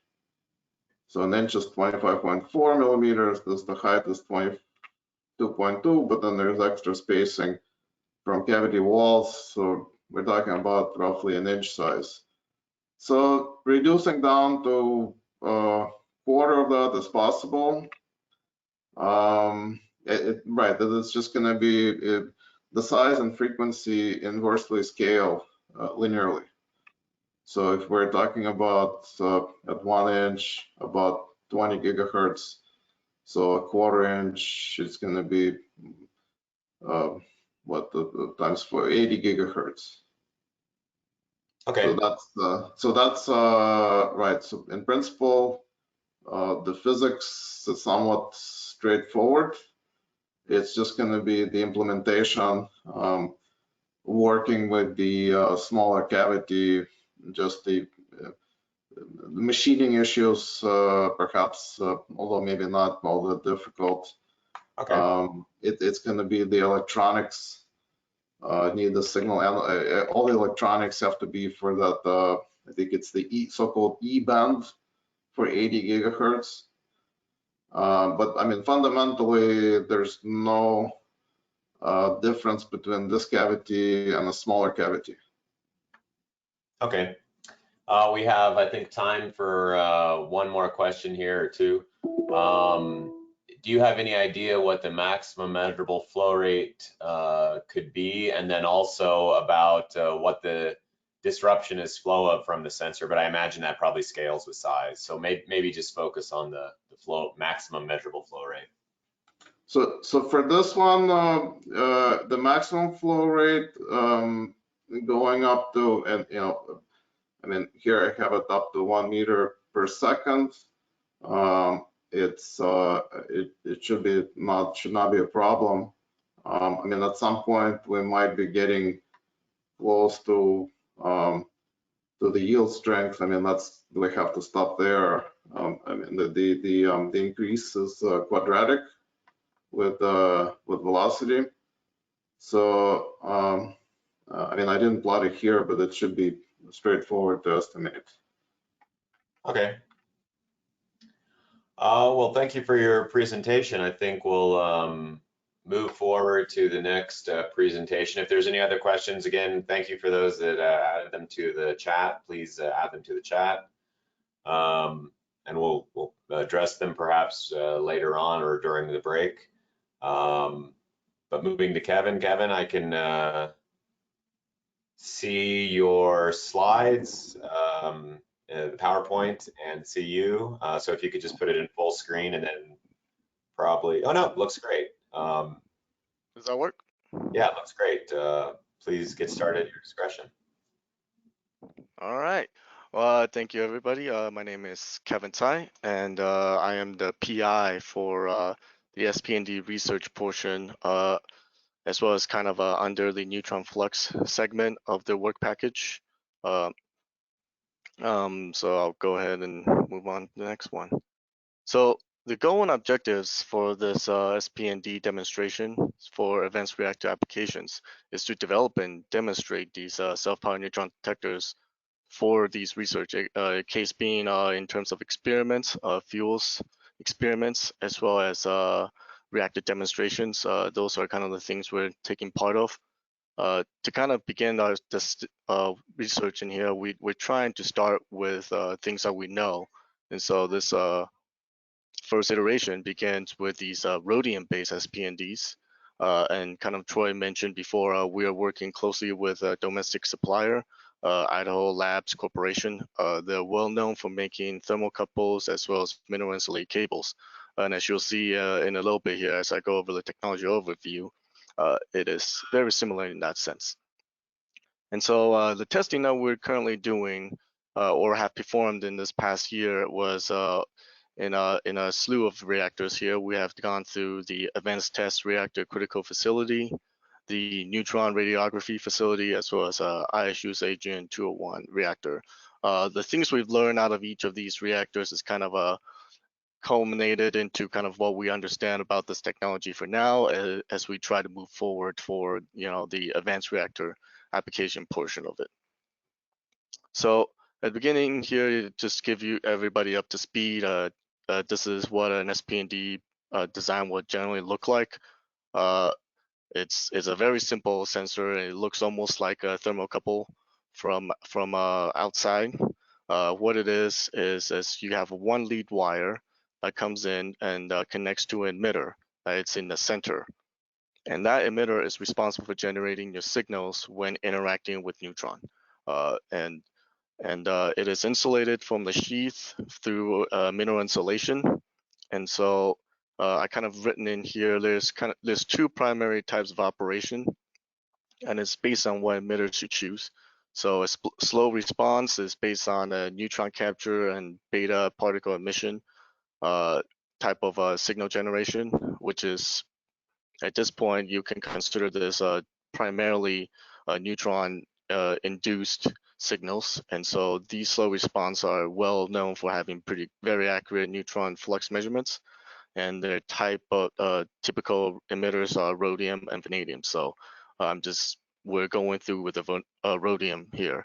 Just to quickly say, there's also these prompt response detectors. We studied them in the past. We'll be moving forward with them as well, as you can kind of see on some of the technology moving forward. But this is just the operation type written here. It's a two-phase process, which is neutron capture and gamma emission, prompt gamma emission, which then goes on to scatter your electrons for generating your signals. Okay, so timeline of activities. I have the pleasure of going ahead of Joe Palmer, so I stole kind of how he does his timelines. But I kind of the timeline that I'm working with ties very closely to his. His is on deployment of sensors, and so you can see here in blue is what he has written for the deployments. And then in the orange is kind of the things that we've been working on to kind of get ready to each of these parts. So we have originally began developing a data acquisition system with software written through LabVIEW. And so based on our first irradiation, we have obviously found issues with the software, so we have done updates. Similarly, in January, we actually got notified by a group out in Los Alamos who is very interested in SPND performance, but for their current interest, it is in treat. And so we have a collaboration with them on modeling the performance of these gadolinium SPNDs, the prompt response ones I briefly mentioned at the start. And we're hoping to transition them after we finish those models into what we're doing now, which is on the rhodium. And hopefully that will help us as we begin to design new SPNDs for their application. Written down here in February and March, we have done 2 other irradiations, one in the ATRC facility, as well as the other one in the AGN 201. And that one in Idaho State's reactor is due to a collaborative effort. So I'll go over the kind of data and results, things we learned from that irradiation, as well as all the other ones listed here. So similarly, it's not just SPND research by itself without any benchmark comparisons and measurements. So we are working on, we have procured actually and received CEA SPNDs as well as fission chambers. The original hope is to have them available for doing the heated irradiation. However, due to COVID restrictions, that has been on hold until FY22. And so with that, we went ahead and continue our heated irradiation, first in focusing on SPNDs while we are working on the MPFD design. And so following the completion of the MPFD, we have the second heated irradiation test. I will just go over it quickly here on the MPFD side. It is unfortunate, but the sensor had a slight flaw when we were fabricating it. While it was within tolerance of the leak rate for the ionization gas, it is probably what led to its ultimate demise during the heated irradiation. So in terms of its data, it is not available. We're working right now in terms of fabricating a sensor that made significant progress in terms of the fabrication process of it. Similarly, we have procured Photonis fission chambers. Photonis is a vendor that has off-the-shelf fission chambers for purchase, and so we're hoping to procure them in the same sense of using benchmark performance demonstrations. Unfortunately, again, that will not be within these heated irradiations at NRAD, but we will be looking to use them next calendar year in February when we are doing the collaborative irradiation for NSUF, which is written here. Okay, so in terms of milestones, we have the 2 milestones written on here. One was completed on time in May, which was to demonstrate the performance of these rhodium SPNDs in steady state operation. And we have gone through, as mentioned, a handful of irradiations there. The next phase will then be to do a comparative assessment of these sensor technologies for advanced reactors. And the due date is on end of December, end of this calendar year. So as you have seen, we have already obtained data from our heated irradiation. So we have 2 parts of it. And so we are on schedule in terms of that status. So again, the participants, as mentioned, you got me, which is a PI for the self-binding neutron detectors. Troy works he's both our point of contact as well as a PI for the CA fission chamber for the ATRC portion, as well as moving forward on working with Dr. Michael Reichenberger, who is the PI for the market pocket fission detector. And he's also the lead in terms of dosimetry, providing our flux wire data for all of our irradiations. Beyond there, we have Eric Larson, who does the lab view design, Ashley Lamson, which is our technician for the MPFD construction, and as I mentioned, some modeling that's performed by Dr. Edward Lum. So in terms of the technology impacts, hopefully everybody is pretty well acquainted with the SPNDs. They are well established in-core sensors for providing the neutron flux measurement PWR based technology. So what we hope to do, as I mentioned at the start, is to advance this nuclear technology by further developing it to provide this same measurement in advanced reactors. So our FY21 activity focused on the operating in high temperature environments up to 800 C is what we tested. We had targeted 1000 C, but our heaters was not capable of getting up to that level without burning out for now. So a successful completion of these activities will create a pathway of qualified SPNDs for use, as I mentioned, in field experiments as well as advanced reactor demonstrations. The hope is to go through similarly the ASI qualification process once we have getting a well degree of understanding of how these sensors work and how we can move forward with them.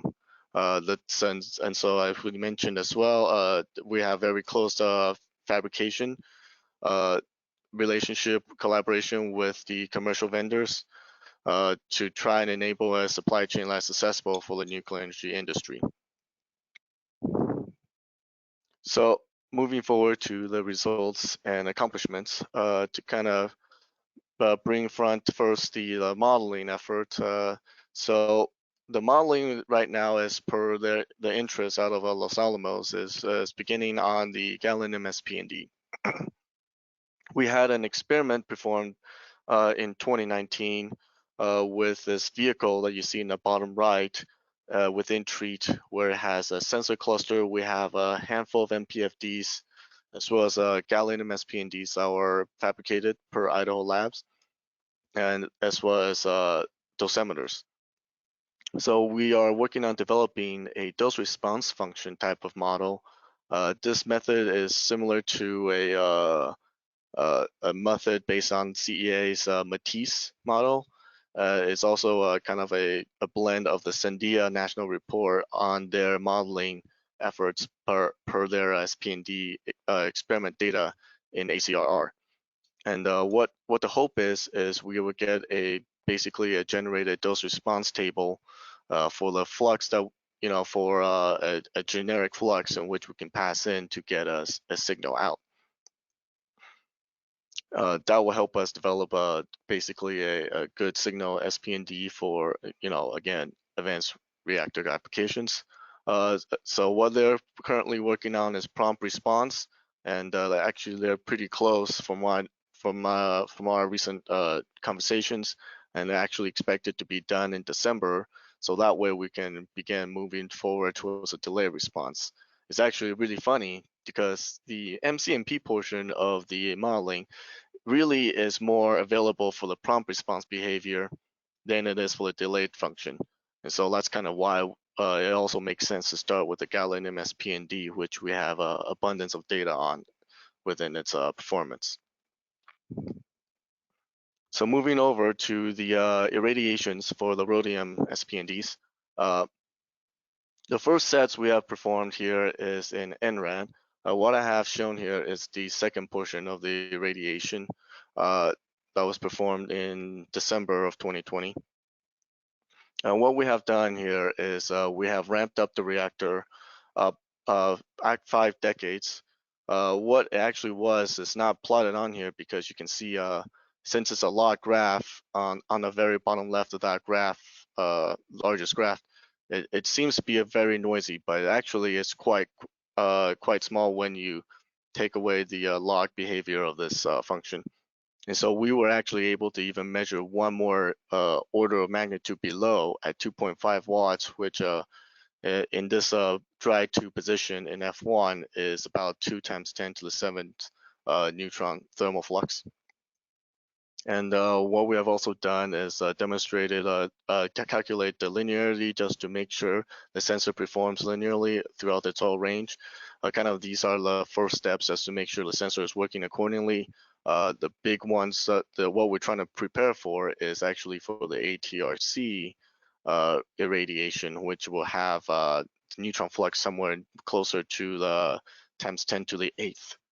And so what you see here in the graph on the lower left is actually a reactor power with an overlay on the raw output of the rhodium SPND in blue.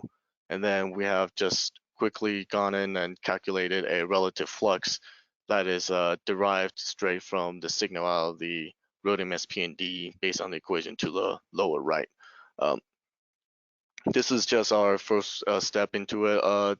What we hope to do is to then actually make it a lifetime compensation technique instead of post-processing to get the data passing it through, and many filters of the sort does exist, and so it's just a matter of implementing it. And so over here, what we have seen is then the ATRC irradiation. The ATRC irradiation is actually quite interesting in the sense that it's kind of in support of a separate experiment for the medium I loop over in ATRC for the CIC. But what we have done is we put in we put in a rig of neutron flux sensors, which includes two geometries of SPNDs, a U235 fission chamber. What's not included in here is also a U238 fission chamber and flux wires. And what I'm focusing on right now would be the cobalt flux wires. These are the measurements we are looking for in terms of the thermal flux region. And so what you can see here in the lower right graph is actually quite an interesting concept here, is that you can start seeing some limitations of the SPNDs in terms of their response times.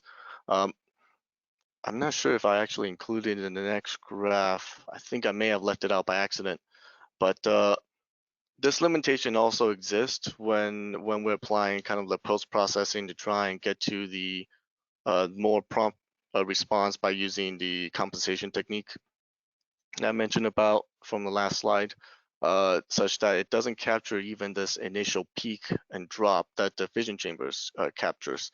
And that's due into the sampling issue we run into. As you can see in the right side, for the SPND signals, we're operating in the picoamp range, and so it's not easily measurable in terms of like electrometers, such that we have to measure sample in about a 2.5 second time resolution. What we're hoping to work on in the future is to increase this time resolution that will actually help us capture more of these prompt response aspects that you can also see out of the fission chambers. And also not plotted here is kind of the next main point for doing these in-pile instrumentation. Unfortunately, I did not have it plotted, but you can clearly see when we have a booster fuel and a non-booster fuel inserted into a adjacent location, you have a noticeable jump in flux.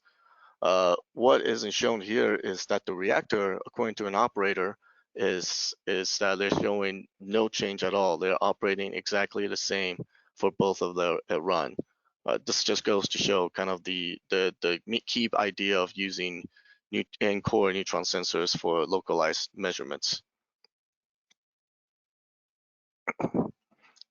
So finally, we got the ISU radiation. ISU's reactor actually operates very similar in terms of flux levels to ATRC. We had originally hoped to perform this measurement earlier than the ATRC to kind of make sure all the system is working correctly, similar to when we performed the test in NRAD, but in a more noise limiting environment.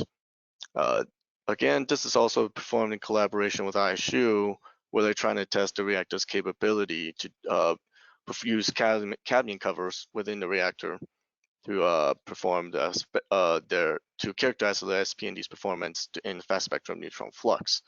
Unfortunately, that result was a negative. The 5-watt reactor was not powerful enough.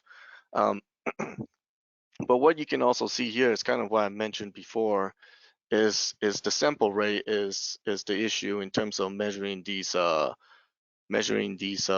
SPND signals when the flux is noticeably low, somewhere in the ×7 to ×8 range, such that in order to get a good measurement, your sample rate has to decrease. And by decreasing, you don't capture some of these prompt response as well. As you can see here, based on the lower right, especially for the rhodium SPND, as the blue, which is the raw data, but then the relative flux is not even close to measuring that. So of the hafnium SPND, which understandably is also sampling at a decently low rate. Finally, we've gotten to kind of the main meat of this work here in FY21 and continuing into FY22, which is the heat irradiation. So we've done temperature ramps on this first run from ambient to 350 to 500, 650, and then 800.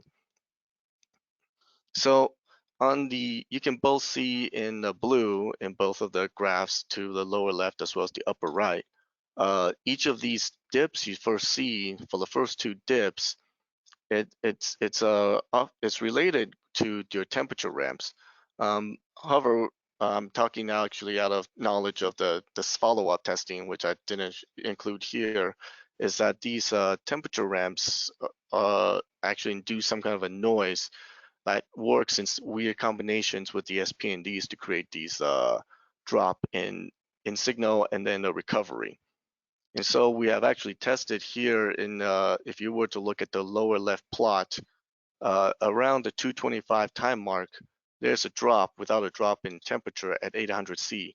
What happened there was actually I directed the reactor operators to drop power by 20%, just to make sure the SPNDs are still functioning correctly and it can still trace power after your sensor has come into a kind of a stabilized signal.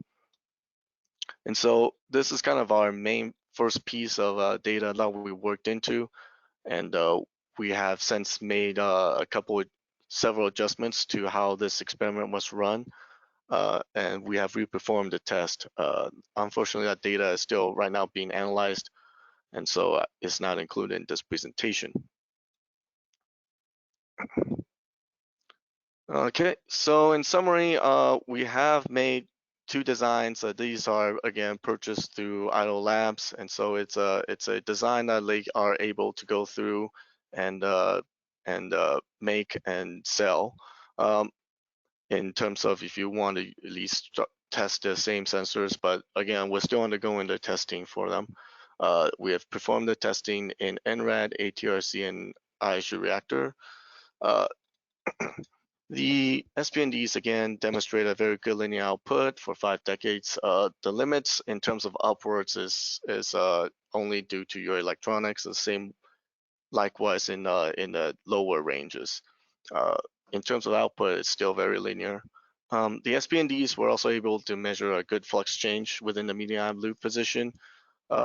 One thing I forgot to kind of focus on is how it has made the measurements in line with the U-235 fission chamber, as well as the flux wire, such that the data was so abundantly clear that the increase was actually somewhere around 21 to 23% due to that booster fuel insertion, which completely went against the initial MCMP modeling of this booster fuel performance. They had originally predicted 47%, and after seeing our data, they had to go in and track down the error within the model to come back down to match it in the same range. And so future work, as I mentioned, we have the second heat irradiation that's already conducted in October, nearly end of October. So it's under analysis right now to make it in time for the report. as well as the development of the SPND temperature compensation algorithm. So now that we're starting to get some data here, we're working on trying to figure out a way to do a compensation algorithm. This is also in support of tests like Vinci and INC development. They're wanting to do tests when in high temperature regimes, as well as the MITR NSUF project that I mentioned. We'll be doing benchmarking there in typical PWR conditions, where we're hoping that some of these noise issues we see from our heater would not be present. So with that, I think I am done here. Decent timing, and be open for questions. Thanks, Kevin, for the presentation. We do have a few questions. I'll start with one here that I know you know. In the image on the first slide, why was one of the lead wires not connected to an emitter? Is it used as a reference or for calibration? So it's a background wire. So the issue is especially this prompt response type reaction, the gamma interaction to generating an electron is available throughout the whole length of your mineral insulated cable. In fact, if you put an MIC by itself into a reactor core, you will get some signal. It's just due to that interaction. And so the second lead wire there is there to compensate for that fact. And reactors are really small, then that second wire is less needed, just because you have less interaction over the length of your cable that's going through the core. All right, thanks for that answer. Another question we have brought up here is you mentioned that you are optimizing SPNDs with 2 different designs in conjunction with Idaho laboratories. What quantity are you optimizing? So actually, we were actually doing this second one in terms of just verifying what we kind of already know. This is actually a research that's been done in terms of making sure your sensor has a your emitter diameter has a kind of an optimized dimension already. And so that's why you can see there's a diminishing return due to self-shielding of your emitter when you increase diameter. So that was kind of just our sanity check to make sure everything is built in the correct sense. And so again, I can point out here, if you see the 080 SPND versus the 102 SPND on the very bottom of their columns, you have a relative measurement increase, and the 102, the larger one, the larger diameter, actually has a lower increase. All right. Another question here. Does your MCMP model account for temperature-dependent variations in detector response?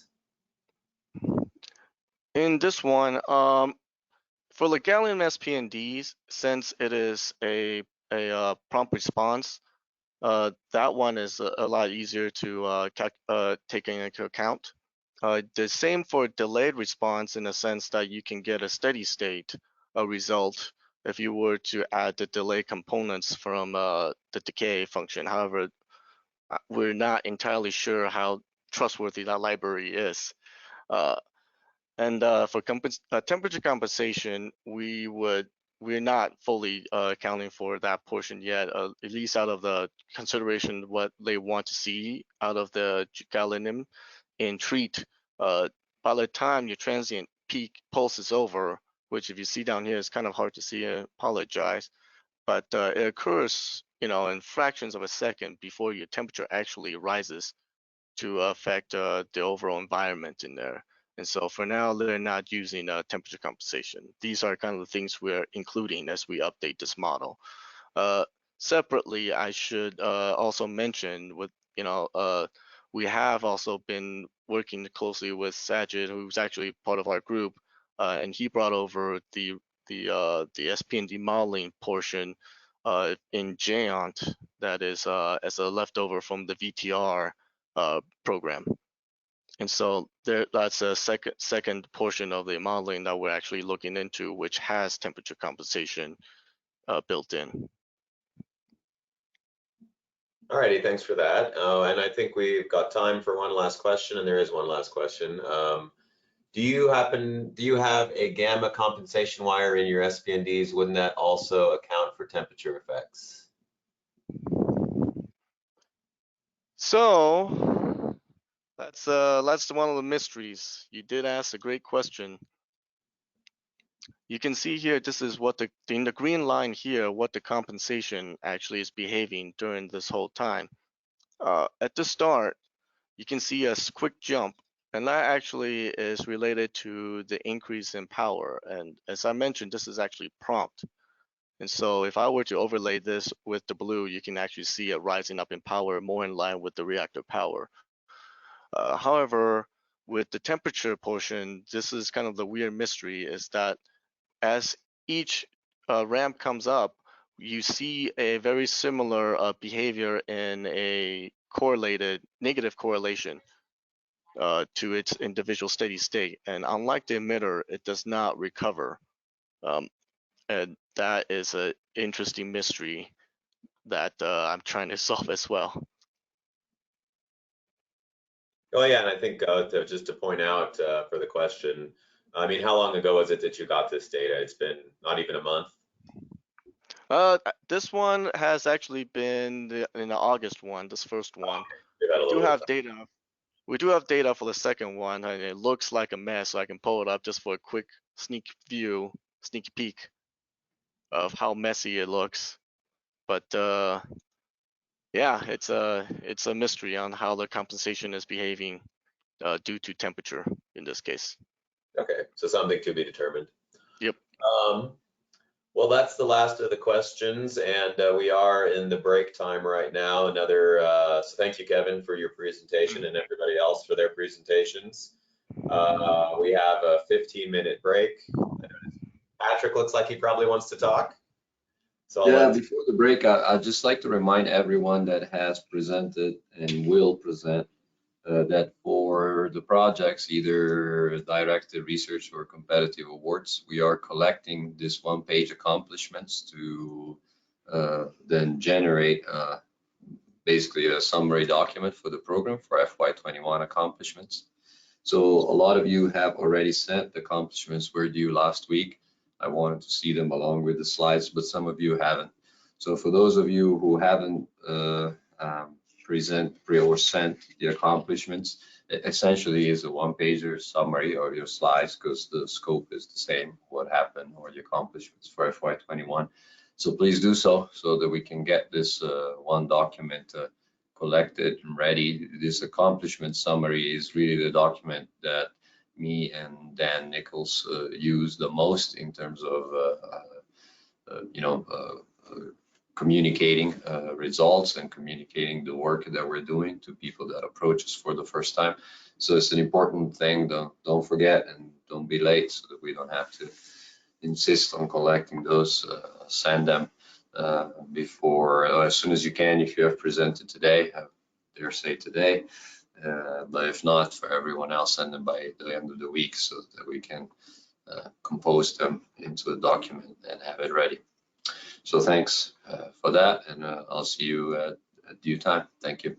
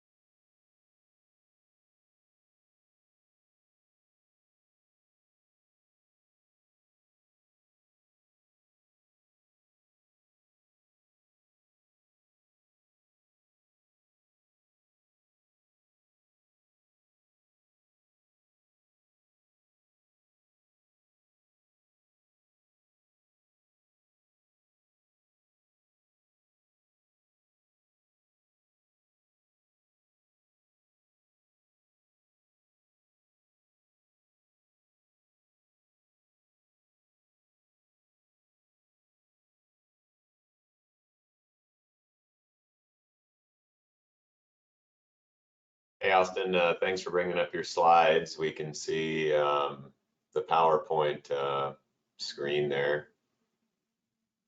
Perfect. I was gonna say, if you want to do a sound check, we've got 3 minutes till you need to get started. You can hear me okay? Yeah, you sound great. And then, yeah, just do exactly what you're doing. I have to do the same. Switcheroo. Yeah. There we go. All right, perfect. Well, I guess we've got about 2 minutes till your start. So I'll just do an introduction for you here in a little bit. Sounds good. Thank you.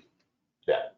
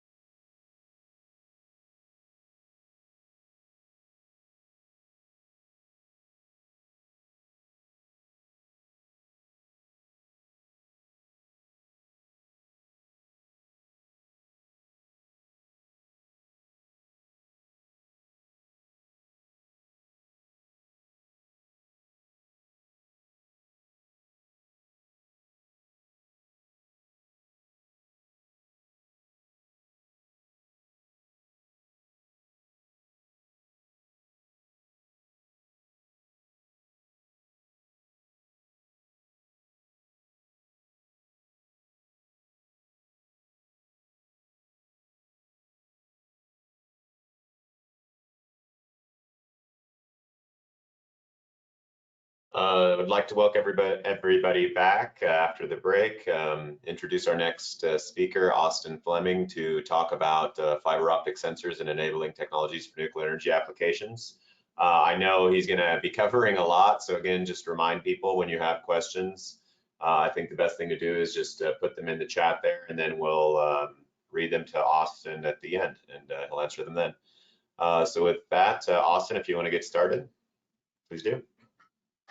Yeah, perfect. Thanks, Troy. As you said, I will be covering a lot. As I was making these slides, I ended up putting in more content than I intended to at first. So these first few, I think I'll probably crank through pretty quick to try to save some time at the end. I'd like to start out by thanking everybody who's helped me with this work. This is not a comprehensive list, but it is the main contributors. Kelly McCary, Sohail Rana, Kevin Tsai, and Ashley Lamson. So just kind of frame this a little bit. You know, when we're thinking about, you know, the big picture of fiber optic sensors, there's a lot of work going on. You've already heard from a few people. You'll hear from more people tomorrow, and some other related technology. I put a few of these on the right here of some of the work that's going on in fiber optic technologies. It's a really broad area. So I was thinking about how to decide what to work on and what to work on and where our role was specifically. And we're kind of looking at you know, these fiber optics have their benefits are the small size, generally fast response, you know, really good electromagnetic noise immunity and multi-point, multi-parameter sensing, some of those same characteristics that were pointed out earlier today as the, you know, these advanced sensing capabilities that are desirable. So those are widely touted, and everybody has heard quite a bit about them. So kind of keep that in mind as we're going through this. The activities here were prioritized by basically impact the nuclear industry. So, you know, thinking of applications to advanced nuclear reactors, or qualification of nuclear fuels and materials, and everything in between. And so basically what that translates to is things with a high TRL, and they have a straightforward path to development. So thinking more along the lines of engineering challenges, a little bit of R&D to get it to the finish line. And for us, the finish line here is going towards commercialization. So with that in mind, the 4 activities that we're focused on under this work package is a FabriPro-based fiber optic pressure sensor. FabriPro pressure sensors are very common in literature. I mean, you can find surely thousands of journal articles discussing the technology.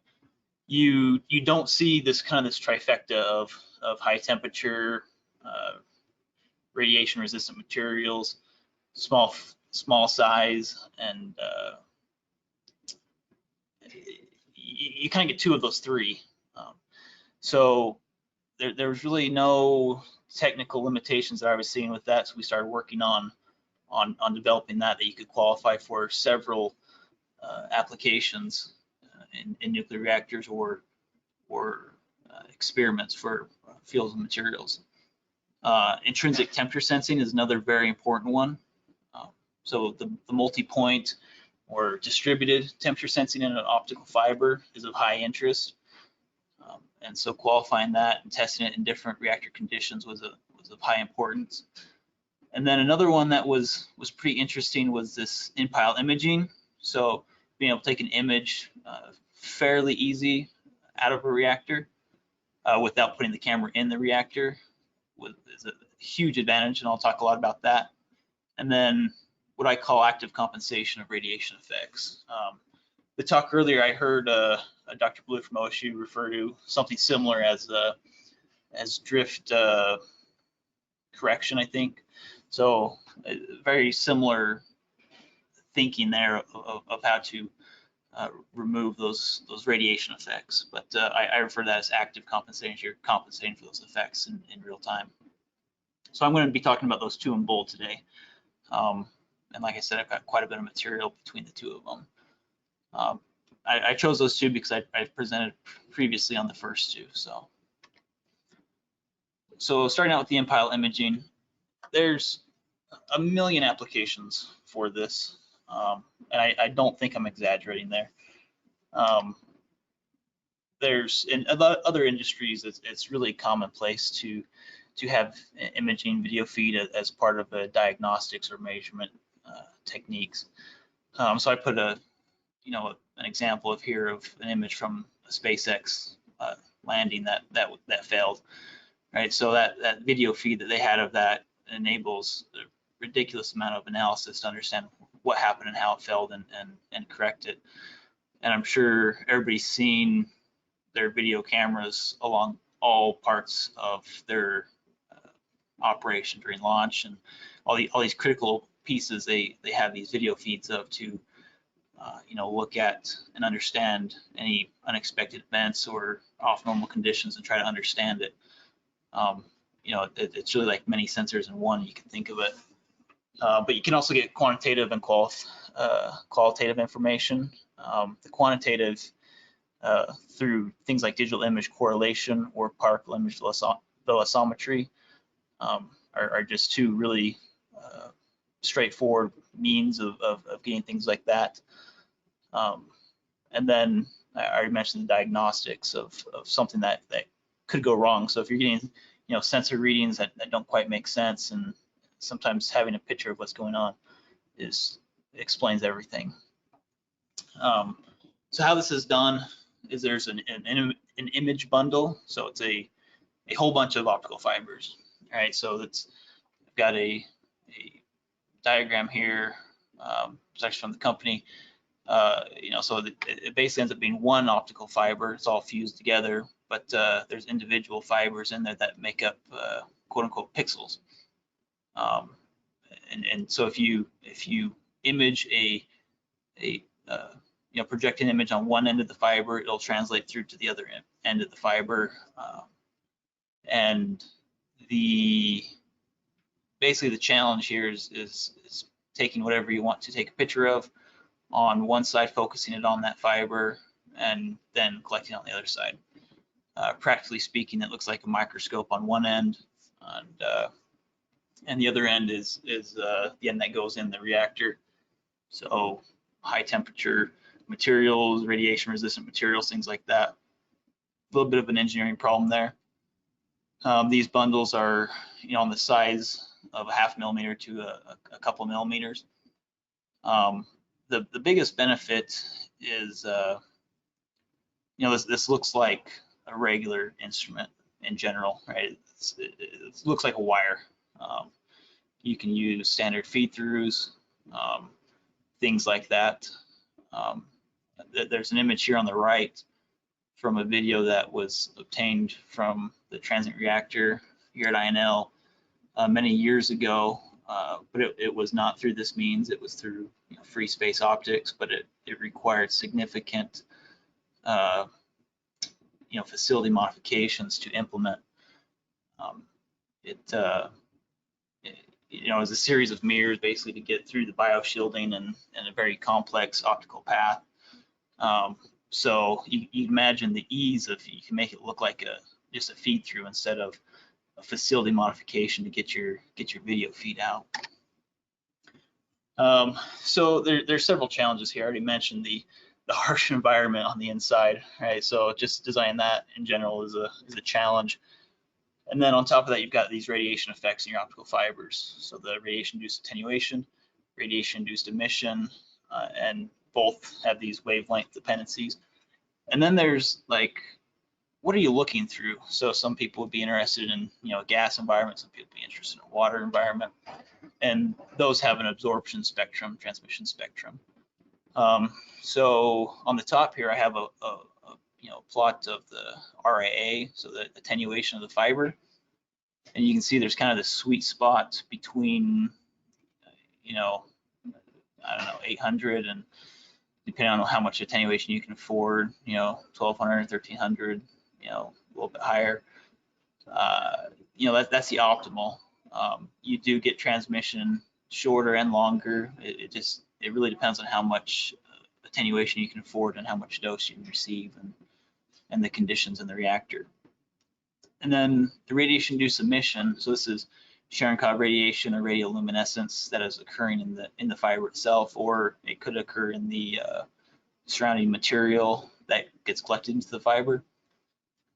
So this bottom left image here is a spectrum I collected from TREAT. So you can see there's a radioluminescence peak there, and then the broad distribution is from the Cherenkov radiation. So that gets superimposed everywhere on your image. And then just to explain the point a little bit more challenging is this bottom right one is the water absorption. So for example, if you're looking through water, you can see in the visible, it's, as we all know, pretty transparent. As you increase in wavelength, your attenuation goes up rapidly. And once you get to around the, this 1 micron wavelength, you're starting to attenuate pretty heavily, actually. So, if you're looking through water, for example, you'd be greatly benefited to go to shorter wavelengths. For RIA, you have that window, and RIE, you want to go to longer wavelengths. So you've got all these competing things that you have to consider for your application. So we did a test, designed a little experiment and put it into TREAT. And this is a little bit of the assembly here. You can see we engraved the INL logo here and put it into a little test rig that goes in between the fuel assemblies and TREAT, and have a fiber that leads in light, illuminates the target, and then the imaging fiber with a lens assembly at the end to focus that image on the end of the fiber. And then at TREAT, this is an image of the installation. We didn't know actually exactly how much dose these cameras could take and whatnot, so we got this nice cheap Raspberry Pi based camera and put it on the reactor top over here, and it actually worked out really well with basically a digital microscope out of it. And you can see our cable routing here down into the reactor, which Kevin cited a phenomenal job interfacing with and solving a lot of problems there, making it happen. So this is a couple more images. This is a still frame from it. I think I mentioned earlier the fiber bundle we used was 10,000 pixel. So it's no it's no 4K image. They make them with higher resolution, right? It just costs more money. So for this preliminary testing and trying to understand limitations and feasibility and whatnot, we went with kind of a cheaper one that we thought we could get a reasonable image out of without breaking the bank on it. But you can see here the individual fibers underneath, which is pretty interesting to me. And then this will work. This video just kind of gets you a better idea of this is putting, when I was assembling it, just taking a video of it, so you can kind of see how the illumination works and the video and whatnot. But once you set it in place, it's kind of a boring picture because it's just held there. So I took that while I was installing it, so you actually see it's a video and not a still frame. So from this preliminary test, it is very patriotic. We have red, white, and blue images. So what's going on here is you have the image, on the left here before we insert to the reactor, and then the darkening actually is occurring, and so this is shifting it to the longer wavelengths. So I was on a later slide, I have the spectrum of the light that I'm illuminating it, but it's over here in the visible. And so it's biasing it towards the red, and so that's why this red color comes in here. And then when the transient goes, we actually get this this blue image from the Cherenkov radiation, and you can see some of the speckles from the radiation effects on the camera also, but it's very minimal, actually, not very impactful. So that was reassuring about that. So yeah, perfect. This was the slide I was talking about. This was the original, what we illuminated the system with. It's visible wavelengths. It's basically a white light appearance, to the eye. But it's very short wavelengths for radiation-induced attenuation, and we knew that was the case. And that first test was to serve as basically a benchmark to see how much Cherenkov we would get, how quote unquote blinding it would be, see about how long we could get this visible light through these fibers, and basically trying to get a baseline for it.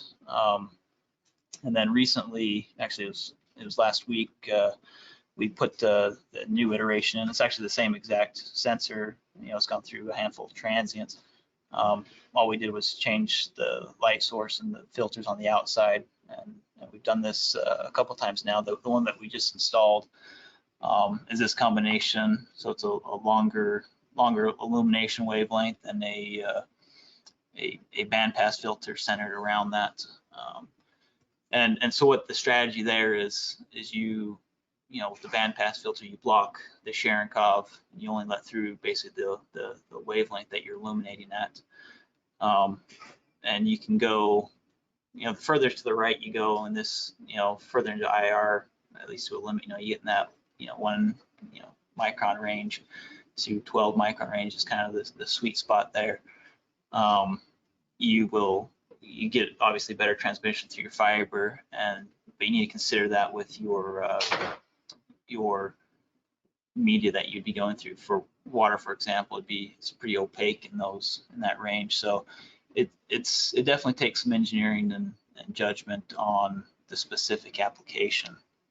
But I didn't have enough time to include those results here, but the spoiler alert is it looks quite good with this configuration. Obviously still see a little bit of darkening We may go even longer wavelengths, but we've been learning a lot about what to optimize here and how wide these bandpass filters should be and things like that.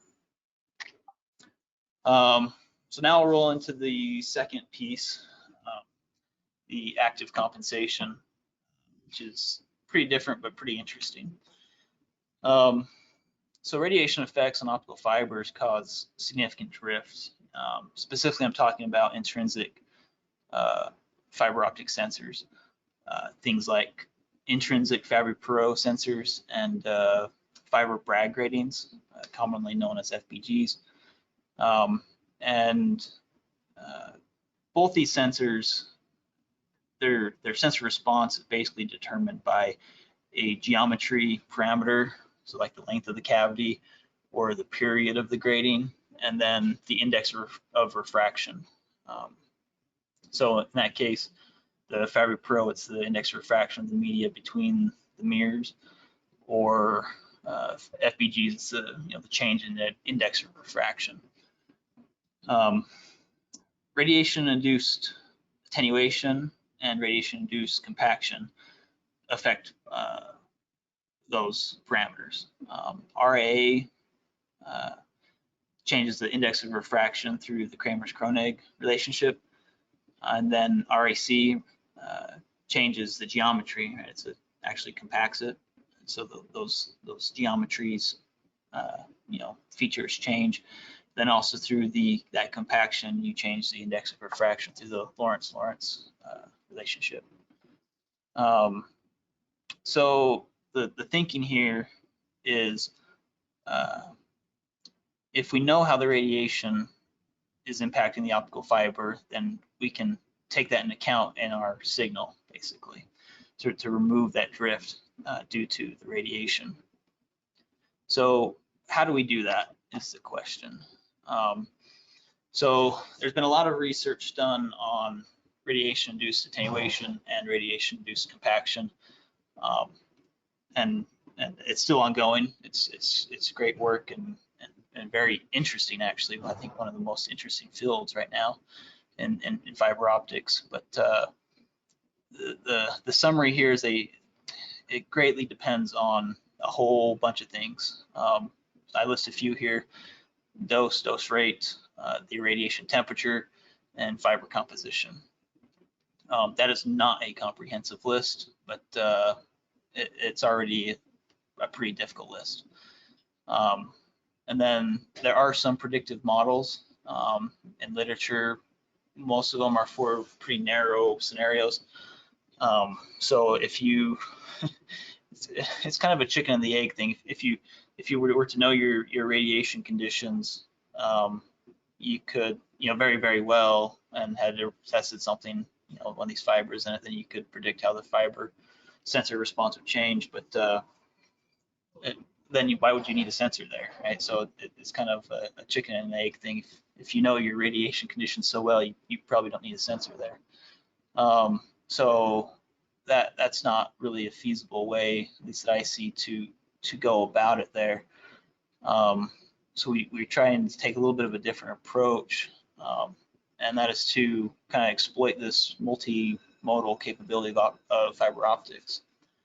And what I mean is to measure index of refraction and the fiber compaction in real time, and then so you don't really know what conditions led to those, but you know what the macroscopic effect of it was on the fiber and its reading, and then use that to compensate for the sensor performance. So the structure that we've proposed and are working with right now is based on cascaded Fabry-Perot sensor. There's a diagram of it up here in the top right, and the thinking here is that your light's coming in here, and you have two cavities. One's got a gas inside of it, and then one is a solid fiber at the end. So there's two cavities there. The first cavity is this hollow capillary tube that's spliced in. It's all silica here. So as it compacts, this cavity will shrink in size, but the index of refraction has minimal change in the gas.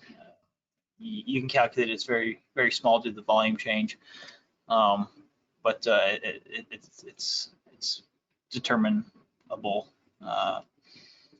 The second cavity is affected by both the index of refraction change and the length compaction. So if we use the first cavity to get the compaction and then apply, theoretically that same compaction to the second cavity, then by measuring the interference spectrum of the second cavity, we can get the index of refraction of the second cavity.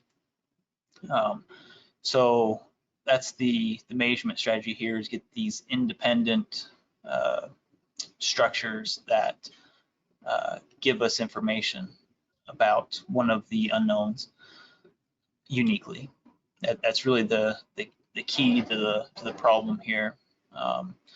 So we've down here on the bottom left have an image of this sensor, one of the prototypes that we've manufactured and have been testing, and then a couple of spectrum here. So there's 3 peaks. They correspond to basically the first cavity, the second cavity, and then the hybrid cavity, if you will. So between reflections at M1 and M3. But it's a pretty interesting idea that we're pretty excited about. I think there's a lot of other structures similar to this that you could use in a similar manner to measure these macroscopic changes in fiber optic properties and then apply them to correcting sensor information. So it's a pretty exciting idea actually to exploit it's this multimodal capability of fibers that's pretty unique, that you can actually measure the phenomena that are responsible for drift in your sensor itself. So it's kind of a unique way of thinking on it that I'm pretty excited about. Then summary and conclusions here. We've got these four activities that I mentioned: the pressure sensor, the in-pile imaging, intrinsic temperature sensors, and active compensation. From my colleagues, I mean the 2 that I didn't talk about, there's some very interesting work going on there. I wish I had more time, but I've talked about those previously. So feel free to contact me if you have any questions there, and I will love to talk till I'm blue in the face about any of these. We recently submitted 2 journal articles on the active compensation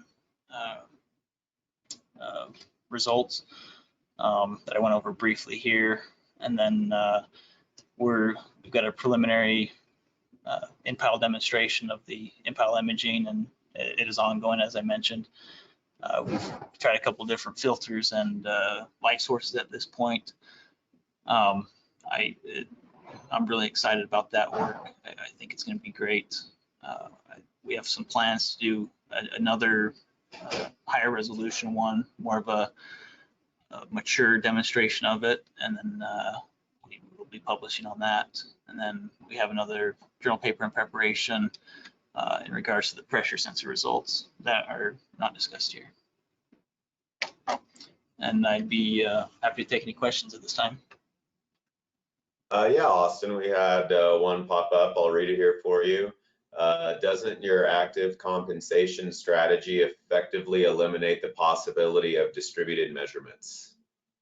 So could you comment on that? I'm not sure exactly what they mean by that. I'll just kind of expand on how we would use it, and maybe that'll answer the question. So you can imagine this structure that I showed here being somewhere in the fiber. You would want that structure to experience the same thermal and irradiation environment as the sensors that you're deploying. So you could still have multiple sensors also in there. There's examples in literature where you have, Fabric Pro, several FiberPro structures superimposed, or FiberBrag gratings and FiberPro. So you have multi-points there. If they're talking about relay backscatter, you may, I haven't thought too much about that, if that's what they mean by the distributed. You'd have a very complex, reflection locally, so you couldn't measure there on that technology, but I think you could do it at different locations. Yeah, I'm happy to talk more and more about that if that didn't answer their question. Yeah, it was Chris at Oak Ridge that asked, and he was elevated to a panelist, so I'm not sure if he can unmute himself and talk. I tried to mute you, Chris, and I couldn't myself, so I'm not sure there. Oh, now I'm accidentally muting you. I won't touch it again, I don't think. Here you go. I think we figured it out. Yeah. Yeah. During that process, I missed part of Austin's response. But it is the idea that you have to have an air cavity, so alignment could be a bit of a challenge. Like you'd lose quite a bit of light with each consecutive cascaded cavity, right? So I imagine to get any type of spatial resolution, if you have any type of flux gradient, it'd be pretty hard to get much spatial resolution given the dynamic range that your system has, right? Yeah. So I get what you're saying. You're absolutely right. You want that structure to be in the same thermal and neutronic gamma, radiation environment as your sensor. So if you had a range, a small range of temperature, define small, good question, but you wouldn't want them to be in a vastly different one, or you may have different macroscopic changes in your fiber. So you're right in that sense. And then the extending that logic would be, well, each sense that you would expect would be in a vastly different flux or temperature. You would have one of these structures, and you're right, cascading them, putting that, and then I don't know, 6 inches down further, doing another one, you'd have a huge attenuation. Yeah, so the multimodal in this sense is more of measuring these macroscopic properties for a sensor to correct for the drift. We haven't tried to see how many you could stack in line. We don't get a ton of loss through it, I know, for like that second cavity, but it is a big loss, but it's a short air cavity or gas cavity. Yeah, that's a good question. We haven't tried that yet. Well, thanks. Yeah, thanks, Austin. We can probably start. We have one more question, but we can probably start transitioning to Josh as well if you want to answer this question here from Hang Ban on your treat test for image resolution. He asks, maybe you can use a standard for image resolution and color in the treat test. So is that something you've considered, is to have a standard? Yeah, the main objective of the treat test wasn't to determine the resolution. We certainly could. There's many ways to determine the resolution, but it's mainly limited by the number of fibers and the fiber bundle. Actually, University of Pittsburgh did some work previously on this for us. Looking at that, the treat test specifically was to look at the radiation and thermal effects of the system, not necessarily for the resolution performance. All right, well, thank you. Just, yeah, I think a staged approach to the research, and we're just not yeah, that wasn't the focus yet. So thanks, Austin, for the presentation. If there's other questions, we can maybe save them for the moderated discussion later on. I think we'll move to Josh Daw for acoustic sensor update here. And Josh, we're seeing your, we're not seeing the full presentation. We're seeing the PowerPoint kind of, what do you call it, overview with your slides on the left. Oh, that's good. I can't hear you. Oh, What's that? I missed the last little bit. Oh yeah, no, I was just to say I didn't hear you, but I hear you loud and clear now. So please get started when you're ready. Okay, so I'm going to be presenting on acoustic sensor development, primarily at INL. I just lost half of my screen. I'm not sure what happened there with my webcam. It looks good here. So okay. So as with the fiber optic development that Austin was talking about, there's a lot of work going on in acoustic sensors, both in the direct funded area and in the competitive. You've already seen a couple of presentations from the competitive research, and you'll see a few more as over the next few days. What I'm going to be talking about is stuff that's been done just at INL and through subcontracted work from collaborators at Boise State University and at the Ohio State University. So I don't think I introduced myself. I'm Joshua Dodd, PhD, principal researcher at INL, and I'm leading the INL acoustic sensor work scope. So moving on, project overview.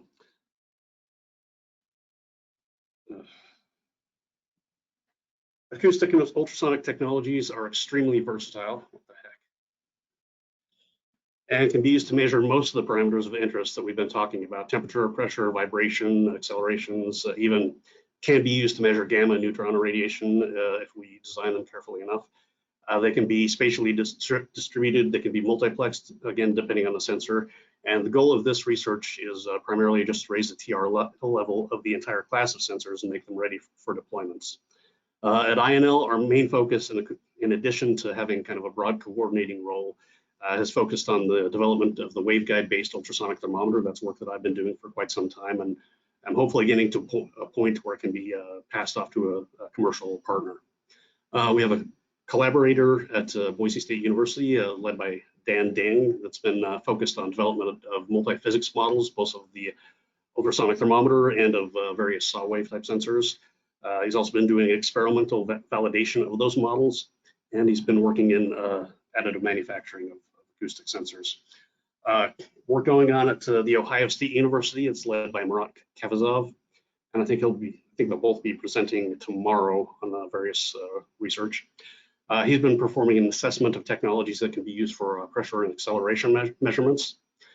As far as milestones for this year go, we have 3 of them. One of them was a carryover from last year that was delayed because of all the COVID craziness. That was performing characterization of advanced manufactured surface acoustic wave sensors for temperature measurements. We did complete that one, but it was completed late. The second one, and what covered most of the research that I'm going to be talking about today, is prototyping new waveguide designs for ultrasonic thermometers to minimize the effect of sticking waveguide to sheath. That was completed on schedule, and we had a third one that's been delayed because of issues with student turnover. This was something we're working with Boise State on, performing modeling activities toward the development of a damping system for waveguide-based ultrasonic thermometers. Hopefully we'll get that one going again fairly soon.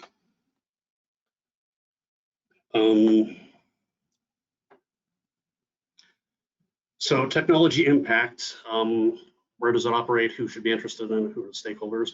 For the UT, it operates in core. The point of it is to do multi-point measurements of temperature in fairly extreme conditions. The experiments and test reactors, core monitoring for high temperature advanced reactor concepts and things of that nature. For acoustic sensors in general, it's really hard to define it. It's just too broad. You can make, like I said before, virtually any kind of sensor to monitor just about any parameter you want. It's just almost impossible to really define that. Stakeholders, again, experimenters, advanced reactor developers. This could be the commercial fleet, existing fleet as well. How does the technology support the nuclear industry? For the UT, the whole plan of it is accelerated development and acceptance of new fuels and materials through improved data density and testing in very extreme conditions. And we're talking about like advanced or accident tolerant fuels and high temperature concepts, like I said before. For acoustic sensors, we're looking at bulk wave piezoelectrics and saw waves, or saw wave based sensors. And this enables online structural health monitoring, do wireless monitoring of temperatures, pressures, et cetera. And you've seen a lot of that already, and probably will see more of it tomorrow through the competitive research.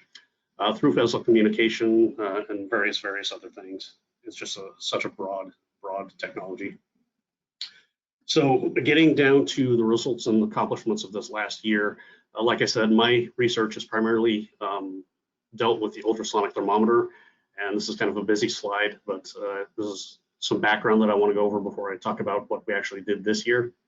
Up at the top, if you can see my cursor, is basically a schematic of the INL developed ultrasonic thermometer. You have lead-in cable, transducer with a coil inside. There's a magnetostrictive wire that is coupled to a waveguide wire, which can be moly, stainless steel, whatever sensor we want, and that is usually encapsulated within a sheath. The basic concept is we send an electrical pulse. It's converted to a magnetic pulse, which is in turn converted to an acoustic pulse, which travels down the waveguide, gets reflected off of any kind of features that we write into it, and off the end of the wire, reflected back and then transduced back into an electric pulse, which we measure, and we basically correlate the temperature to the delay time that we've measured within the signal. So this year, what we were doing primarily is an anti-sticking assessment. And sticking is something that's been seen in ultrasonic thermometers for as long as they've been under development, which is basically since the 1960s. And what this is basically is the waveguide, when it gets hot, will form diffusion bonds with its surroundings. And in this case, it's a waveguide sheath, but it could also be, direct contact with fuel. It could be direct contact with cladding materials or various, just whatever it happens to be touching. If it gets hot enough, you get diffusion, and you get these diffusion bonds, basically welds, and it destroys the signal. So we're looking at various ways, different ways of fabricating the waveguide and the sheath to minimize that. So looking at last year, what we did was try to develop operational limits for the ultrasonic thermometer based on different materials of interest that we fabricate them out of. And what we saw for sheath UTs was that sticking was actually a primary failure mechanism. 2 out of the 3 that we tested basically failed because of sticking. So we used the vacuum furnace for those tests, and we're using it again for this test. The vacuum furnace has capability of going to very high temperatures, which is pretty much required for this. And we monitored the temperatures using just the onboard sensors in the furnace. Below 1200 degrees Celsius, that's a type C thermocouple, and above 1200 C, it's a pyrometer. So as more background, this is an example of some of the data that I took this year. This is, I put together a little video of some of it, and the data shown is for discrete temperatures. I didn't take continuous data as it was heating up because I was going up to a certain temperature holding, going up to a certain temperature holding, and it was just an enormous amount of data if I did it that way. Something you'll see in here is that the initial sticking effect actually can be ignored because the echo starts out pretty small, but it progresses the longer it's at temperature and the higher temperature it gets to. And then in the video, what you'll see is that upon cooling, the sticking is permanent and completely obscures the signal that we're actually looking for. We'll see if it'll actually play, because I'm not really sure. So we're going to room temperature up to 1,000, 1,200, 1,400, 1,600, 1,650, 1,700, 1950, 2000, and 2100 degrees Celsius. You saw the sticking starts at about, I think it was about 1600. I didn't actually see that. And then back to room temperature, and I don't have the plot on here now, unfortunately. Maybe I can bring it back up. Nope. When it comes back to room temperature, the sticking is permanent and it completely obscures the actual signal. So this is completely disastrous to making temperature measurements for long periods of time at high temperatures. So what we came up with was a bunch of effectively diffusion barriers that we wanted to test. 6 different options. The first one is just a reference, nothing but the waveguide and the capillary sheath. And from the X-ray there at the top left, you can see what the problem is. The waveguides are never completely straight, and they're never completely centered. And even if they are completely straight, they're not completely centered, so they're going to contact the waveguide sheath at some point. The more pressure there is, and the longer they're in contact, and the higher the temperatures get, the more likely it is to form diffusion bonds. And one interesting thing is when they do start to form those bonds, it actually pulls in the waveguide so that diffusion, that sticking echo gets closer and closer to the transducer, and it just gets worse and worse the entire time. First option that we came up with was a spring standoff. I used a tungsten rhenium wire, something very small diameter. I thought it would minimize contact points, and because it's tungsten rhenium, it's still flexible enough to turn into a spring. Actually fabricated these in-house myself, which was kind of interesting and fun. And I had very high hopes for it. The second one is just alumina tube standoffs. This is something we use commonly for thermocouples. And I thought it would be fairly effective, although I found that there were some problems with it. Let's see an option 4, so I've mislabeled these, unfortunately. The fourth option, which is labeled as option 5, is a reflector-based standoff. And basically what I do here, one of the standard ways to make reflectors for an ultrasonic thermometer is just to weld bumps of, whatever the waveguide material is to it. And I thought by welding them kind of in a circular pattern around the waveguide, it would offset any kind of contact. And this is actually not a new idea. It's something that's been done in the past and did see some issues. But I thought that with newer materials and with micro laser welding capability, I might be able to do a better job now than we did in the past. The last one is a newer technology, something that we couldn't do in the past. It's printed standoffs. And basically what I did was designed a couple of different forms of what is effectively a washer with some features written into it to minimize any kind of contact between the waveguide and the washer. And the washer is basically integrated into a thin-walled tube. And we just stack a bunch of these together. They're about ½ an inch long, and they actually do a really, really good job of centering the waveguide. And you can't get, based on these designs, contact with any more than 2 points on the waveguide. So it was a really interesting one. Let's see. So instead of showing all of the data that I took, all the waveforms, they're all in the report that I put out, but it's very busy and there's a lot of them and it would take quite a while to go through them and explain them all. I would just kind of summarize what the results were. We chose a few different materials and I chose them basically, I chose Zircon A4 because we did see a lot of problems during the envelope testing and I thought it would be a good one because it does experience sticking very badly. I thought it would be very good for showing some of the, how well some of these options can work. I picked a Moly waveguide with niobium She. These are some materials we usually use with thermocouples. They have higher temperature limitations, but again, I thought they would show some preferential diffusion bonding between the two materials, and again, help to eliminate some of the bad options. And then finally was Moly with a Moly waveguide, and this is a standard UT that we use a lot.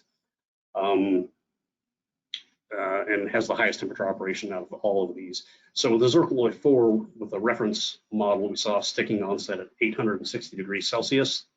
With the tungsten iridium spring, there was no sticking. We did see signal loss eventually due to attenuation, but it worked really well.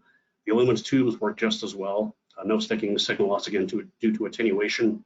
And the welded bump reflector, which I thought might work really well, actually increased the likelihood of sticking. And I've included another X-ray to show kind of why. When you weld the bumps onto them, you generally cause some kind of bending or you cause some residual stresses that upon heating and annealing cause the waveguide to bend. And what this does, it actually causes the waveguide to contact the sheath in more places rather than less, and with increased contact pressure, and it actually makes the sticking worse. So that was kind of a shocking discovery for me. The Moly niobium, we didn't see any options that completely eliminated sticking. Reference was onset at 1250 C. The tungsten rhenium did actually quite well, increasing operation to 1650 C, and the aluminum tubes did surprisingly well as also increasing it to 1900 C. And I think what happened there actually wasn't diffusion bonding so much as it was a small kind of diameter, inner diameter aluminum tube with quite a bit of thermal expansion mismatch between the waveguide and the tubes. And I think it was actually caused not so much by diffusion bonding, like I say, but by actual physical binding. On the Moly ones, we did a reference. It started sticking at 1500 degrees Celsius. The tungsten iridium spring didn't improve that at all. It started also sticking at 1500 C, and I think this is just, there's some randomness just based on the different ways that the waveguides curve. They're not always super consistent. And the printed alumina spacers, unfortunately, we only had enough of them to do one UT. So we did this with the Moly one, and we did not see any sticking. And we tested them up to the melting point of the spacers, which they were alumina. And we went to 2030 C and actually did melt them and completely destroyed them, but they worked perfectly up to that point. We chose alumina we only had the option of 2 different ones, alumina and zirconia. And zirconia does have a higher temperature capability, but it's known to react with moly, so that's why we picked the alumina. But judging by this, I think the printed alumina, printed spacers have a lot of potential. And looking at different ceramics out there, there are many with much, much higher temperature capability than alumina or zirconia. And I think the 3D printing technology, although I don't know if it's there yet, is probably the best way to get some use out of them, because most of them, as far as I can tell, cannot be fabricated into structural components in any other way at this point. But it's very, very promising results, in my opinion. In addition to the testing of the anti-sticking technologies, we actually fabricated a whole bunch of UTs for near-term deployments and tests. Up on the left side, we have 5 UTs that were fabricated for PWR conditions, stainless steel housings, and waveguides. Some of them are going to be tested in autoclaves, and then I think a couple, at least 2, I believe, are going to be deployed in the ATR in a flow loop in calendar year 2022. I think we're shooting for June for that one. We had to modify the design a little bit to accommodate the temperatures and pressures. There were some stress concentrations on my usual design, so we came up with a more curved design, which is actually much more nice looking, I think, and it has much higher pressure capability. We have 2 UTs that have been fabricated for the dissect irradiation, and this is a collaboration between NSUF and SEKCEN. These will be going into the BR2 reactor also sometime in CY22. And the trick of this one was we designed them such that the transducer and sensor sections were completely separate. They're also stainless steel waveguides and housings. They're about 3 feet long and have 8 temperature measurement zones. We haven't shipped them yet, but the actual waveguide has been brazed into the experiment, so it's basically good to go. We're also providing UTs for tests in microreactor, non-nuclear in this case, microreactor tests. We've provided one for the magnet and sphere heat pipe experiments. We had some initial testing, and those are still ongoing. We're going to be providing a second one for some follow-up testing. And we're developing them also for the eVinci microreactor experiments, which will start off with a furnace test. I've made 2 of them. One of them uses moly waveguides and one uses Inconel. These are going to be tested up to, I think, around 900 to 1,000 degrees Celsius using Inconel sheaths. And depending on the results of that, they may be included in a future irradiation test in the MIT reactor as well. Going down a different tack, we also held a planning meeting in June to try to coordinate all the SAW sensor work that's been going on. We had a lot of attendees and came up with some pretty good outcomes and priorities for study. Primarily, we're still looking at doing material characterization and discovery.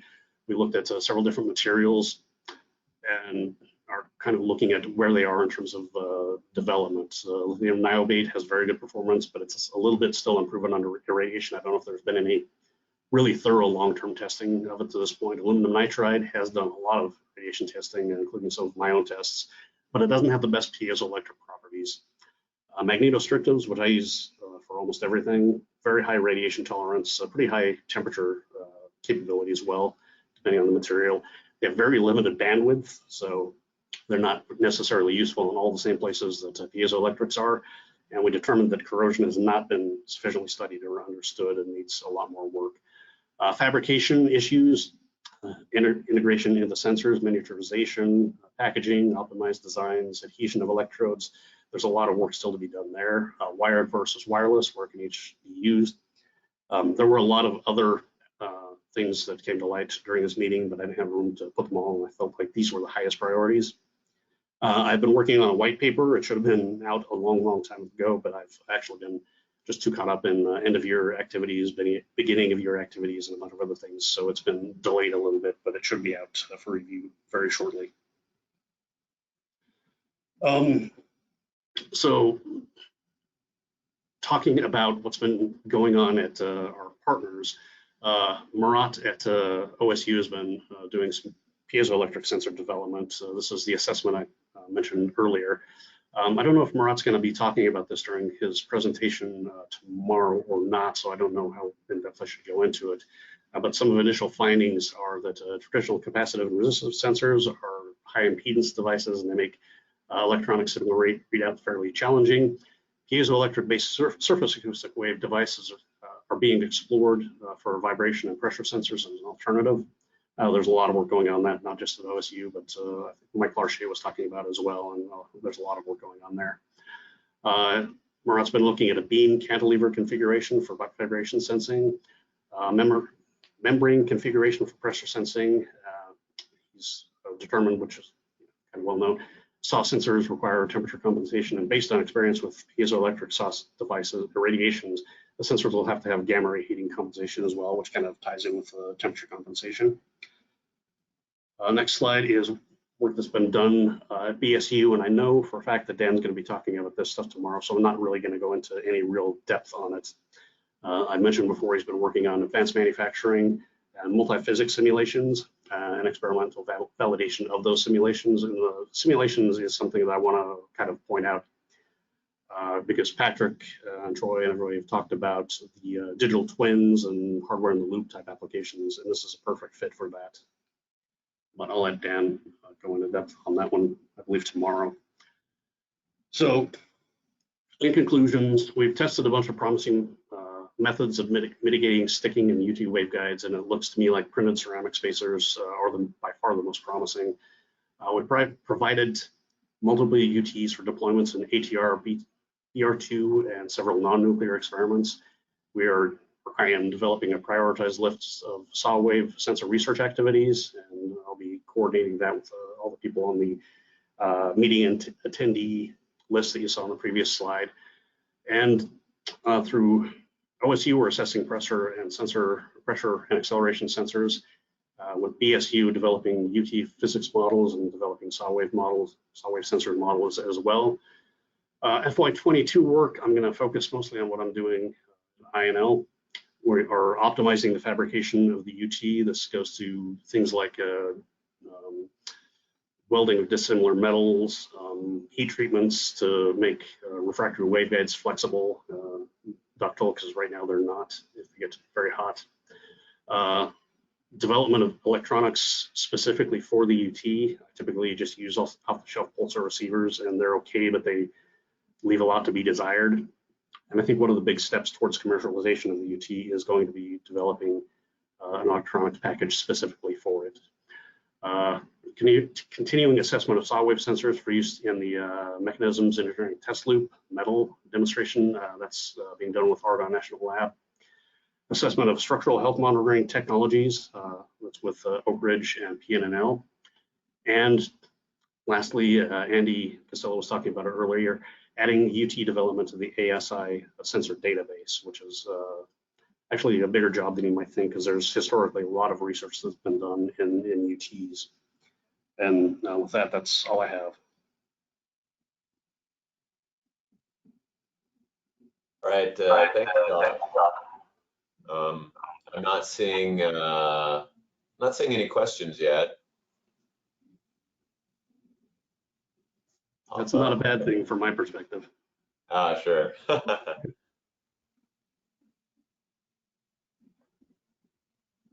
Well, I guess while we're maybe transitioning to the next speaker, just a question for you. I know it's been a pretty busy year for you with some of the work you've done on acoustic sensors. What's kind of been, have you had any like breakthrough moments with with like some of the sticking work, or any particular things that really stand out as a highlight for you over the last year?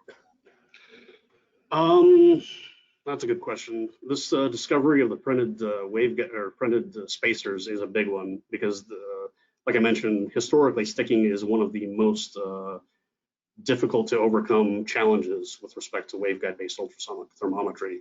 And based on some of the ceramics that I've been looking at, I don't know yet if they can be printed, but if they can, the possibilities are basically limitless, not just for using them for mitigating sticking, but actually if they can be printed, using them for waveguides themselves. It has the potential to increase the temperature limitations pretty significantly. Other than that, the deployments that we're looking at are very exciting. The ATR and BR2 deployments are super interesting. Yeah, those have kind of given you, I guess, like a target to shoot for. Has that really helped, you know, kind of define your research and focus it so that you know, not meet deadlines and meet specifications? Yes, it's been an interesting challenge for sure.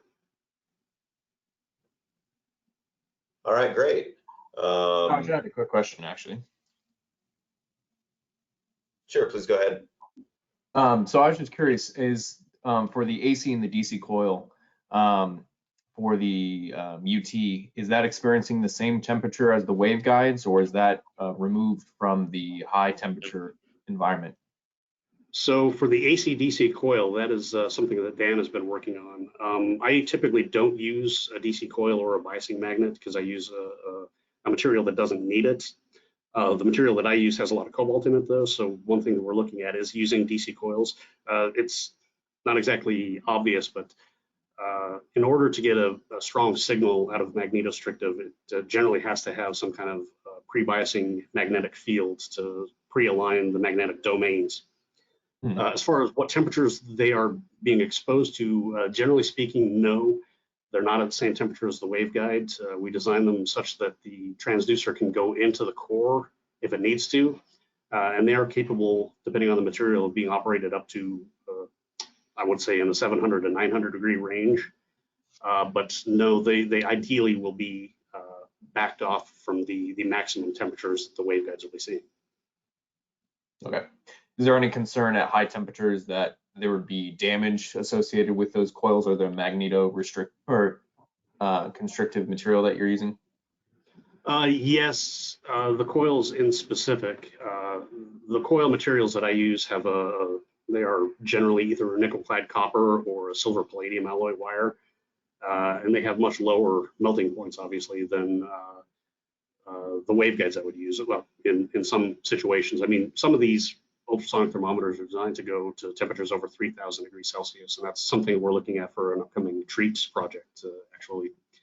But shorting of the coil is actually a bigger issue when you get to those kind of temperatures. Okay, thank you. Yep. All right, I didn't see any other questions pop up, so thank you for the additional question. Thank you for the answers in the presentation, Josh. With that, Richard, we'll move on to Richard Skifton for nuclear thermocouples. Richard, I can see your presentation, and I saw you there for a second. I don't know if you want to show your webcam. There you are, but I haven't heard you yet, so you want to test your audio? Yeah, sure can. Please take it away. Okay, thank you so much for coming to the webinar today. I'm going to be talking about nuclear thermocouples, but also more generally just thermometer testing and temperature measurement in general. My name is Richard Skifton. I work for the Idaho National Laboratory in the Measurement Science Laboratory. Some of my collaborators on this research are from Boise State University, Brian Jaquez and Scott Riley, his student. Let's see if I can get this to advance. There we go. The scope of this work is essentially to develop nuclear temperature instrumentation for market niche environments in the nuclear field. On the left here, we have some fuel cladding ideas. Essentially, the thermocouple is an intrinsic junction where the sensing elements are exposed, and then the junction is using the material itself as the junction between the two thermal elements. This is just a model of various ways you can do it. On the right is a fairly old comparison chart between refractory metal thermocouple called Hyder TC and some of your more commercially available nickel-based thermocouples type N and K, and just showing their heat, drift over thousands of hours of time when they're at an extremely high temperature of about 1200 degrees C. The commercially available type N and K drift quite rapidly, while your refractory metal thermocouple can last for quite some time before you can deem it truly drifted. Just a quick, so we're all on the same page when it comes to thermocouples, because we like to order these things, but we rarely think so deeply about them. Thermocouples are just essentially two dissimilar metals that are placed together, and when they're put through a thermal gradient, like into a furnace or something, they create a little small voltage called EMF, electromotive force. And on the bottom left is an example of the circuitry of a Hyder TC, where you have niobium as your negative leg and molybdenum as your positive leg that goes out to a meter, and you're able to correlate the voltage with temperature. On the right is really how it should be thought of as far as a physical display rather than a thermal gradient display, even though thermal gradient is involved. You have your sensor from 1 to 7 going into a hot zone, and the EMF can be seen as generated in this thermal gradient range where it just grays out from, dark gray to white. You can see if you follow the 1 to 7 on the bottom part of this chart, you get a lot of your EMF generated in that thermal gradient. If wires have different compositions and you're within that thermal gradient, you're going to get decalibration or just an erroneous reading. And so it's important to have as homogeneous wires as possible going through that thermal gradient. There's two main technical areas for this project under nuclear thermocouples. One is that intrinsic junction thermocouples, and we're looking at mainly new materials, different orientation, what eutectics are formed, how big of a heat sink are they when you have really fast transients. And we're just kind of pushing the envelope even further.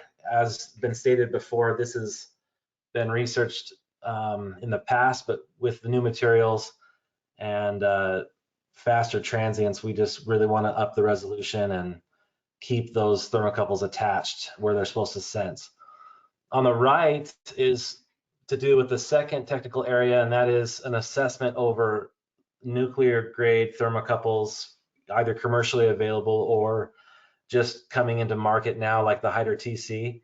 This is a real life example of a nuclear experiment for almost 125 effective full power days. Taking down all the reactor shutdowns and putting it all together in one chart. You can see an example of 4 different thermocouples there. At a very extremely high temperature of 1400 degrees C for that TC number 1-14. We have other thermocouples in the same experiment that got up to 1550 degrees C. As far as we know, this is an unprecedented temperature that was, consistently recorded in the reactor for about over 100 effective full power days. And if you kind of use your eye of faith, you can see a slight drift in most of those thermocouples there, and that's something I'm going to talk about here in a little bit. Interested parties would mainly be these 3 categories of your MTRs, material test reactors. This is an example of the ATR here at the INL. Over to fuel validation tests where you have advanced fuels, and you can see the sensor placement there in those fuel bundles with your hottest ones, being your refractory-based thermocouples. We also had some nickel-based high purity type N-based thermocouples on the outside of this. This is just a model, but I'll show you some of the results from the actual experiment in a later slide. And then ultimately your advanced NPPs, I just said insert advanced reactor here just because there's so many, from micro to macro to mighty, just whatever advanced reactor you're working on. These sensors are capable of measuring your temperature. How does this support the nuclear energy? Mainly temperature is your basic metric of any experiment, especially in a reactor. And so it's important to get those right. Getting closer to fuel bundles instead of being out in the periphery reduces uncertainty greatly and can help with fuel burnup and modeling. Another example would be higher temporal resolution during reactor transients. This is an example down here in the bottom where you see these simulated transient pulse, and you can see the wide variation in temperature reading there based on thermocouple diameter, material, is it grounded, ungrounded? There's a lot of variability there, and our research team has expertise in recommending which thermocouples are best for your situation. In summary, just better drivability of the reactor as is the kind of pie in the sky wish there for the future advanced reactors. Looking at intrinsic junctions, this is just a really neat example of a robust build that was able to measure surface cladding, fuel cladding. One really important thing to think about with intrinsic junctions is the brittleness of this weld because of eutectics being formed during welding, fin effects from your observation point of view.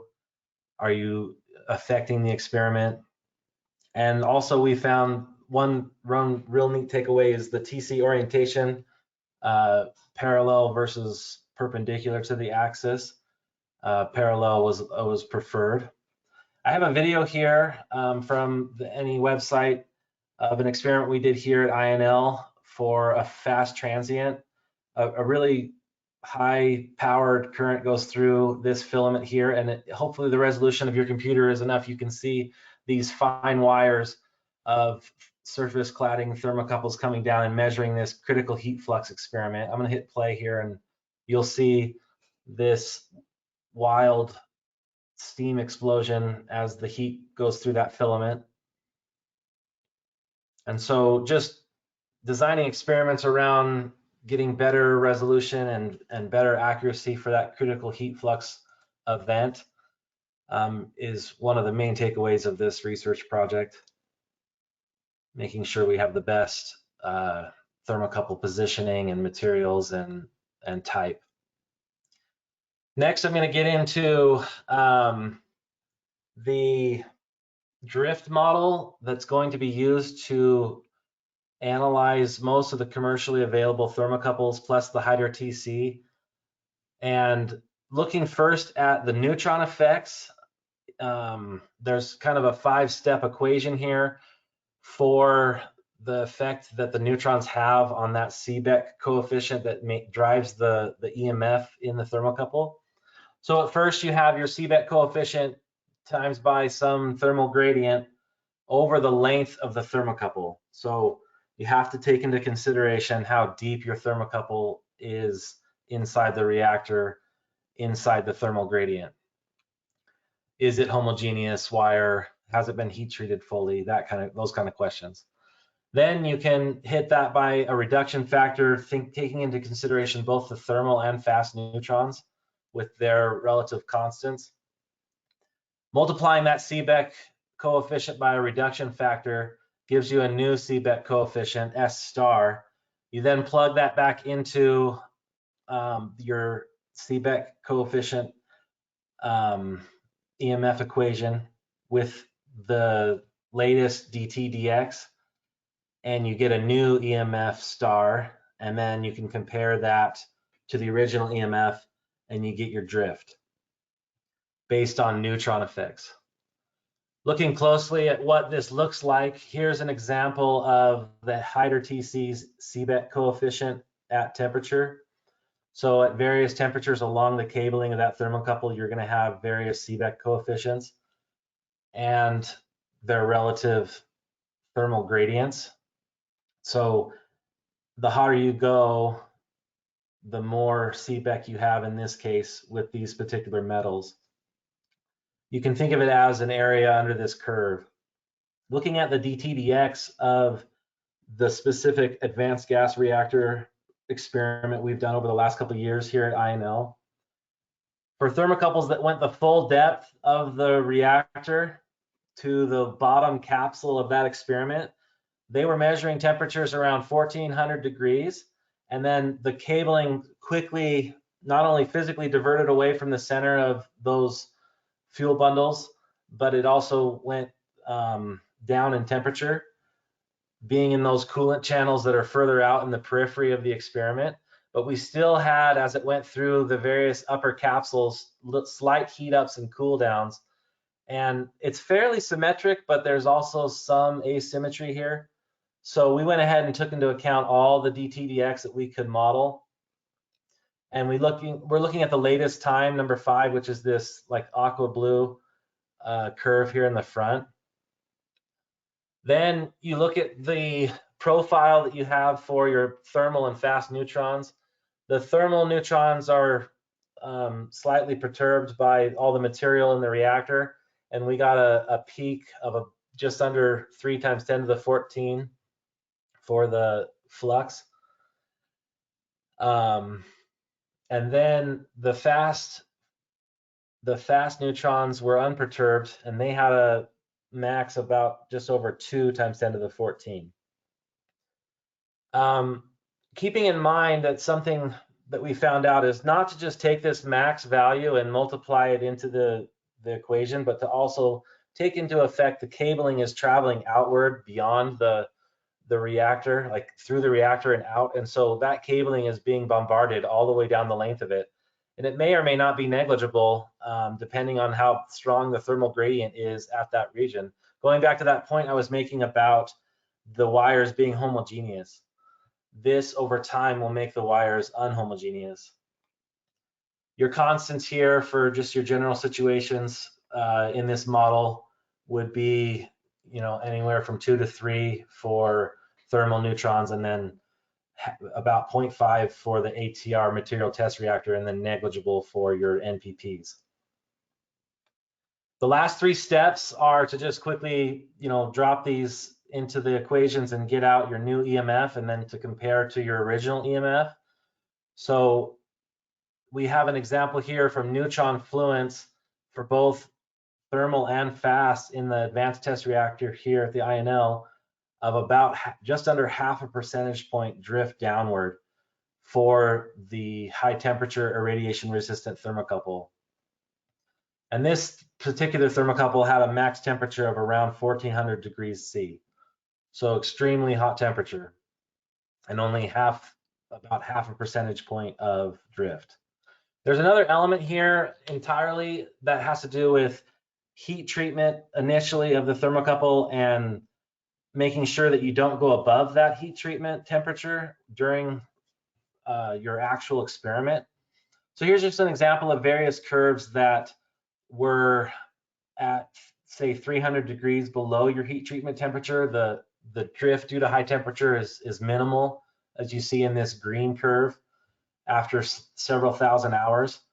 But if you were to go above your heat treatment temperature, your initial conditioning, the drift just above 50 degrees, the drift could be anywhere from 10 to 15% after several thousand hours.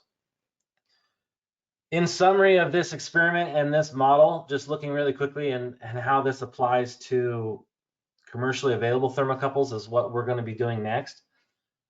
The drift due to neutron bombardment is just under 0.5 percentage point, but for the various temperatures achieved by these thermocouples, the drift varied from 2.8 to just over 3, for a total drift of about 3.3 to 3.5. And if you look with your eye of faith, like say this 1-14, which is the orange thermocouple, you can see this slight drift downward of about 3%, 3.5% when it gets to 150 effective full power days. And a lot of this looks like noise, but it's just the natural, ups and downs and inconsistencies in the reactor for gas flow and new fuel burnup and whatnot. But yeah, you can see just kind of this slight downward drift to -3 to -3.5%. So in summary, we will look at applying the TC drift model to commercial TCs during reactor use. And then we'll also analyze surface mounted TCs with intrinsic junctions for the various interactions that go on there. Pertinent work are this drift model that was just recently published back in September,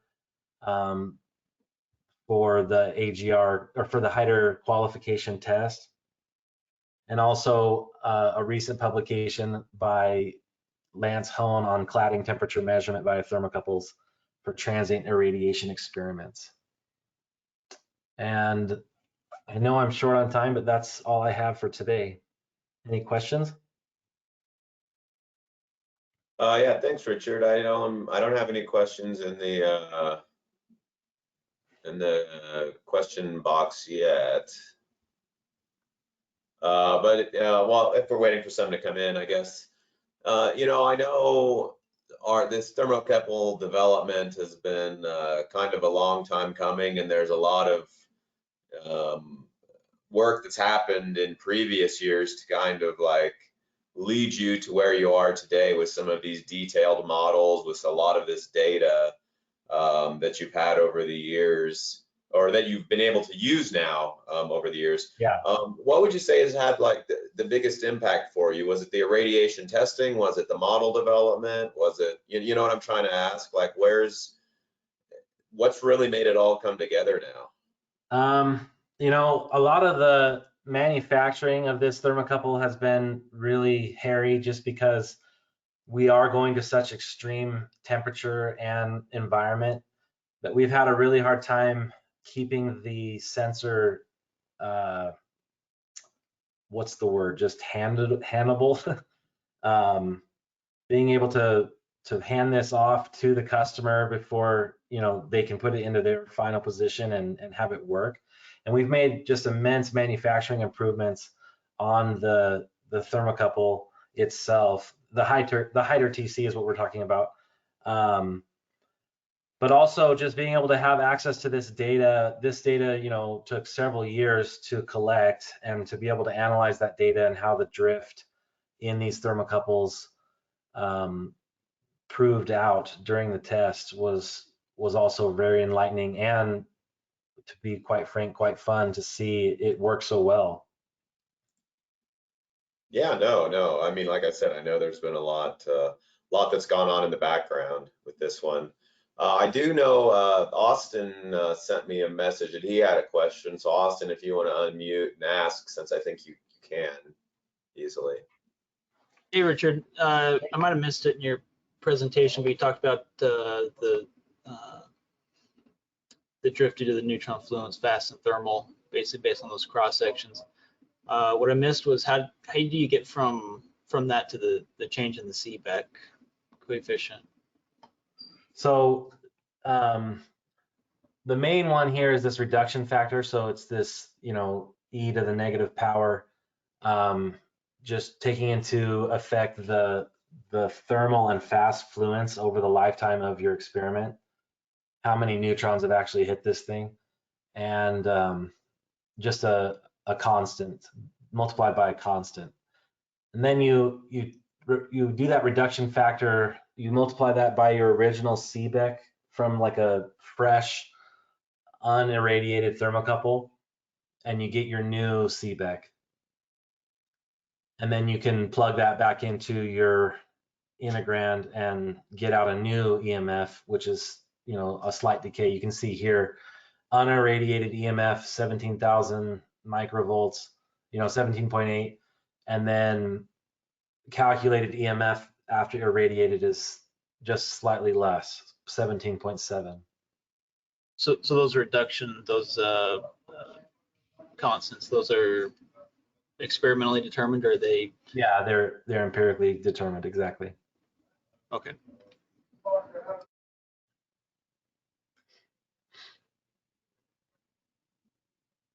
Thanks, Austin, for the question. I didn't see any others come in, but Patrick, I saw you on your webcam. I think we are losing attendance. We are completely fine. Closing these meetings anytime before 5 o'clock. That was meant to be our 5 o'clock Eastern. Actually, there is a question for Yogi.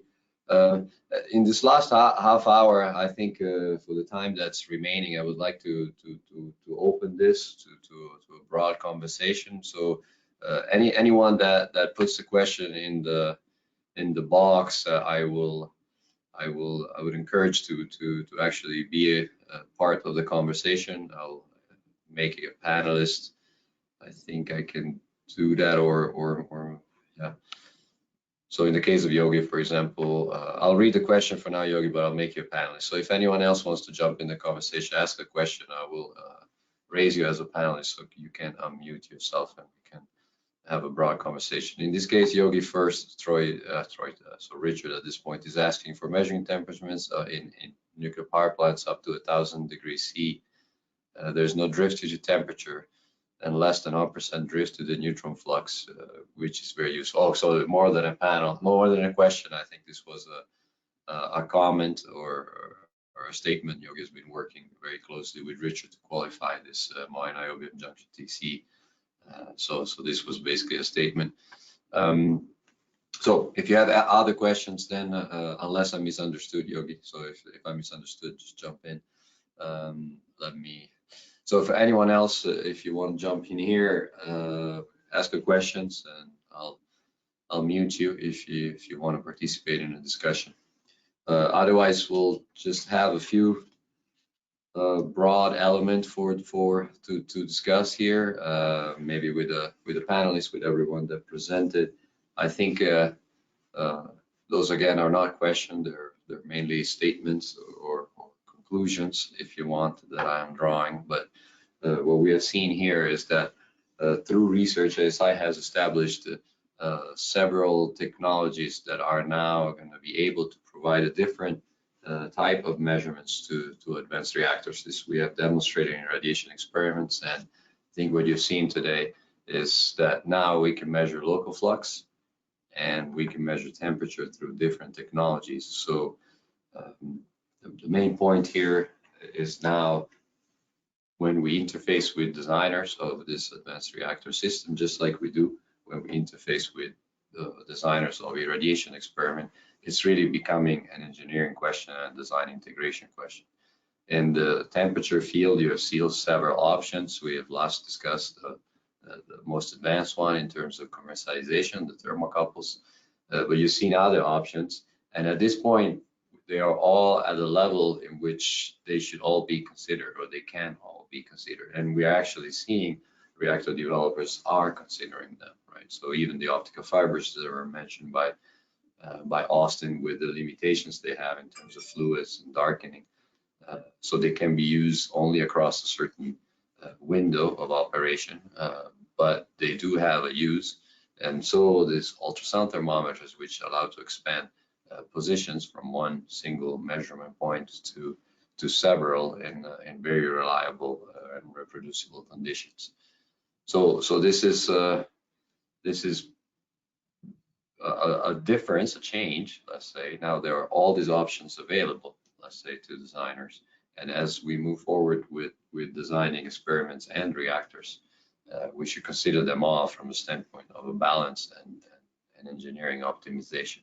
There's not a single answer. We will use thermocouples or we will use optical fibers, right? They all have different reasons and different characteristics, and they should all be considered at once for the different reasons and characteristics. The same story goes for neutral flux. So obviously, neutral flux contribute to overall power measurement. We know this is done in operating plant through the use of external sensors, fission chambers, ionization chambers across different ranges. It's clear now that there is another option, which is to measure the flux locally. Measuring the flux locally gives a different degree of information to your power control, and it gives you options to actually do things differently, particularly in operation, response to load, load following, and so forth. So all this now becomes, again, a matter of engineering optimization, right? How do we complement the use of in-core detector with the use of external X-power core power detectors, and what is the right balance, the right strategy moving forward is really a decision that's up to the designer in terms of the risk they want to take and the features that they want to include in their reactor operation. So along these lines, if there's anyone that wants to comment, that either ask a questions or just jump in if you're if you have the capability to mute yourself. I will leave this conversation lingering. I also saw at the same, just to offer another thread, is that there were several colleagues from NIST in attendance, which I find interesting because in my presentation I discussed stakeholders, and this is the NIST colleagues are the ones that we have a less defined path for collaboration. So I will leave the possibility open for them to let me know if they want to jump in the conversation, understand based on what they've seen so far, what the leveraging could be. That's something that's of interest to me and to Dan, to DOE, in order to moving forward in an FY22 at the programmatic level. So those are the three threads that I'm going to leave open for a few minutes as we sit here. If there's anyone that I see, or me or Troy jumping in the questions, they'll be made live. Otherwise, if anyone wants to add to what I said, if not, we will close this meeting with half hour earlier. I do understand that on the East Coast in particular, it's probably late enough. Dan jumped in, so he's ready to make some comments. I was just going to reiterate what you said, Patrick. Just explaining what projects and what technologies we're pursuing, and of course the balance of leveraging existing technologies, but then also incorporating new capabilities. I think the most recent presentation that Richard gave just kind of shows that ASI is pushing the boundaries of what is capable to open the door for newer technologies, newer reactor concepts, and open the opportunity for companies that are considering developing the reactor concepts with extended ranges of temperature or radiation tolerance for these sensors. So, and I reiterate what your comment about interfacing with NIST, and I look forward to having those conversations and seeing how we can collaborate across these various federal agencies. Thanks, Dan. So we will have 3 more days of this ahead of us, so it is no problem to keep it 30 minutes short. Troy, is there anything on your side to add? Not particularly. I mean, again, to reiterate what has already been said, I think some of the best success we've seen is kind of veterans of the ASI program has been when we do collaborate with our sensors. I think some of the most recent work we've done where we can get different types of sensors into a similar test, and you just, push through, get them in, it has shown some of the best success because, when you test a half dozen sensors at one time, one fails, but one works. It's not a wasted opportunity there, and you learn a lot from getting them in and getting them deployed, and it changes your design rather rapidly, and you learn from each other. So that's another thing where I guess as part of the moderated discussion, I was just going to ask whether anybody saw an opportunity to collaborate, maybe with their project with another one, or saw 2 projects that they thought, well, why are these 2 not working together? So if that's something that we could discuss now, great. If there's just thoughts there and come back to us later, that's great too. So I think that's one of the great things with the ASI program. We're not necessarily stovepiped in what we do. We want to work together and help each other out. Yeah, we'll keep that as an option, as an open discussion again. For now, I think this is enough then. We have been reiterating the same things a couple of times now. Yeah. So we'll close the meeting here. I will remind everyone that hasn't yet done so to submit that 1-page summary for the presentations that were ongoing today.